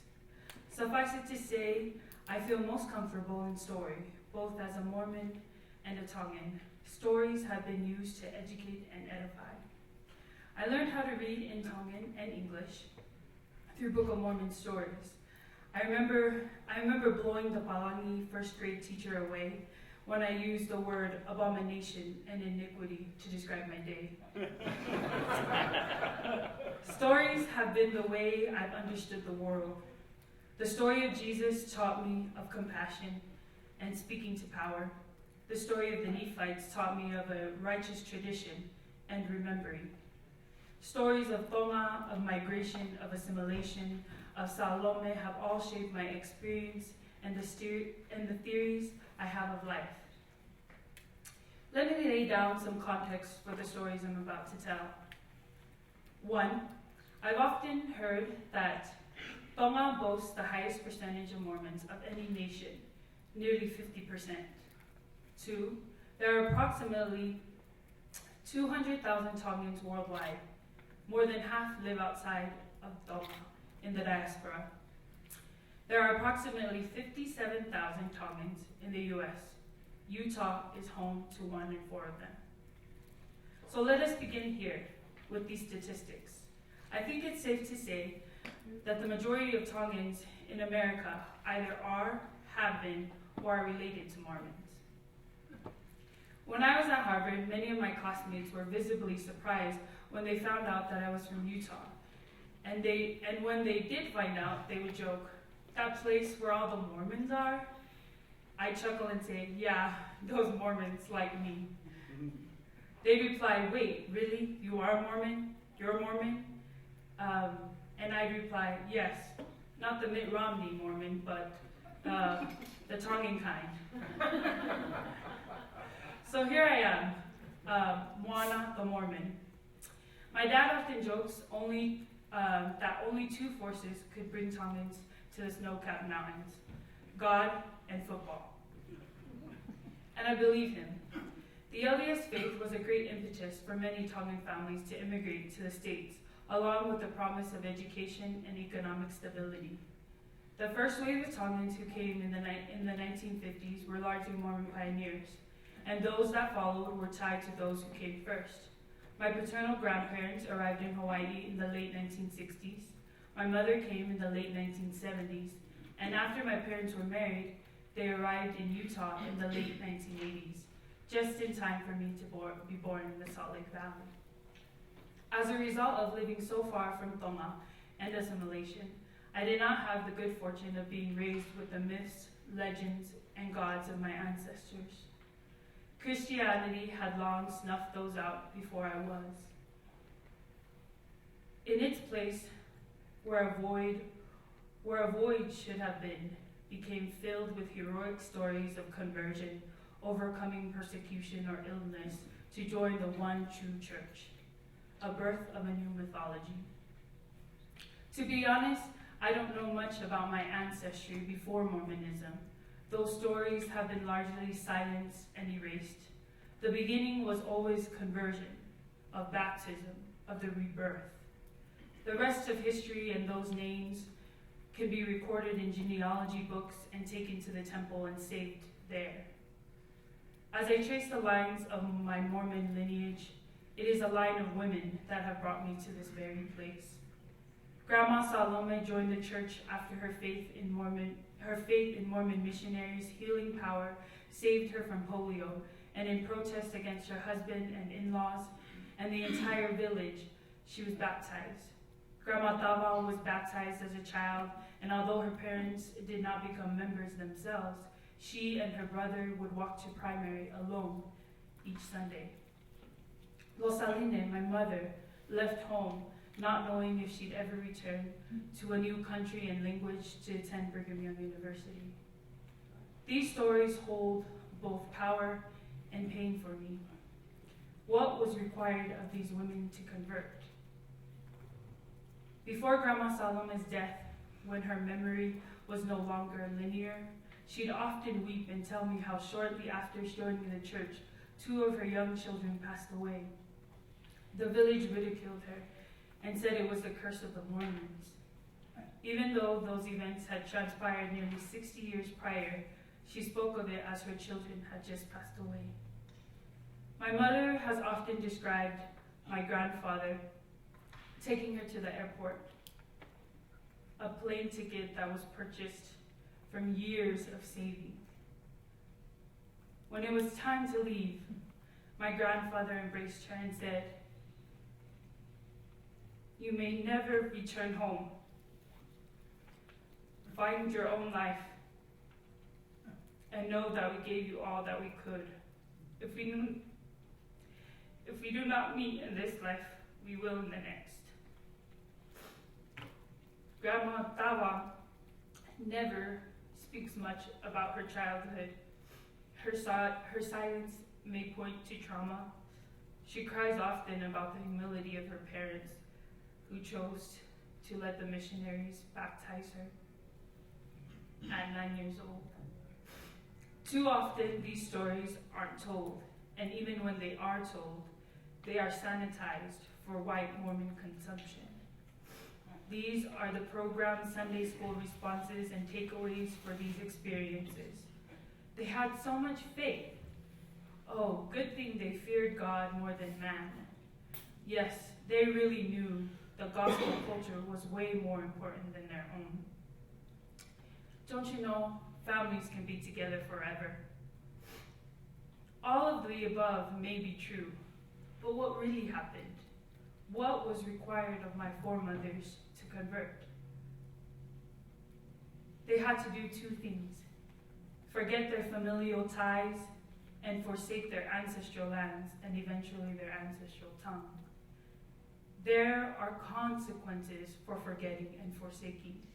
Even the Book of Mormon teaches us this truth. It teaches us that clinging to preferred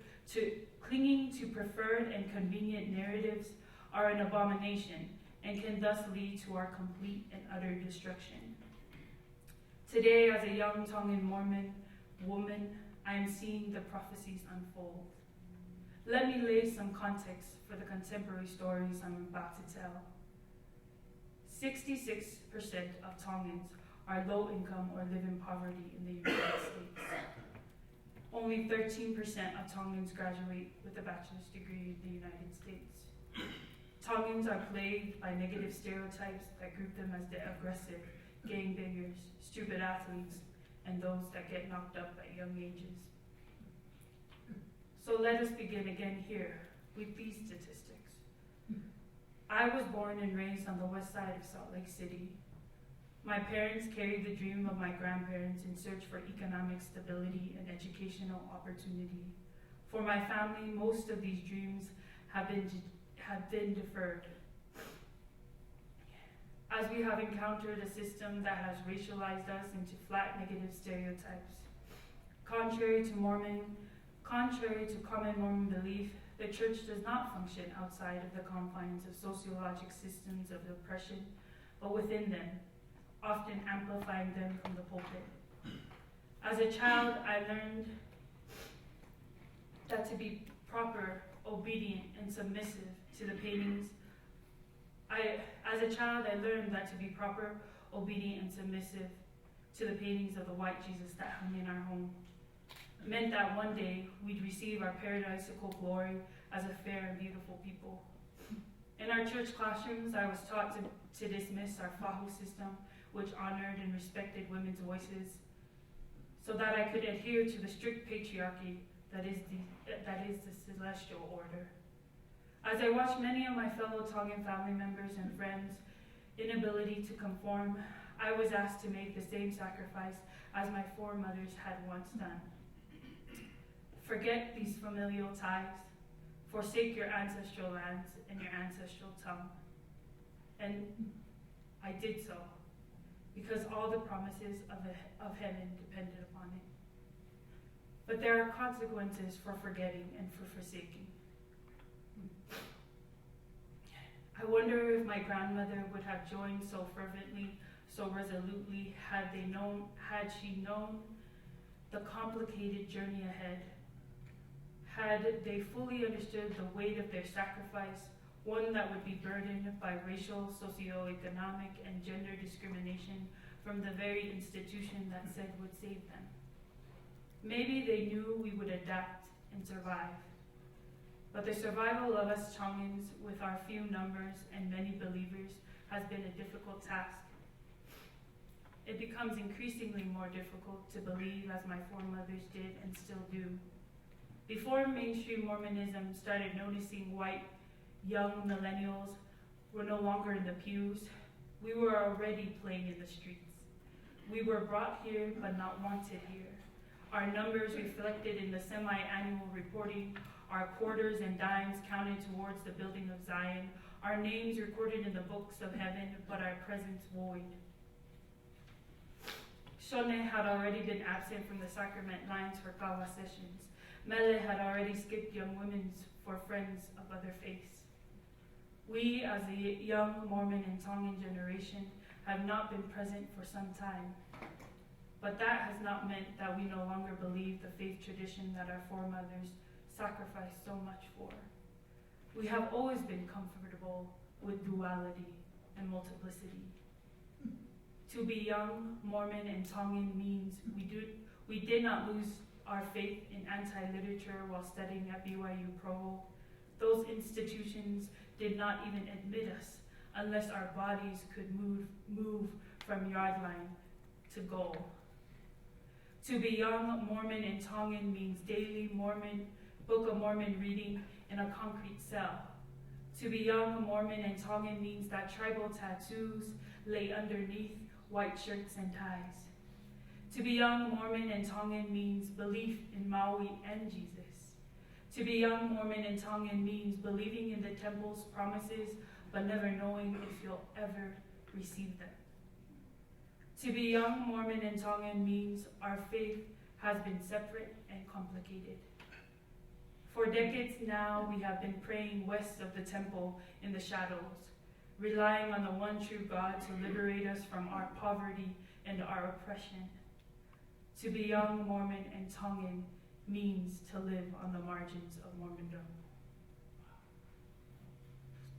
I end with this testimony, that I found God in the land of the long white cloud and the high place in the mountains.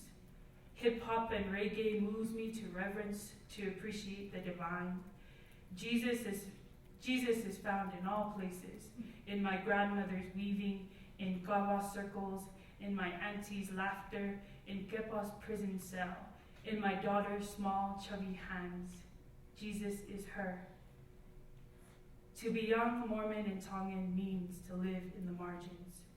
Maybe it's because we still believe in the gods of our foremothers, or maybe it is because we have forsaken them.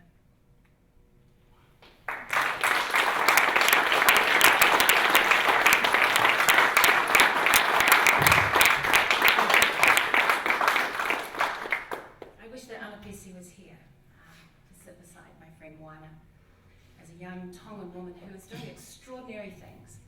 And those of you who don't know, she is a director at the Mana Charter Academy, which is a public charter school in West Valley. She and I had a conversation about her work at the Mana Charter Academy, and she said when the school began, they had a group of young people fighting in the hallways, and one child, a couple of children, came into her office wearing feathers, Lamanite feathers they called them, and they were having an argument about whether or not they were Lamanites or Nephites, and she said, none of those, you're a Pacific Islander, and let's have a conversation. And she's been having that conversation to reinforce identity for some time now, and it's an extraordinary school based on liberatory theologies and consciousness raising, and I think we should all be proud of her work. And that reminds me of a conversation that I had with, I referenced a missionary homecoming that I went to in Draper a couple of weeks ago. And I said to this young woman who'd come back with this beautiful Samoan language, and I said to her, wow, have you thought about how you could use be useful with your Samoan language, maybe in the Samoan community? And she looked at me blankly. This is a young woman who'd been born and raised in Draper, and she said, we have Samoans here? Yes, you do. And it happens to be one of the largest, Samoan and the Pacifica community happens to be one of the largest immigrant communities in Utah, if I'm correct. And they have an extraordinary and important presence in this place. So I'm going to fill in for Anapesi and just finish off the session with a couple of thoughts. And this whole conference has led me to wonder, again and again, if the white Utah church will ever soften enough to admit the stories and narratives from beyond their borders.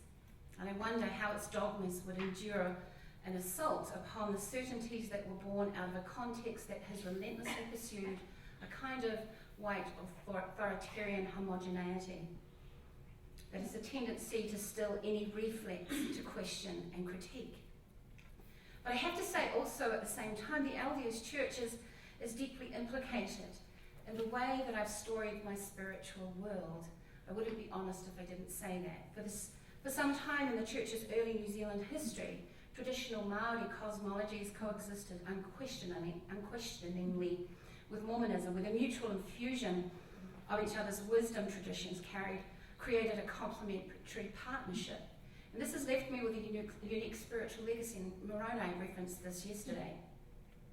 So as both Mormon and Maori, I came into maturity understanding the power of dreams and symbols or encounters with the spiritual realm, and an attachment to guardian ancestors who continue to stand beside me. That I dream of mythical lizards when I'm pregnant, it's something apparently our women do. That I make ritual calls to the deceased beyond the veil, sending them on their way. That I have pounamu or greenstone blessed before I wear it. That I claim my mountain and my river as an extension of myself. That I sprinkle myself with water after leaving a cemetery or touching the dead. That I fold this into my Mormon practice means that I get to be more than one thing. And in being more than one thing, I extinguish the need for certainty, and in living out my life without rigid dualities, I become. Being Māori has taught me to respect mythologies, to see their usefulness as well as their impossibility, and to hold both reflexes to embrace and reject together. For instance, when my father passed away in 2006, he had returned to church after several decades of inactivity, and like his father before him and some of his siblings, he found in Mormonism a story of belonging and comfort that went through all of these flashes that gave rise to these flashes of orthodoxy. When I was 16, he handed me several pages of my whakapapa. That doesn't sound as rude as it sounds. It's not as rude as it sounds. It means my genealogy. And with hands like mine, he dabbed at it with determination and asked me to remember my pedigree, my genealogy, and to observe how this family tree that stood straight and tall and as confident as a tōtara,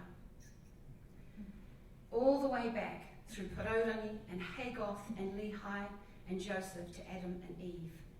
He implored me to remember that I was of the blood of Israel as he'd been told he was. And some years ago, my cousins filmed my father's older brother's testimony. I watched as tears filled his eyes, and he recited, Kia hora te Māori no, kia whakapapa pounamu te moana, hei huarahi ma tātou I te rangi nei, aroha atu, aroha mai tātou I a tātou katoa, meaning, may peace be over all things, may the sea be like greenstone, a pathway for all of us all this day, giving love and receiving love, one toward another.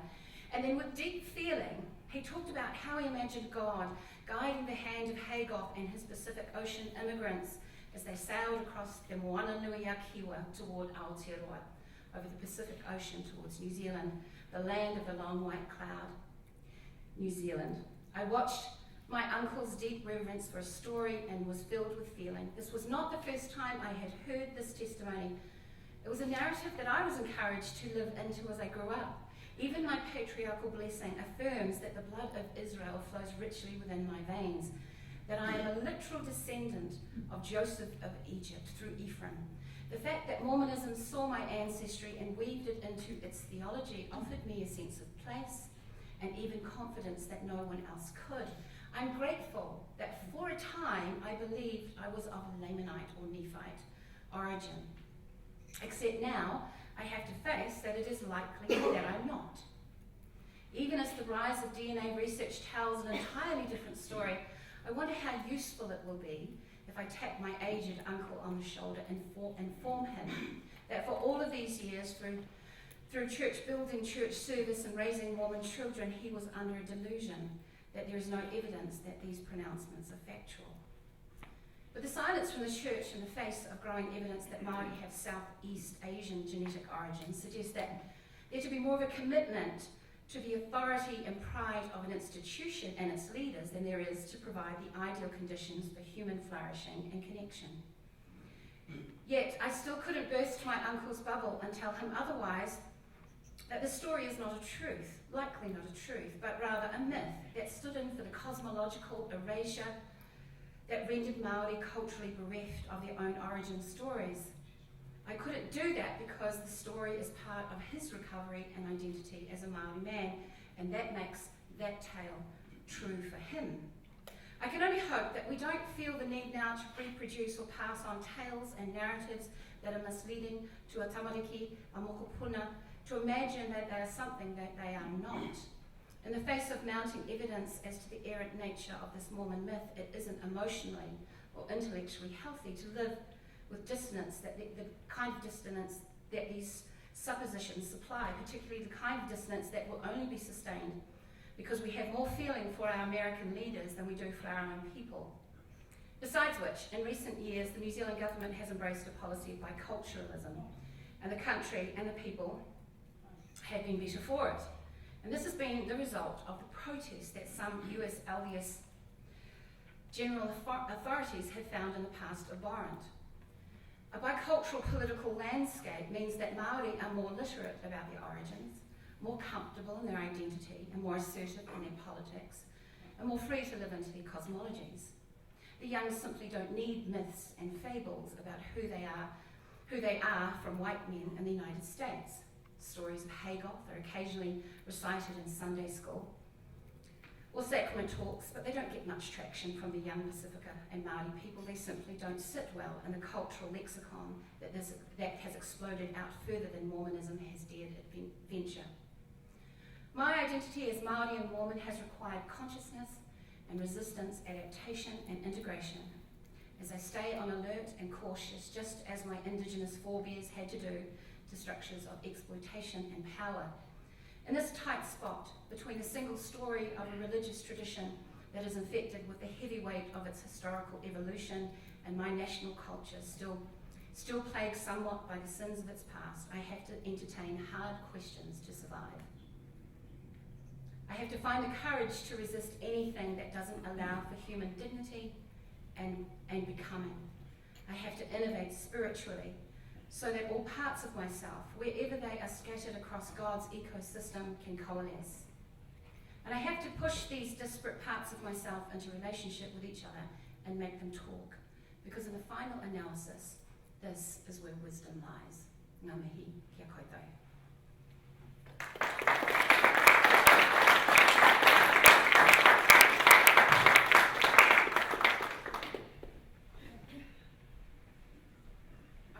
Run my own panel.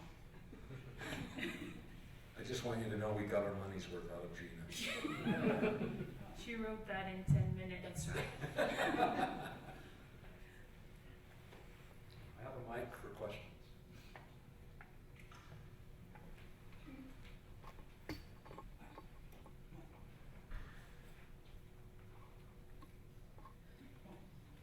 So much of what we say and believe is based on the fact that there's a possibility for a future. There's something that we can construct.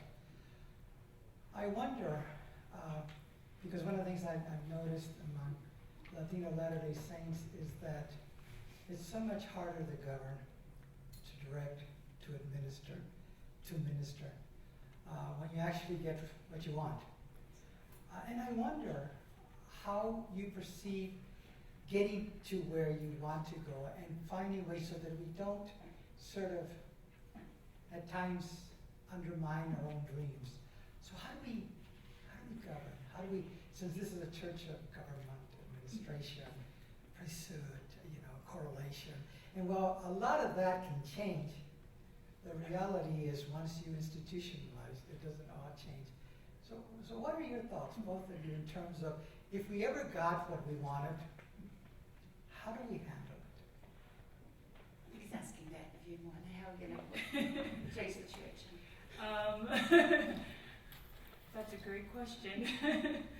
I've been thinking about this lately because of what's transpiring just in terms of our own U.S. government and how just a couple weeks ago or a week ago the phrase was said, well, we've been pushing back for 10 years, so we didn't think about a plan because we were just pushing back.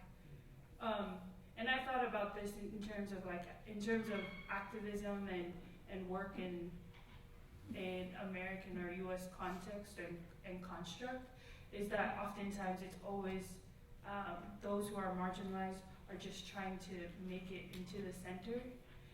And I don't necessarily think of that of myself in what I want to be achieved.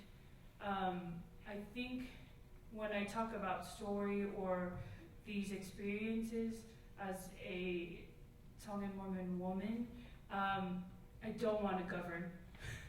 My dad often says whoever wants to be the bishop should be, because then they'll know that it's not that great, that it's a hard job, and then they'll not want to be the bishop anymore. And I don't think I personally am asking to govern. I just want to be who I am. And if there is a government that provides that experience, and it is hard. I work in government and watch institutions and how they change and have studied that, but even me working in government, you still have to, as much as people are saying, oh, things are changing and we're pushing against, we're becoming inclusive, more people are at the table, I always am a little bit, what's the word? I'm just weary of it, as well as skeptical that you can bring everybody to the table, because there will always be people who are left out. So I don't know what government or how that would look. I think Gina has been in the game a little bit longer than me and has thought about this. So she may know the answer to all these questions. Okay. What do you mean? I think that's a really complex question. And yesterday I said you need to start by asking the questions. But in terms of governance, in terms of managing, because we're humans and we need to organise ourselves around ideas and principles and thoughts and theologies, etc. And that's the way we do best. We don't deal well with the kind of chaos and the unpredictability of difference. In fact, I think we self-reward, don't we? Those neurologists who are in there, our brains self-reward when we express a certainty. We get a wee shot of endorphins. Some people think that might be the spirit, but it's actually just sort of chemicals. So we're geared towards certainty, and managing the uncertainty that revolution or radicalization or a different reformation might require is difficult.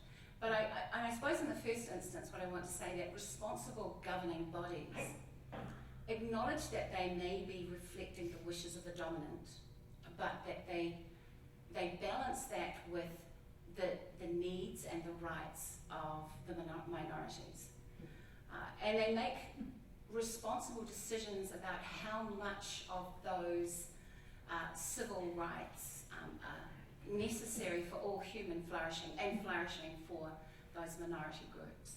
So I think if it's done on that basis, with a more flattened structure, inclusive of many more voices than we have, I think that we can get to a conversation that everybody can get excited about. My sense is that the conversation on how we govern and organise is held so tightly in the fist of very few that the first step is to actually throw out that conversation, to knock a few of those borders of certainty down. And let's see what we come up with. I think trusting humanity is our best bet. Trusting the wisdom of people on the edges, on the outskirts, trusting their stories, throwing in their narratives, and working from that place is probably the best place to start.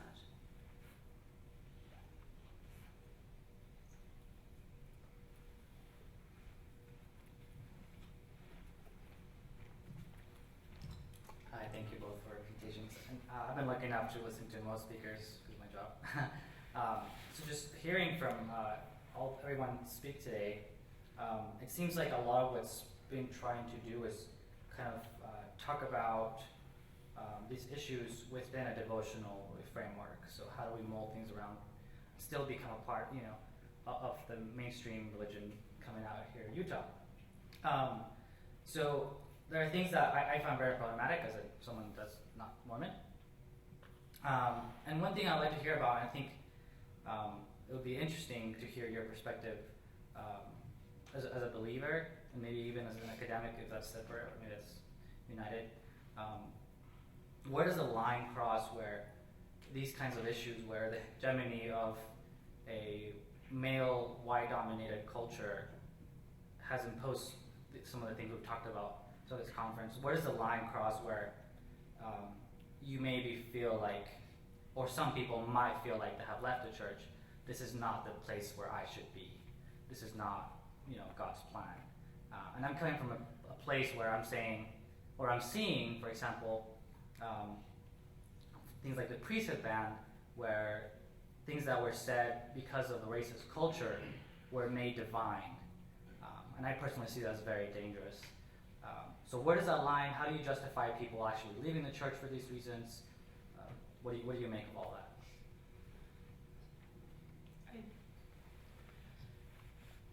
I agree with you. I think people can, I don't think there should be a justification if people want to. I don't know if you agree with me, but they don't need a justification if they leave or stay. I think that dichotomy for me has been probably, or there's always this sense of like trying to prove to somebody, well, I've had that question asked of me too, like, how do you participate in this this white male patriarchy and the kind of person you are and the ideologies that you express that you have. And so if people have decided to leave or come back or not want to participate for whatever reason, I don't think for me, they don't have to justify it to me or anybody else. That comes to something that's very personal and also political and systemic, and there's all these things that are interplaying at that one decision. And I commend those that are able to also leave if they decide to. For me, as my story we're talking about, because it's difficult to find, it's difficult to separate what is Tongan and what is Mormon in my experience. And that's how I've explained it to people, is that I've grown up, so much of my identity is both, that when people are like, why don't you just leave, and just, that would mean cutting a part of that identity out. And that with my own family relations, they're all centered around this experience. And so it's difficult to undo those. And so I don't hold it against somebody who leaves, but then I do know that my experience is different and other people's are not the same, and it's not cut and dry in a lot of ways. It's really complex. I don't know. Do you understand what I'm trying to say? It's a deeply complex question and involves not just faith and belief. We use the word believer. I'm not quite sure I know what a believer is these days. I'm somebody who expresses propositions that might not necessarily stack up against evidence. I prefer to use faith. And that being said, I think we're not having a crisis of faith, I think we have a crisis of belief because some things are unbelievable. And that's fair enough. But in terms of faith in the practice of faith, I think we all have a context in which we practice our faith. And I've said before that the church for me is a container for the practice of faith. I don't expect anything of it particularly, but it's a really tight spot. And I could bounce out and go find myself another faith tradition tomorrow if I wanted to. As long as I feel that I should be here, that's where I stay, because, as I said before, I'm a God girl. But the other reaction I have to that is that we're quite transactional. That's a part of the Western capture of Christianity. It's kind of like picking a cereal. If I don't like the taste of that cereal, I'm going to find another cereal, or I'll never eat cereal again, I'll just drink beer. So, that's the kind of commodification of religion. That's what the West has done to it. It's to say, you can trade off, just leave it, go find something else. And I think that's a very poor and impoverished way of thinking about faith and culture and tradition. I can't leave my Māori behind, so I'm kind of stuck with it and all of its bits and pieces and all of its difficulties and all of its tight spots. But I can't leave it in the same way that I cannot leave being a Mormon. So I stay and I wrestle with it, because I think that is the only way that I can kind of live authentically within it. I suppose and it comes back to a sense of entitlement. Nobody can tell me if I'm going to be Mormon or not. That's my business, not yours. And I choose to stay because I believe in the long game that I'm not just a consumer on the religious marketplace.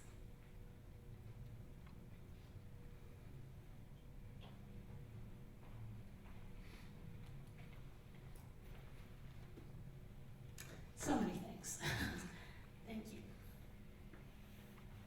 Something that came up while both of you were speaking is my own experience of myth, of my heritage, and how that shaped so much of my willingness to let go of certainty, even from childhood. That hearing the mythology of my Norse ancestry and in other areas of European ancestry, and the variation of creating God in our image through our mythology, and how that shaped so many ways of me seeing that who I saw as Christ appeared in mythology in the same qualities under different names. And it really made a difference as I developed my own ability to acknowledge how each person finds their power in their heritage, whether they acknowledge it as the one true thing or not. It shapes them. And so hearing you talk about how understanding that and knowing about that and combining it with others and bringing other parts in, to me is a really powerful way of allowing yourself to take power of your development in whatever way it is. Do you think that could make a difference if, the leadership is going to do what they're going to do on different levels? But if local members reclaim that kind of power of sharing their individual mythologies, their individual heritages, and acknowledging how all of those can combine in so many ways, especially as the world is shrunk and how we have so many more aspects of the world in our own heritage. Do you think that could help, at least on the local level, help us overcome this need for this one truth, this image that we have to align with, or somehow will shape ourselves into in these journeys? Great question. Thanks, Jody, for that question. I think about our approaches to mythology, and Indigenous approaches to mythology are these stories that don't have to be true. That's the Western reflex, is this story true? And then they'll set about commissioning archaeologists and anthropologists to find out if the story is true. Indigenous, and they'll take our stories as Indigenous folk, and they'll say, well, if it's true, Hawaii, and you've probably got the myth of Hawaii and Tonga as well, is always thought of as the mythical homeland. So Pākehā came to New Zealand and they were like, okay, so where's Hawaii? We must find Hawaii. Missing the point that Hawaii holds all of the wisdom of the cosmologies, and so that when you refer to Hawaii, you refer to a boundlessness, you refer to the source of wisdom. But until, for white folk, it was a case of, well, we need to find out where it is before we take it seriously. And that stopped us living into the questions that myths give us. They offer us a story of boundlessness and possibility, and question after question after question. And so like in white spaces, it's a case of here's the story and we pick it apart to find out if it's true. In indigenous places, we share the story and we ask questions of it. Those are the differences. And do I think that we as a community need to be asking questions of our mythologies and our stories? Absolutely. This is what we're doing now. We're creating our own new stories. We're relanguaging the world of Mormonism in this space, in an uncorrelated, gorgeously, beautifully sort of rebellious way. But I think that's very powerful for all human flourishing. Does that kind of address the question somewhat? And not just, and being okay that, I think that's where it comes from that indigenous understanding of it's not the set story that you wrote down in a book. So I think me growing up here in Utah and then always having to have a factual base for everything. I remember when I served my mission in New Zealand, and I was in the Tongan program, so I was in Tongan wards, and my mission companion and I are going out, and I was like, she never opens the scriptures. She's just like converting like families and bringing all these people, and she never really opened her scriptures, and she doesn't memorize all of the scripture mastery and everything that you check off on a list for your seminary. She was not doing any of those things, and I was thinking, my goodness, like, oh, maybe we should like say this. This is what they taught us in the MTC. And she's like, it's fine, it's fine. Okay, now we're gonna clean this lady's house. So I'm like, why am I cleaning these ladies' houses and like gardening? What is up with this? And I am so grateful that was the beginning experiences of my mission, because then in that way, I was understanding and learning that that was the gospel for her, and for me, I was having to relearn and understand. Even being Tongan Mormon or being raised here and then saying, no, we have to use the exact terminology for this or we're going to get graded on it. And then you even have numbers and things. And even at the end, she'd kind of be like, like 3, 4, accountability, things like that. So going back to what Gina was saying is like this feeling that you always have to be graded on something or it has to be written down to mean something, and your experiences are never real unless I got numbers to say that I back it up, and these mythologies aren't real because I can't track it down to a certain book that said it was the first person to say it or something. And I don't know, moving away from that and saying, no, your experience is real because you experienced it. That's real. Do we have time for one last quick question? Moana, it sounds like you've talked about how you have found that even though being a Tongan American and a Mormon at the same time have both been such a big part of your identities, but it sounds like to an extent you found that they often clash at certain points. So both, say, your Tongan culture and the church, maybe Tongan culture and American culture, there's clashes, and yet they're all simultaneously part of your identity. So my question is, with something like the Tongan culture or the church that very often dictates how you live your everyday life, and especially I think within the Tongan culture where there's often such an emphasis on obedience to your elders, to your parents, without questioning, and on top of that, you're obviously very educated formally, and you have a lot of real life experience, and you talked about how your ancestors might not have known how complicated immigration and switching religions was going to be. My question to you is, when you try to dictate your own life and you're constantly at a crossroads, what do you kind of just defer to free thinking, since with all your life experience and your education, or when there's a clash, do you defer sometimes to the church or sometimes to Tongan culture, or do you kind of just defer to your own free thinking and decide what makes the most sense? I think I defer to feeling. Thinking about your question, is that if it feels okay to me, and maybe that's some kind of neurological thing that's happening. Maybe it's heartburn. I don't know. But I think that what I've learned in all of this formal education that I've had is that I still go back to the things that I first knew, and that's like I have these really vivid sensory images of sitting at the foot of my grandmother, who was speaking Tongan and teaching me how to weave, which I didn't pick up, and understanding that she was weaving and telling me and teaching me the mysteries of life.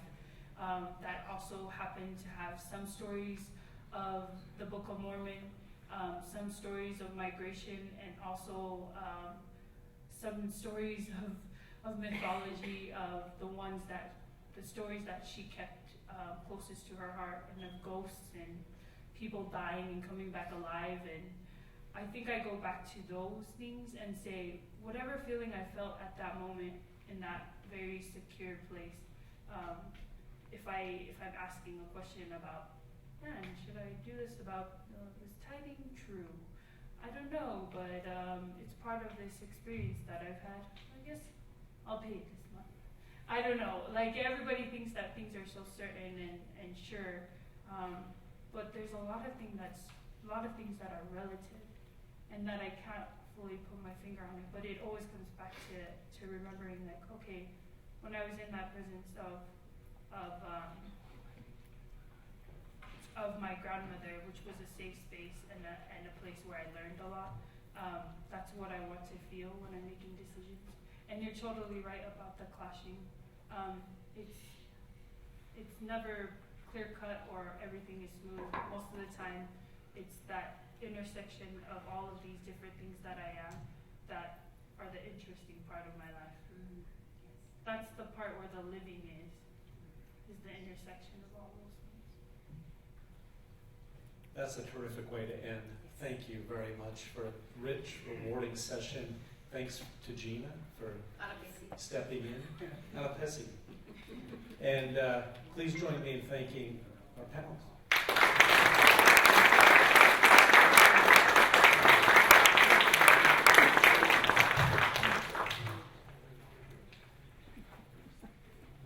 We'll take just a few minutes break to set up for technology and then reconvene.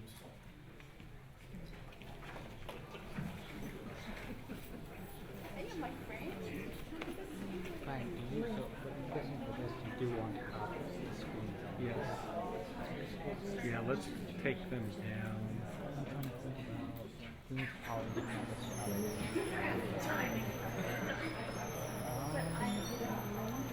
So I don't know how to. I don't know. Well, I don't know if they're a little better angled without. I don't know if we want to try to move the table or not. Oh, sorry, no, not gonna be able. I'm just mentally signaling. I know, sorry.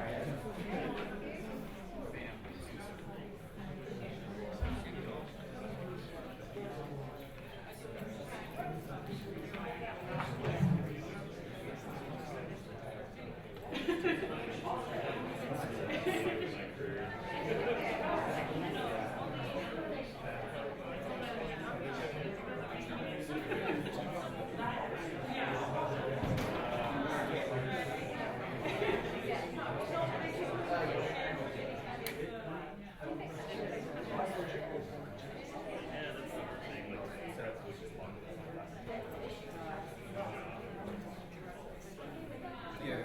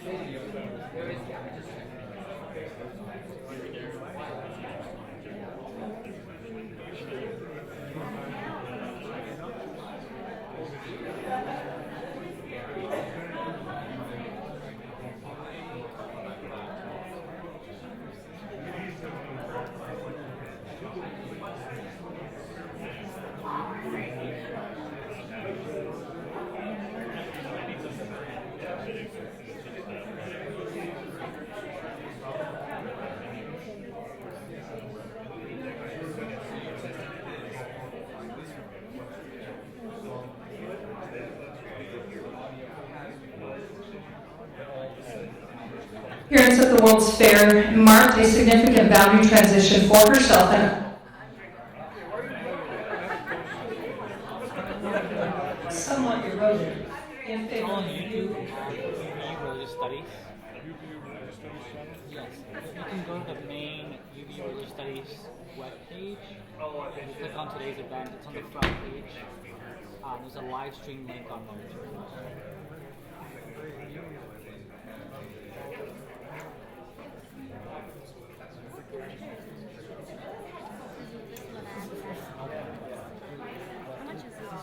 New ones of these are like start at but you can't buy it.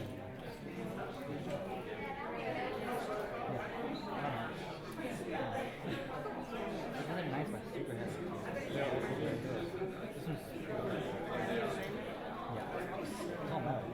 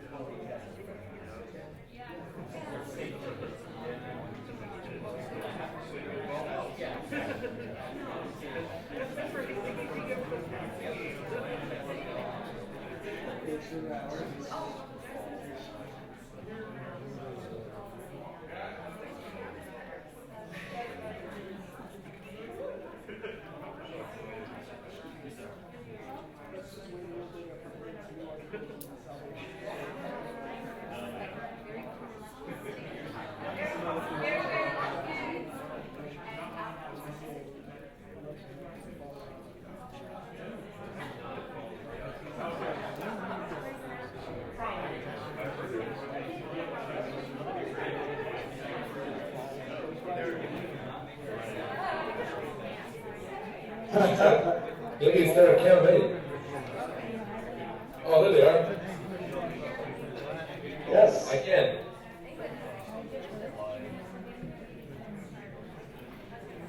Sounds good. Oh, good.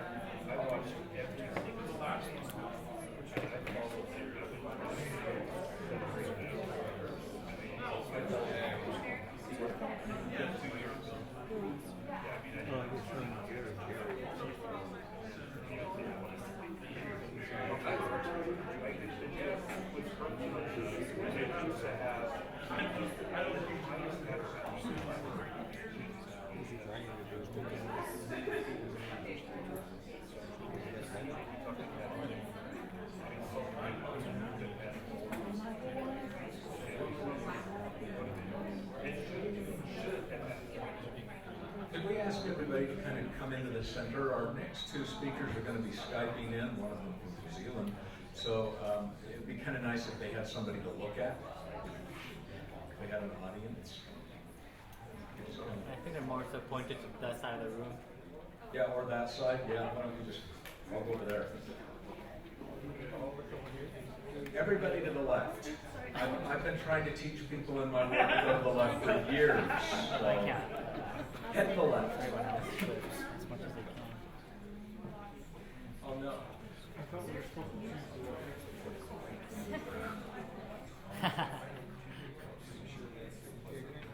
This isn't plugged in.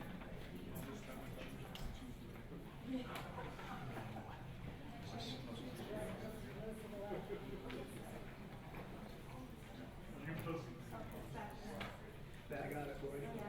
Okay, I guess just don't shift our laptops because I can't get out over here.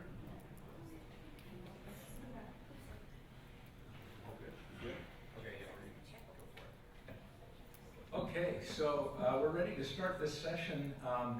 So we have two speakers with us today. Tino Diaz, who is actually from, he works here at UVU, but I don't actually know where he is, so he can tell us when he gets back on. But he's the Educational Opportunity Center Director here at Utah Valley University. He's a PhD student at the University of Utah studying the critical rhetorical strategies for Latinx and Pacifica youth in community coalition building and educational navigational processes. He teaches a public speaking course as well at UVU, utilizing hip-hop pedagogies and indigenous knowledges to center the discourse of communities of color as a resistant discourse to public address. You know, I've had trouble reading a lot of the names for people at this conference, but I think that sentence was one of the worst deliveries I've given so far. He has a family with two sons together with his wife. And then our next speaker is Daniel Hernandez, who's a descendant of two tribes that I'm going to let him pronounce because they're not French. On his father's side, and of mixed ancestry on his mother's side. Daniel also acknowledges that his first teachers were his parents. He's a local to Rose Park in Salt Lake City. He's married with 4 beautiful and healthy children. He's earned his bachelor's degree in anthropology and an MED in education, culture, and society from the University of Utah. Currently, he's a PhD student candidate in anthropology at the University of Auckland in New Zealand. So he's coming to us from New Zealand time, and he can tell us what time it is in New Zealand. So I'm going to turn the time over to them. Okay, thank you. Can everybody hear me? Can I get a nod really quick if you can hear me? Yes. All right, hi. Good to see everyone. I'd like to go ahead and kick things off. Like was mentioned before, my name is Agustin Diaz, but I just oftentimes go by Tino. And we're here to present on a few things that we would love to just talk about from our own personal experiences, and we'll go back and forth on that. And you'll see us actually pop in and out with our presentation. We'll share a screen, and it'll have some information on there, some images that we want to make sure we focus our discussion on. And then we'll go back to just seeing us, we'll go back and forth in terms of conversation with the presentation and then with the dialogue that we hope to actually get moving forward. And then that's really it for me, and I'll let, Daniel, do your thing, brother. All right, Takata and Kia ora. It's 9 a.m. Here in Aotearoa in New Zealand. I'm happy to be participating even from afar. Tino didn't really give me a choice in it, and so I'm here with him doing this, but we're grateful for the opportunity. And just wanted to also acknowledge the First Peoples of Utah, the Ute, Shoshone, Goshute, Paiute, and Diné Navajo people, and just give you all a warm welcome and hello, Takata and Kia ora, and looking forward to talking about this a little bit more. Good, sounds good, and thank you for the protocols for recognizing the indigenous peoples of this land. And we're very, in many ways, we still today are strangers to it. We are guests in many ways to these places, and so we do need to acknowledge those locals of this ancestry. Now, I'm going to go ahead and share a screen really quick. And that will allow us to really view what it is we are trying to share. And Daniel, if you had to introduce that, that'd be great. All right, so we decided just to, due to the distance and calling in, just to combine our presentations, and we've titled it Late Night Dialogues, Indigeneity, Identity, and Lived Experiences. Do you want to go to the next one, Tino? I know we've got a delay. I can see we've got a little bit of a delay with the video screen, so we'll try to leave things up long enough so it'll catch up. But I'm going to go ahead and read from the introduction slide. So we're going to be drawing from autoethnographic reflections, and so drawing from kind of our lived experiences. So we're not necessarily tackling doctrine or policy directly, but as we experience them socially within our upbringing, and drawing from Dr. Brayboy and his tribal critical race theory. And he talks about, I'll just read the quote. He says, "My mother told me our stories are our theories. For some indigenous scholars and others, theory is not simply an abstract thought or idea that explains overarching structures of societies and communities. Theories, through stories and other media, are roadmaps for our communities and reminders," oh, the screen went down, sorry, "reminders of our individual responsibilities to the survival of our communities. The notions of theory, however, conflict with what many in the academy consider good theory. At the heart of this conflict are different epistemologies and ontologies." So different ways of knowing and different ways of being. And so what we're doing is we're trying to draw from our ways of knowing as we are raised within various layers and various contexts, and as well as our ways of being as we experience Mormonism in our upbringing and still today. Yeah, and I really want to just add to that because in many ways this is us speaking back, and I don't know whether you agree or not, Daniel, if you want to talk to that as well, but this is speaking back to the notion that we have simply been subject or on the receiving end of whatever has been told to us through spirituality and faith and things like that. And here we are speaking back, sharing our stories, sharing the way we feel. We've experienced these things, in our lives, and I really like what Moana said last time in the intersections, the multiplicities of our lives and how we experience these things. And this really is coming back to the whole scene and discourse of what has been told to us, and say we are agents in all of this. We exist in all of this. We survive and we live through all of this. So that's kind of just what I wanted to throw in there as well. Well, thanks, Tino. Do you want to go to the next slide, Tino? So, in speaking back, we have to have some background as to what we're speaking back to. And drawing from President Kimball's talk of royal blood, where he identifies everybody from North, Central, South America, and from Hawaii to New Zealand as Lamanites in this talk. And in addition, we have a picture there of who and where are the Lamanites.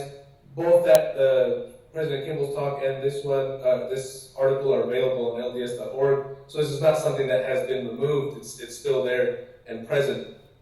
And what we're drawing from is kind of, as we grow up, what are the connections, divisions, and conflicts that come about with this narrative of how these groups of people are defined as Lamanites. So for me, growing up in Rose Park, just on the west side of Salt Lake, on one hand, there was connections that I was able to make with the people of the Moana, of the ocean, the Tongan and Samoan community primarily, because we were being identified as Lamanites. So on one hand, it did facilitate connections that I developed early on with that, which has led ultimately now doing research in the Pacific as well. On the other hand, similar to what Dr. Colvin had mentioned on the Lamanite Nephite, there was also these moments of division. I remember one time growing up where we were in our teens, and it was about the age that a lot of people were getting their patriarchal blessings, and depending on the tribe that was identified, whether Manasseh or Ephraim, there was this notion that if you were from Ephraim, you were white and you had ties to the Nephites, and if you were, and this is speaking of the brown people on the west side, And if you're a Manasseh, then you were a Lamanite. And so I remember one time that's where the Hagoff came up, was to distinguish that, oh, no, actually, we're Nephites and you're Lamanites, with the exception of the Pacific Islanders who are also the tribe of Manasseh. So, not saying this is right or wrong, this is just how we experienced it growing up, and some of the things that came up. So these are some of the conflicts and divisions. But on the other hand, Mormonism also offered a continuation of some of our other traditions, such as dreaming or connection to ancestors. Especially within my family, I feel like our knowledge of dreaming and ancestors that precedes the introduction of Mormonism in our families, and even precedes the introduction of Christianity in Turtle Island, the Americas, has just continued on, and it continues to live because there is an acceptance of dreaming within Mormonism and ancestors. And so we may have a different relationship to ancestors in that we're more interested in beyond just the names and dates, but their knowledges and how we've inherited that knowledge. But the emphasis and importance of ancestors has been one of those things that has allowed a connection. And then finally, just mentioning lands of inheritance. So this narrative in the Book of Mormon of lands of inheritance, on one hand, allows us to have a connection to place if we're a Lamanite and in diaspora, and find ourselves in diaspora in the United States. But on the other hand, it superimposes upon our local relatives, as we acknowledged in the beginning, and their inheritance of land. And so there is kind of a complicated relationship there, but it is an interesting one that we experience. So this is the background that just to put some context as to what we're speaking back to and what we've kind of experienced to some degree. I don't know if you had anything to add, Tino. Yeah, I did want to say a few things about that because, so I was born and raised in Brooklyn, New York. I grew up in the East Coast, and a lot of those things really played with how we understood the Lamanite dialogue to really come to be emplaced within our spaces and so forth. I grew up in a mostly, for lack of a better term, a Latino or Spanish-speaking branch where people really embraced this idea holistically, and in terms of like they were Lamanita or Lamanite, despite where they came from, despite wherever it is they were in terms of race and so forth, and things like that. But this is what I think is really interesting, and what Daniel talked about as well, is this idea of the racialization behind the Lamanite. This idea that automatically there's a process of othering from outside the community that we belong to. And so even in my own experience as a missionary, and I served in upstate New York, Utica Mission, so not far from home at all, maybe 2 hours or so. And I was, me and another elder who was from Ecuador, he was indigenous to that part of the area. And he and I were always considered the Lamanite elders, or others, who were just simply Lamanites, And so even this idea of curse, this idea of othering, still transfigured itself. But how that relates to within our community, I think Daniel explained it really well. It's a little bit more of a complicated process, and there's an essential aspect of embrace as well as conflict and some complexity in there that we need to talk about, quite frankly. And it's not bad to talk about it. And so that really, I think, plays into what the next slide actually speaks towards right there. You want to put the next one, bro? Yes, sir. All right, so the next one we're looking at some of our lived experiences and what we've called the conflicts of shared faith. And one of the things that I draw from is pre-contact any regional or tribal conflict where we may share locale as sacred spaces even if we're in conflict with each other. And so I kind of see Mormonism in that way at times where it may be the sacred mountain that many of us share, but we might be in conflict with each other as we share that mountain. I don't know if that makes too much sense, but just to try to get that point across. But one of the things I remember just growing up, I think, is there's always these tensions. And so navigating between the things that are allowed and accepted, and then negotiating when there's these points of tension. And one of those for me was with the word of wisdom. And not the don'ts, but focusing on the do's, because a lot of times I feel like that's not focused on. And, when it talks about, grains are good, corn is for cattle, those types of things, for me there was always a point of tension because I knew that we're the corn people. We refer to I was born and raised in the States, but my family's from Ishimuleo, also known as Guatemala. And that Ishimuleo literally is corn earth. And we're the corn people. And so for me, corn was always one of those things that I found tensions with in regards to USDA, food pyramids, what I was taught at school, and then in addition, how this ends up playing out within church, and as that influences the interpretation of the word of wisdom. And so knowing that, ancestrally and even today, corn takes up a huge part of the diet in Mayan tradition, arguably 70% looking at archaeology, and we were really healthy people, but corn is not a grain, it's a grass. And that was one of the things that always rubbed on me because it's treated as a vegetable in the U.S. context and in many other contexts. And so I think that was one of the things that I always had an issue with. And then I remember a conference, a general conference, when they had a special where people were going down to Guatemala and helping people out and whatnot. And that really hurt me as well because they were talking about helping the people supposedly overcome their corn dependency and find a more diverse group of vegetables. Again, having no knowledge of anything around corn, and that there's a right way of processing corn for us. There's over 30 words for corn in the Quiche language alone. That's just one of the 22 Mayan languages in Ishimuleo. And so that to me was one of the things on the do's of the word of wisdom that I kind of struggled with. So there was always a tension and a negotiation growing up, and I think, that's something that has always been I've had to look at the Doctrine and Covenants in a sense, in a metaphorical sense, as well as other things. So what are the principles there? Being balanced and moderate, but I had to look at it through staples, and then taking into consideration the plains, indigenous relatives from the plains, where their diet may have consisted, at this time in the early 1800s, almost the same, 70 to 80% of wild game, or in the Arctic where it's the same percentage of sea mammals, or in the Pacific where there was no grains, there was root crops and tubers that were the staple foods. So what about those things? And so that was always a kind of a conflict for me. Anthropology just gave me language that I could speak to that. But for me, I think that kind of helps in framing the lived experience that we have. Is we have to reinterpret constantly. And for some people, that might not be an issue because they just see it as universal. But that's coming from a European settler colonial context. So when we see the word wisdom, for me, that's all I see. Is these commodities that are available to European settlers within a colonial context, and doesn't speak to our knowledges of food and our experiences that go well beyond that. So looking at it in the case of principles or lessons rather than as a literal example.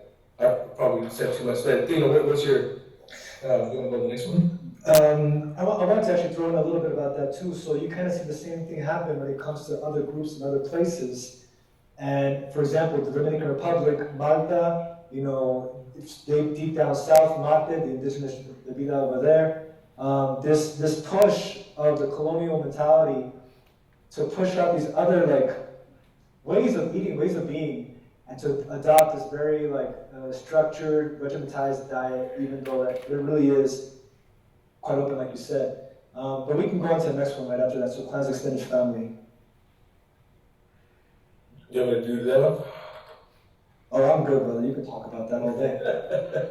So I'll just briefly, that was another one, right? So on one hand, I find that, we align in the importance of family, being family-oriented people, but how that's defined would create tensions, where clans or extended family is not the definition being used when it's interpreted within Mormonism. It's oftentimes nuclear family or war family, and what I've observed even within my own family, for those who are active Mormons, sometimes I feel like they have more allegiance or loyalty or participation within their local ward family than they do to our extended family. So when I agree that the family is eroding, I agree with that statement that the church puts out, but my definition of family is different. So that's the family I'm talking about. Is our clans, our tribes, our extended family networks are eroding, and a part of that has to do with the dominant interpretation within the church. Now, I don't have a problem with the idea of ward families. I think for, especially if we take into consideration maybe people who have been away from that tradition for 7, 8 generations or longer, the ward family facilitates, I think, a beautiful potential of a communal, interdependent community. But for those who already have it, it's actually destroying ours. And so that is a tension that I wanted to kind of bring up and draw upon. Do you want to add on the next one? Yeah, sure. So I really, the idea of spiritualities and place-based experiences and evangelism when it comes to actual buildings, that to me has always been an interesting idea with regards to where it is we worship and how we worship and where do we enact these worshipings, where do we actually follow through with these sacred places.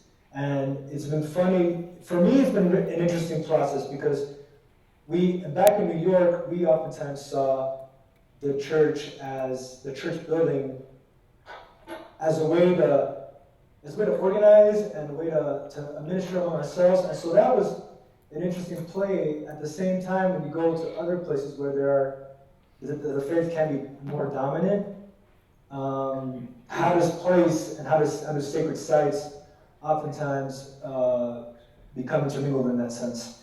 But that's from my own take, and what I see as how we can form sacred sites within our own homes, within other places with family and those extended families. That to me has been an interesting idea where, we can go to this church to gather and worship and feel, quote unquote, the Spirit, but then a lot of that can also happen within, family, extended family places and other areas that have, kind of a sacredness behind them, for me personally.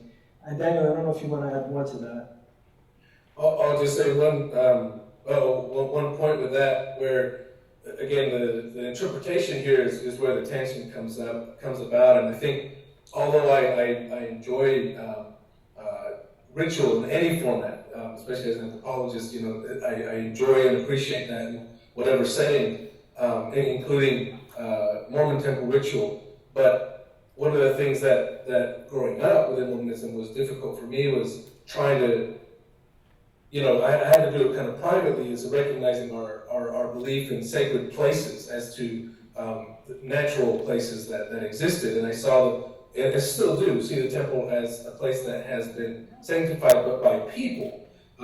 And even drawing from, Christian theology, looking at the Bible and the notion that, the body is a temple of God, even drawing from that, the way, I have interpreted that is, well, if we are what the gods have created, and if the earth and the sky and the oceans are what the gods have created, then how much more sacred is that than that which we built? And so although I recognize the importance of setting apart places that are built, how does that conflict? And especially considering, current issues going on in Utah right now with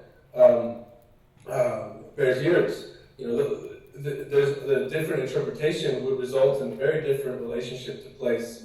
And so thinking about that, I think, was one of the things that has been and continues to be one of those kind of tensions that we negotiate, whether that's being recognized within dominant Mormon discourse or not.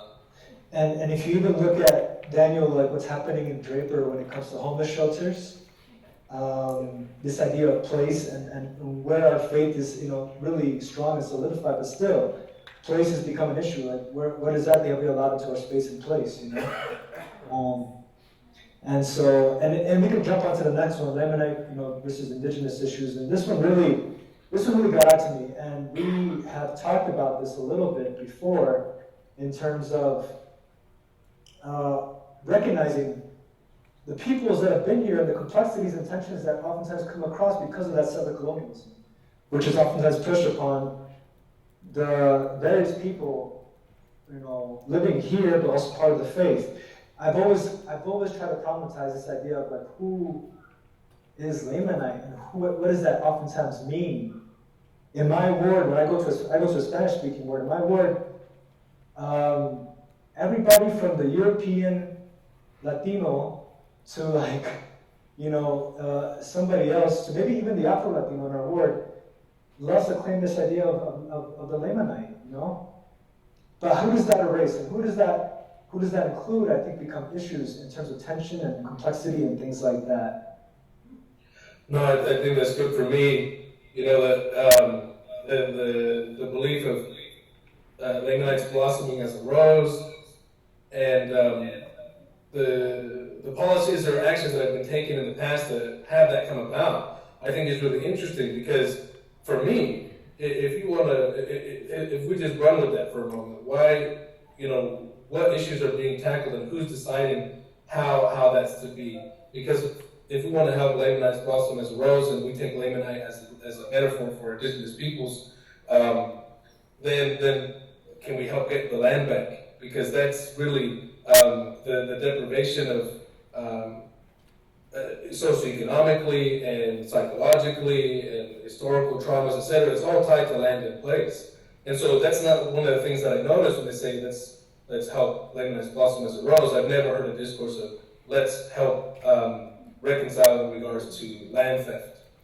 But that's not something that's brought up, but that's something that we think about when we think about land, when we think about this notion of taking Lamanite, and instead of looking at it as a literal sense, but as a metaphor for indigenous peoples, and pushing through some of those things.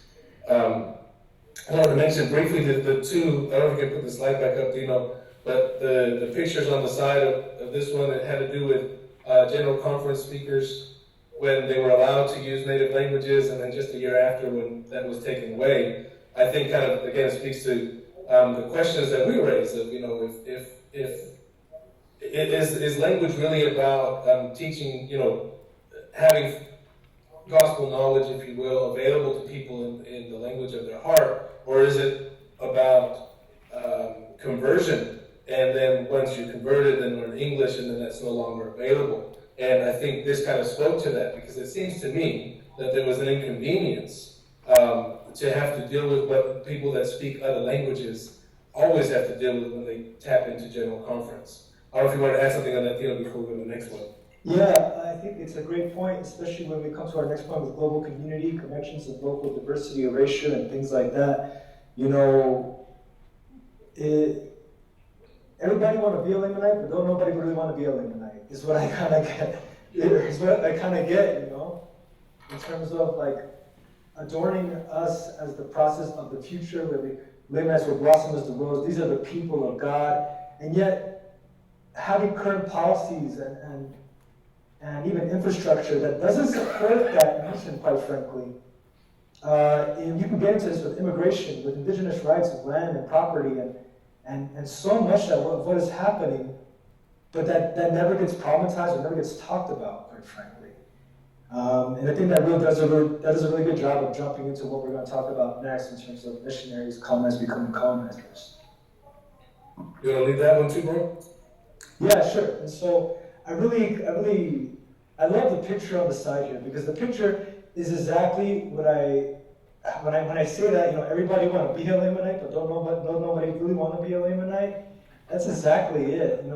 Like adopting and co-opting the spirituality narrative of these people who were considered,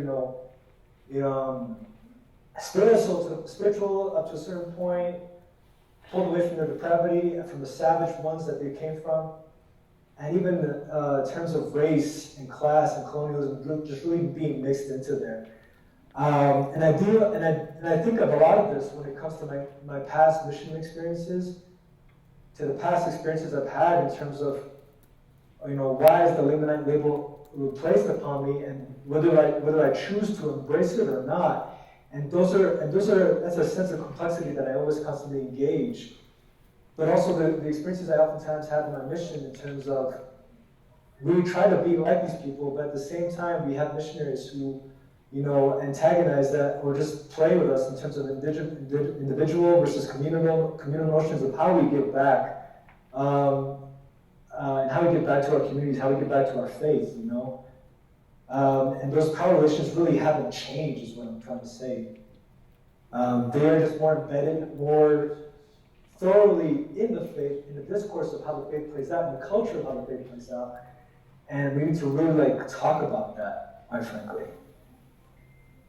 I'll just mention one thing briefly, because I think it's something that I would like to see more kind of discourse around, but it's not often talked about, is experiences of missionaries, indigenous missionaries, and missionaries of color, low-income missionaries, etc., within the mission. Because for me, prior to the mission, during my mission, I served in the Philippines, and then even after, there seems to continue to be this a consistent perception for me and those who kind of I generally associate with in regards to the way we identify certain types of missionaries and who are the ones that know how to share and who are the ones that don't. Expectations of, if you end up with a white missionary from Utah, you gotta watch out, man. They're gonna write their name on all their food. They're not gonna share anything. They'll eat from the package that you receive, but they won't share out their stuff. And I think generally that was true. There's some exceptions for me, but generally that's been true before my mission, during my mission, and after. And those are the things that aren't always talked about, and also, the power relations that coming out of the U.S. So even though I may come from a marginalized position within the U.S., as I serve, having U.S. dollars sent to me play that quite differently. And who, and how we would take on responsibility of sharing that, and who wouldn't, and those tensions that exist within missions, and they still exist. I see it still happening now, and it has to do with all these layers. And then how does that translate when one is an official representative of the church as a missionary, and what kind of things that are emphasized? And drawing from Moana's talk earlier, and the experience that she gave of the sister missionary and the success that she had. That was one of the things that I always saw as well. I remember complaints of that kind of that certain stereotypical missionary that was like, oh man, these guys aren't even obedient, but they have so many people to teach. Well, it's because they know people.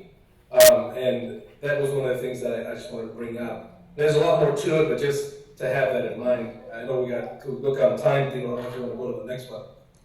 Yes, I guess I do. I also want to just throw one more thing really quickly. I'm sorry. But also the aesthetic, and we talked about this before, Daniel, in terms of aesthetics of the mission and the people themselves. One thing that really bothered me when I was on my mission, this is my home. I'm from New York, and for some reason or another, and this has been experienced by various missionaries who are from their own countries, when they have missionaries visiting, and there really is a colonizer type of mentality that comes into play there.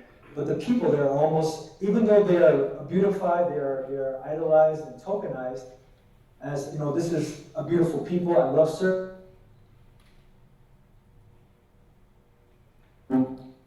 The people of my mission were always, they were always dirty, they were always poor, they were always quite never good enough as compared to people of Utah, quite frankly. And so, even the aesthetic there of beauty and people and the deficit that oftentimes gets taken or used against the communities there is a real thing, quite frankly. Just like you said, Daniel, it's real, it happens, and it continues to happen to this day. And there's the next slide. All right, so I guys can't say it because of the delay, but just to kind of get ready to wrap up, one of the things that Tino and I and a few others, friends have talked about for, a few years now, and we haven't really done anything concrete with it. We have maybe some drafts floating around as we kind of figure it out, but this notion of what we call the Lamanite Manifesto, and in a sense it's playing with the possibilities, if you will, of is an indigenous Mormon theology possible? And I guess time will tell once we, because we have our other work that we're doing, but once we are able to kind of get that out, then we'll see. If it's successful, then maybe it is, and if it's not, then maybe it's not possible. But that's one of the things that we've been talking about. So we're just going to bring up a couple ideas quickly that have to do with that. One, in the tensions, we also see potentials. And so when we talk about language and culture, the church has a vast amount of incredible resources of indigenous languages that oftentimes otherwise don't have any resources available for those. The problem is, how do we gain access to that? Because it's made accessible to go and preach the word for missionaries, but then what about the diasporas that are part of the global economic forces that push and pull people to and from places, the colonial and imperial forces that have historically done that and continue to do that. And for me, I see that although it's a tension at the moment, I do see a potential where if these resources were available, even just beginning in Utah, there's so many communities that I think would be interested and would benefit from having access to the language and cultural resources that the church has. And frankly, who do those belong to? So notions of intellectual property, the church is quite good at coming down on anything that they have IP for or copyright for within the dominant legal framework. But within our notions of intellectual property, they don't always have to deal with money, but that knowledge comes from particular communities, and in my thinking should remain accessible to those communities primarily, and maybe even extend beyond that. I don't know if you want to talk about the next point there, Timo. Yeah, there's a few things I just want to say about that, and I'll quickly move on. But for me, the whole anti-capitalist and decolonial aspects are really part of indigenous Mormon theology, because they are indigenous ways of being. They are indigenous ontologies, quite frankly, and resistance pieces. And so when we have anti-capitalist scriptural narratives, we're talking about people who eventually got to one point where things were being shared. There was a communal type of existence that was happening. And this is not uncommon to indigenous ontologies. This is actually part of that framework. And so reclaiming that, I think, to me, is critical, and highlighting that as an actually indigenous way of being is more important in that sense. Decolonial, this is all a decolonial act, of course, but even including gender, and I'll just quickly segue into that, even including gender into that aspect as a decolonial act is important, because that whole of women and divinity and spiritualities must be filled. Those are indigenous ontologies, indigenous epistemologies that really make up our theology, and yet they are indigenous in that sense. They are not simply Western. This is a reclaiming of what it is, who we are, where we are, and when we have become, quite frankly. And then, Daniel, you can go ahead and take it off. So I'll just finish off with there where, again, we've just brought out a couple of points of some of the things that we've been thinking about in this, but that being said, working with what there is one point, because we do believe in being practical. The other hand is also filling in the gaps, because looking at the scriptural narratives provides these potential room there for looking at decolonization through lands of inheritance and marshaling, together and things that are all common among them and those notions, but. We do need to fill in the gaps in regards to gender. When we join back to the earliest slide of our stories are our theories, I'm not going to tell the story, but an aspect of Mayan creation is the role of women within that. It is our first grandmother who actually makes us out of corn. And not only is it the role of women within our creation stories and within our communities, but also anthropocentrism is something that's very common within Western thought, which is people-centered. So in that story too, the animals are the ones that gather the 4 colors of corn, and then that she grinds the corn and makes us out of it. There's a lot more to it before and after, but just to kind of put that out there. So we're trying to work from what there is within, but also filling in the gaps of what's absent within scriptural narratives, etc., that come from a particular cultural context. And I think that's kind of our point, is when you're not of the dominant culture, you see the culture in all these things. These are not abstract, or these are not universal norms for us. These are culture that is very identifiably as dominantly Euro-Americentric. And so for us, we see that as such, which is why we don't have an issue complicating that and saying, actually, there's a different way of looking at this idea or this principle or this particular belief. Do you want to finish off with that video, Bert? Yeah, and so I'll go ahead and share the screen again. We have a quick video that I really want to share. I spent all night making it, so I really hope you enjoy it. It actually just lasts a few seconds, so 3 hours of work in a few seconds. But still, I think it really, and we could talk about the video, but the video really just, in a mix of comic or interesting ways, speaks exactly to what we were referring to, especially the contemporary issues of today. So let's go ahead and play that.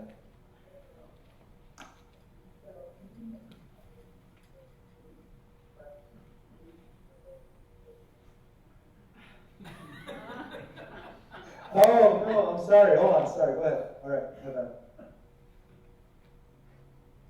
Can you see it or no? Yes. Yes, okay, perfect.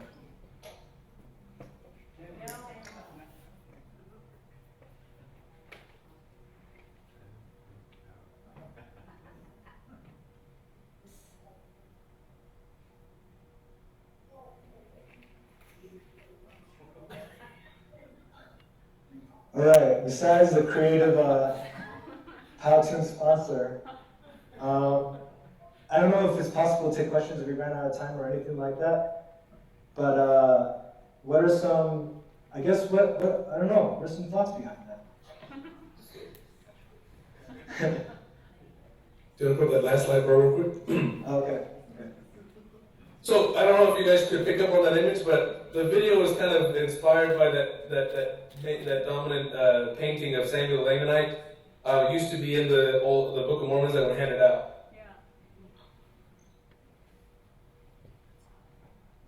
There we go. I have a question for you. I teach world religions at Brigham University Salt Lake Center, and I use a BYU customized text that has a beginning chapter by Mauro Properzi, who teaches world religions at BYU, and he quotes it's a wonderful chapter about how Mormons need to be more open to other religions, and it quotes all these prophets on saying that we'll take your truth and bring it to us, and we'll add it to our truth, and things will be wonderful because we have more truth. And I'm just wondering if you think, it seems like there's a lot more interfaith dialogue going on in the church, but maybe not more intercultural dialogue.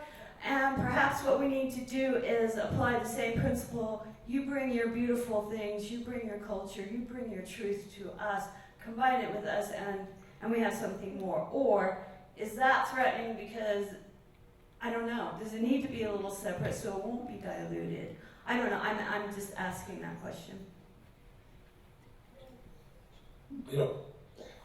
I think you would be a great responder to that question, Daniel.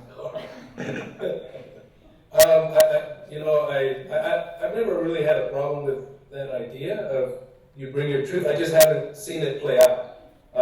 At least institutionally, I don't see it play out.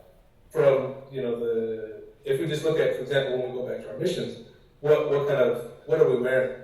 And for the men, it's white shirts and ties. And I remember seeing, just even if I would encourage local people to wear their clothing if they wanted to, the barong. It's what the men will wear in the Philippines, and it's one of their formal attire. Some would wear those, but many continually felt that wearing a white shirt and tie was even better. And there's no doctrine associated with that, but there is policy because that's what you're supposed to wear as a missionary. And just our presence alone within that is not necessarily saying bring the good that you have. It's saying, oh, this is good and we'll tolerate it, but just by the continual presence of our uniform is not allowing for that truth, if you will, to come in. So I've never really had a problem with that idea. I just don't see it happening, at least institutionalized in the way I like, and that would be the same in the church education system, seminaries and institutes, and etc. But I don't know. I mean, those are just my initial thoughts. And I think I really want to, actually, I wouldn't mind diving into the actual pedagogical accounts of that, because we look at pedagogies within the church, and sure, we've had a recent change when it comes to when we teach youth and how we go about teaching youth. At the same time, there are certain things that aren't problematized for specifically students of color, or even indigenous youth, you know. Those things still have yet to be problematized, talked about, and touched upon. And so when we come to looking at, you know, La Manita or Lamanite for these kids, where is the room to talk about that? Where's the room to actually say, you know, and the material, and even the discourse around that we can actually say, let's talk about what this means, and how does this really apply to all of us, and maybe there's even an indigenous history behind that, you know? That's always interesting, because when I taught Sunday school for youth, sure, I would include Marxist theory once in a while. I thought that was fun and cute, if anything. But if anything, I used to love working from Paulo Freire's work in terms of critical pedagogy. There needs to be a critical pedagogy handed down there, quite frankly. And I don't think that's really still happening to this day, to be honest with you.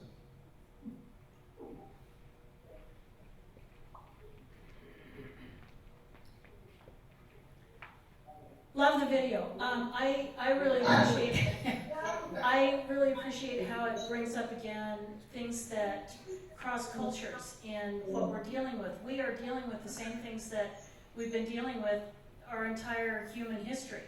And that is this desire to somehow see how we're better than someone else, or we're more right than someone else, even if we have to erect a tower to prove it and to set ourselves apart. And so I really appreciate this reminder that the power in our stories, the power in our history, the power in our scriptures is to look at the things that we keep dealing with over and over and over again and try to learn from them and to place them in a very contemporary way. I appreciate how you took what technically in whatever our truth claims or our appreciation of symbolic learning or anything is something that applies to us today as much as it might have applied a couple thousand years ago with different names on it. And to be aware of how we're doing that and how it destroys us, or how it's an opportunity to see each other.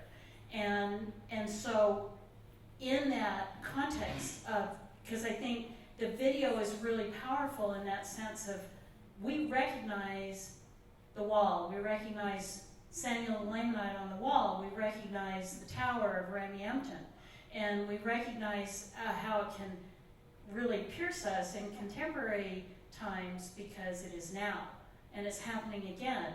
And knowing that our whole story of the Book of Mormon led to an entire destruction of civilization in what we consider the true civilization, in whatever way you want, in what ways can we bridge time and space and help see this is true in the sense that it's a human condition. What are we going to do about it now? You know,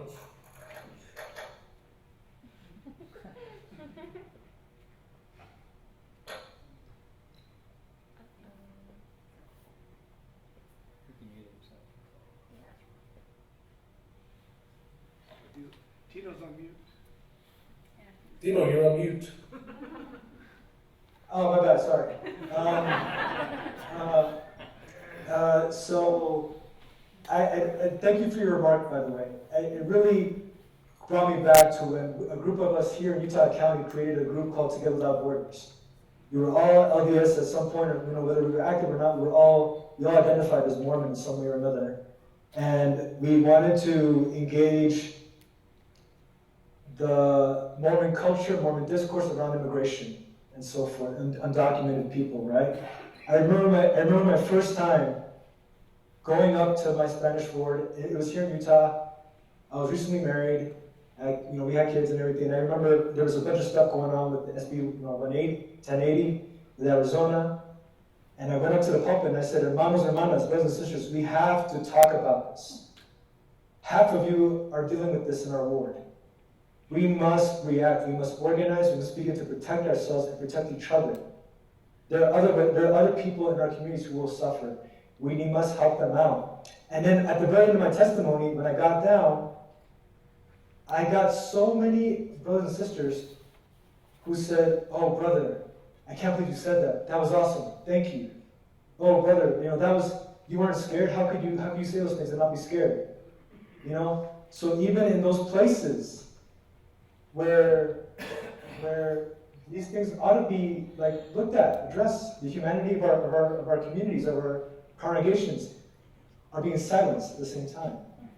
And it was funny because they were terrified because there was a state presidency also there too. How that happens, we need to begin giving room for stories. How often do you hear stories about undocumented LDS members that are not they just got deported and their church and their ward really rallied around them? That was maybe 1 or 2 times I heard about that. Maybe an undocumented missionary who was deported at the airport. That happened once, But what are those stories of people who exist in these spaces and what they deal with? Besides just the refugee. We love to term them as refugees, but that's a really safe way of terming them refugees by voiding the political and legal aspect of it. We need to say we have undocumented members. And we have to talk about that. We have to bring in stories about that at the same time. But those stories really shouldn't come from those of us who have those privileges of staying here and being safe. They really ought to arise when the undocumented community is ready to arise to speak about that. Now is maybe not the best time, maybe in the future, maybe later when political heat goes down. But those things ought to be looked at, in my opinion, when it comes to storytelling. That's what they know. I agree.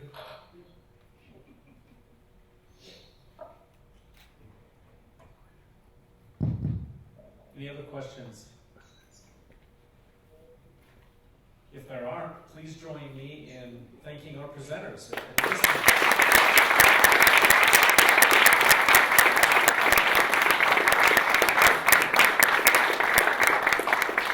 Just a couple of things as we wrap up the conference. First of all, we are deeply grateful for everyone who was involved in the organization of the conference and for all the participants.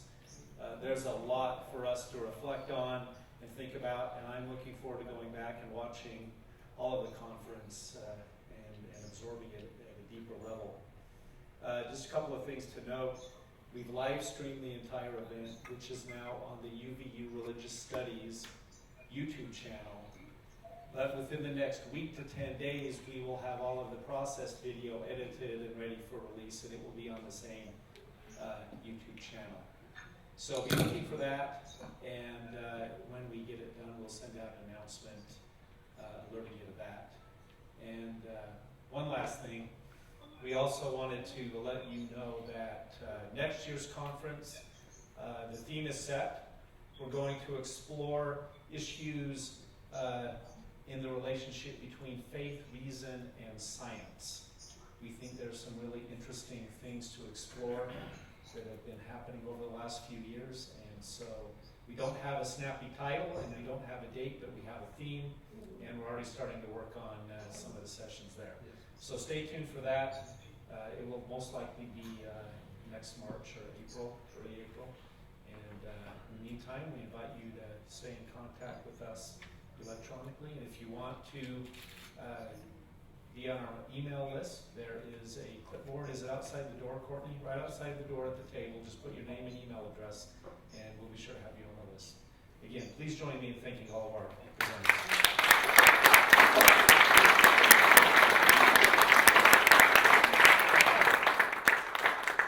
And travel safely, near and far. Peace out, y'all.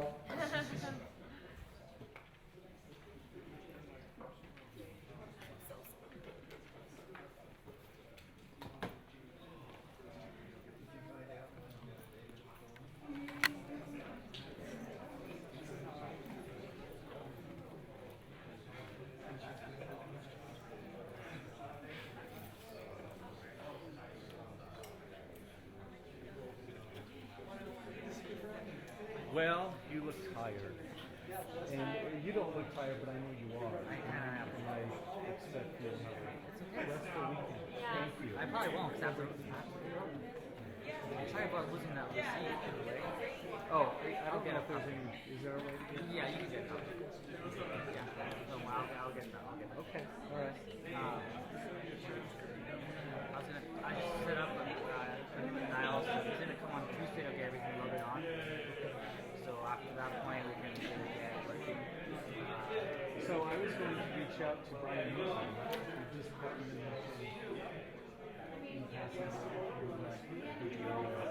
I don't know.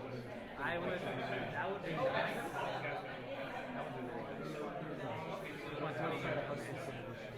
Yeah. That would be ideal because it's just shooting detail. It'll be nice to have someone else. I will probably just make all the cards and have so if you want to do that, that's great. Okay, I'll try to do that.